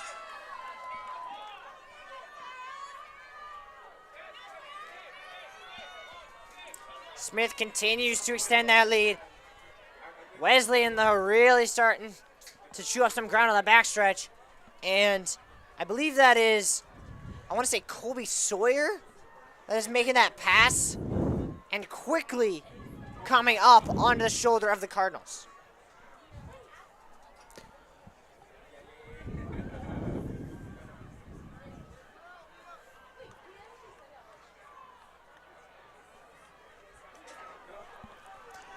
And Colby Sawyer will have to see how this plays on the straight, but looking like they're heading into second. The Wesleyan Cardinal takes a bit more of a lead.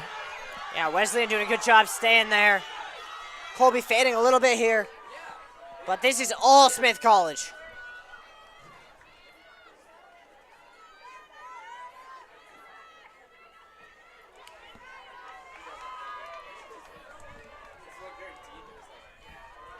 Colby Sawyer finally does make the pass around Wesleyan. It's just too much of a gap, I think, to even think about trying to catch that Smith College team. Absolutely, and as it goes with anchors, it seems like this runner is quite strong, if not the strongest, from Smith College. So it looks like they will finish out this Smith win College easily. is going to set a best on this year, it looks like. As their previous best had been 4:16, they're going to smash that.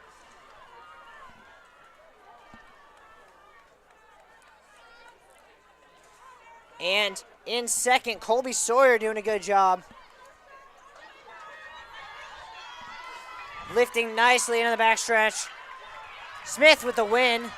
Colby's going to finish second, and coming out of nowhere, I believe that is Endicott, coming from dead last at the end of the second lap to finish third in this heat.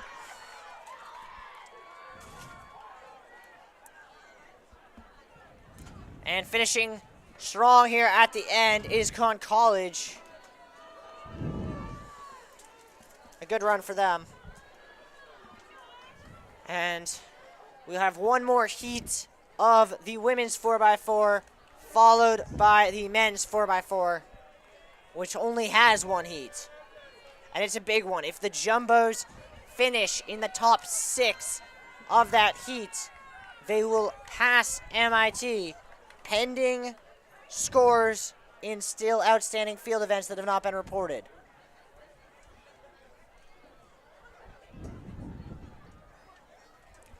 We are still waiting for results in the hammer throw. Now we are about to start the third heat of the women's 4x4.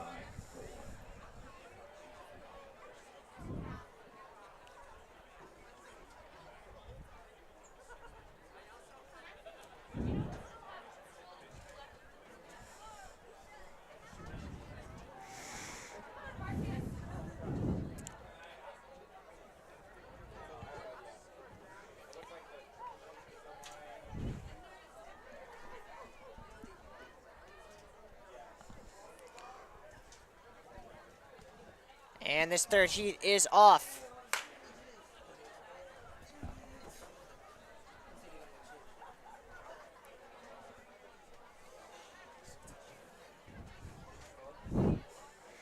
And this will just be a 2-horse race. Looks like Suffolk on the inside and UMass on the outside. Believe so. Definitely Suffolk. You may have heard the phrase, if you're not first, you're last. And this one is true. That is there true. You go.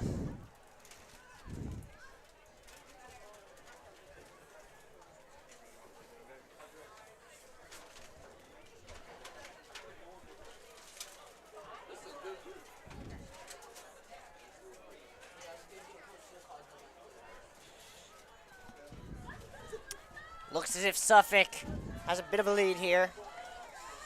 So it's Suffolk and UMass Boston in this one. Suffolk getting set to hand off. And they do. UMass also hands off.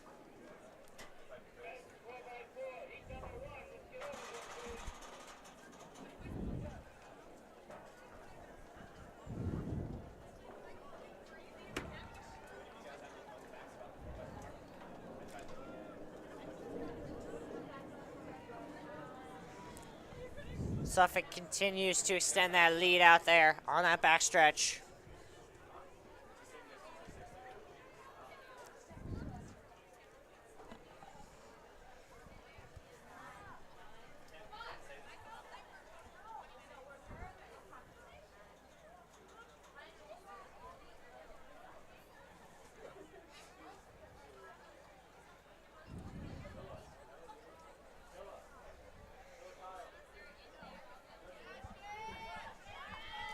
A real nice showing here from Suffolk. It's like their first time scrapping together a 4x4 team this year. Doing a good job. Yeah, absolutely.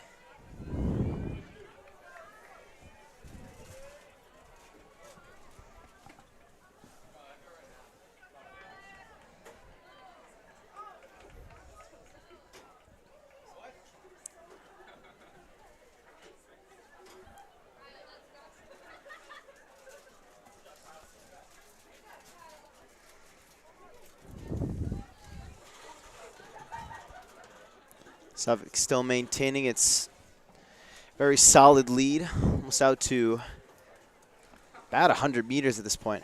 It's a big time lead here.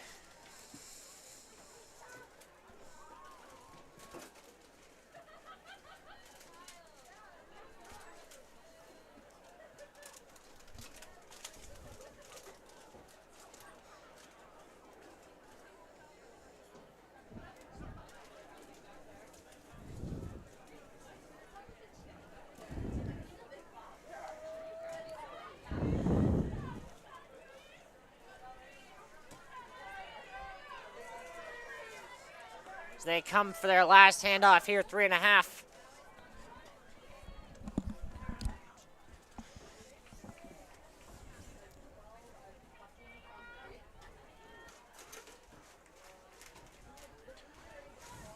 This Suffolk runner going strong.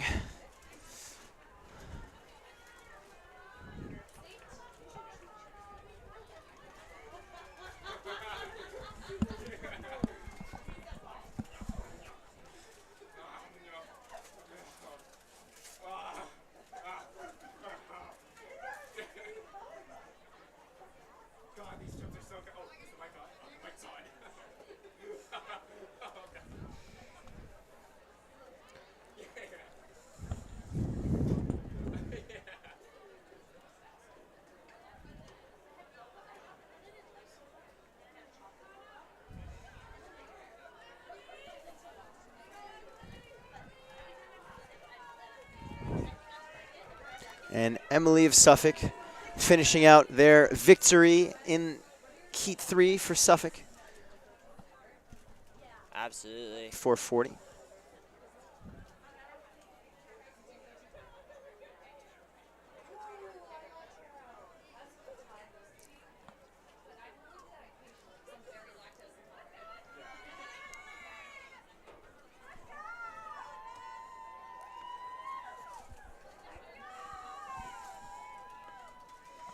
And it looks like the Beacons of UMass Boston will finish about 5:10. And now we will have our last running event of the day, the much anticipated men's 4x4, which will be run in 2 heats. Jumbo's looking for the win here.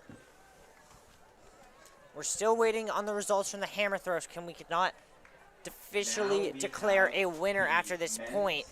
But based on the mathematics, it is more than likely that if the Jumbos were to score at least 5 points in this heat, they would win the meet overall. That would require them to finish in the top 3. Look out for the Jumbos in the outside lanes. Jumbos are in lane 8. Safe to say, the pressure is on. At least they won't be dealing with MIT in this event itself, but in spirit, they are chasing them. Absolutely. We have Josh Schwartz in lane 1. They are in lane 9 today. Kersley. Sorry, excuse me.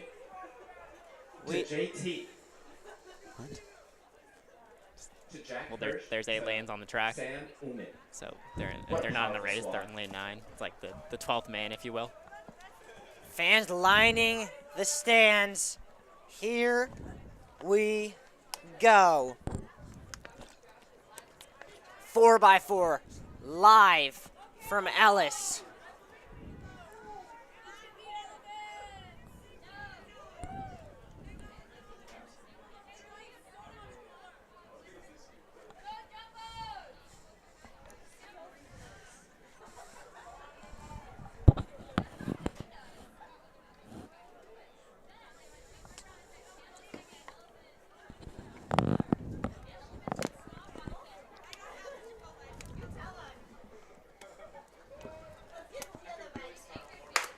And they are off here.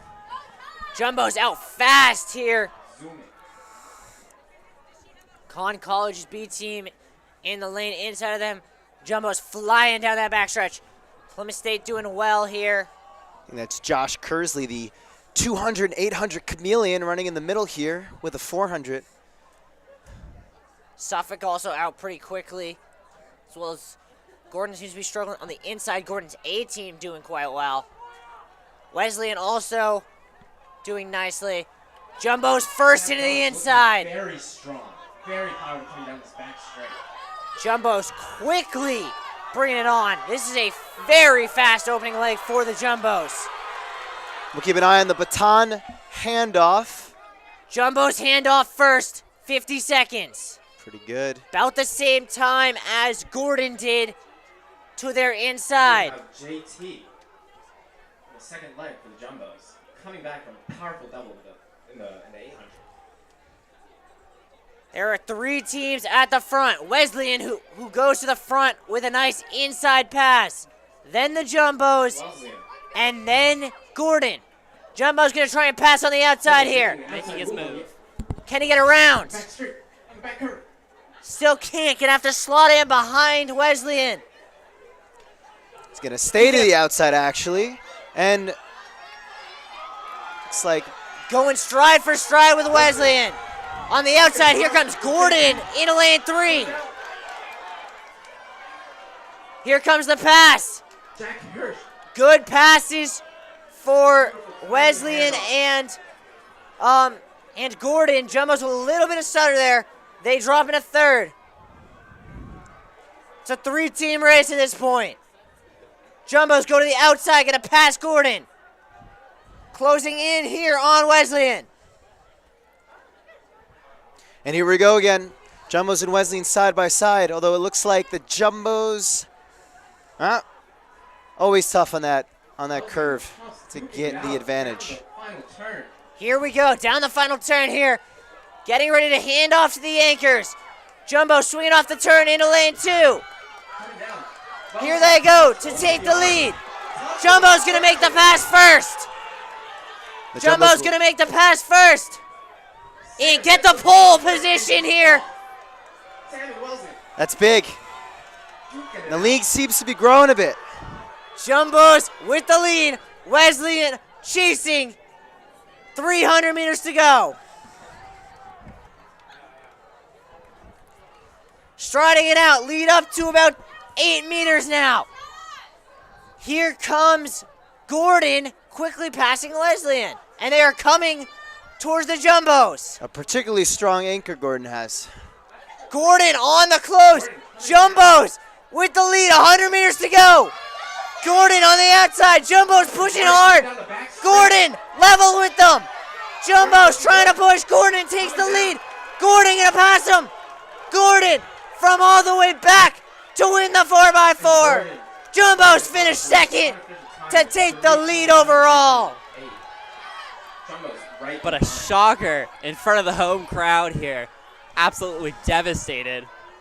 Gordon supplants and celebrates their victory.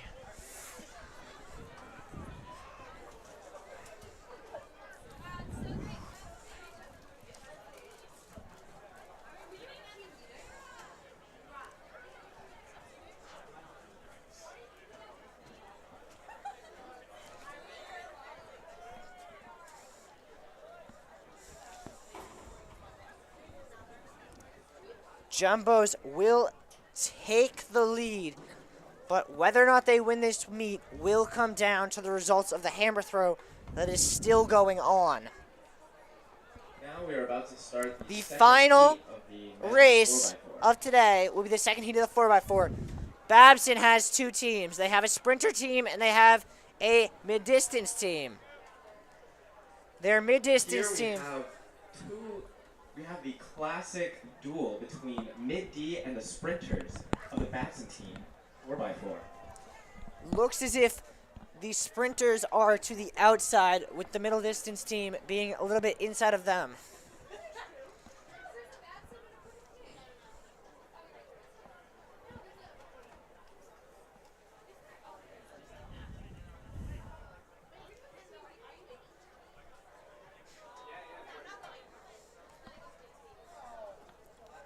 Conn College also has 2 teams in this race, as does UMass Boston, Wentworth, and Colby Sawyer.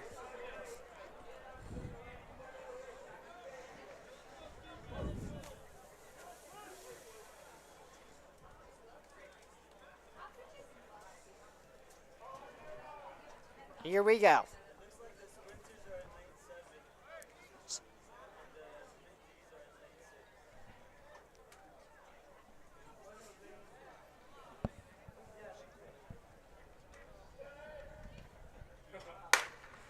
And we are off for Babson, the sprinters in lane 7, the mid-distance in lane 6. Lane 7, and the mid-distance runners are in lane 6.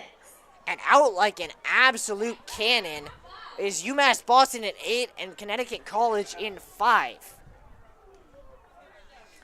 The sprinters for Babson doing a nice job here.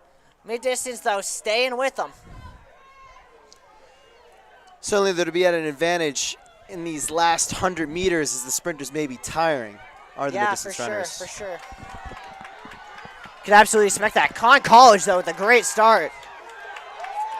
Sprinters, though, doing a good job, lifting well. Mid-distance staying with them. Everyone's in this. First handoff is Con College. Sprinters handed off before the mid-distance team. First handoff complete. And sprinters will go towards the pole. Please come to the box. Please. Mid-distance trying to roll them down here as they come around this back straight. Con College is B team, is putting on a clinic here. Their C team is getting passed here by the distance from Babson, who are starting to catch up to the sprinters. Distance definitely narrowing the gap.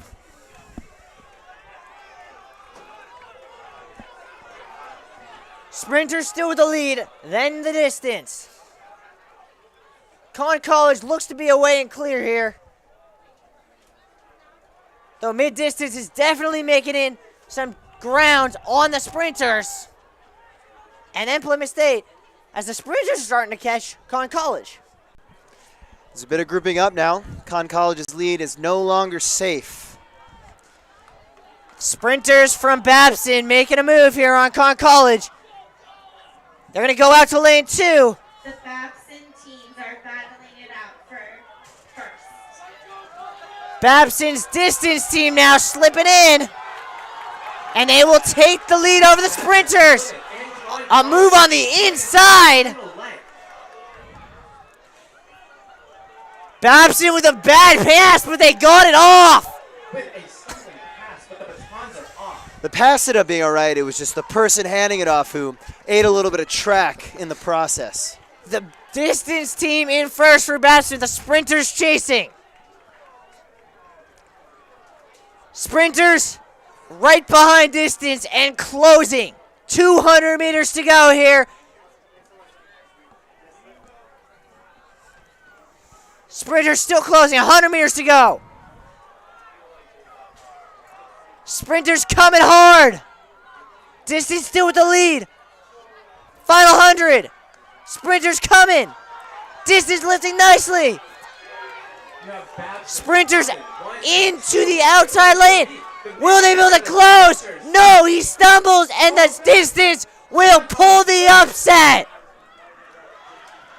Well, a little bit of a hammy pull perhaps on the Babson sprinter to finish out there. And Mid-D wins it all. Mid-D Babson, let's go. So in the battle of the sprinters versus Mid-D, it was the latter. All right, folks. Well, it has been a pleasure to be with you here at the Ellis Oval for 7 hours.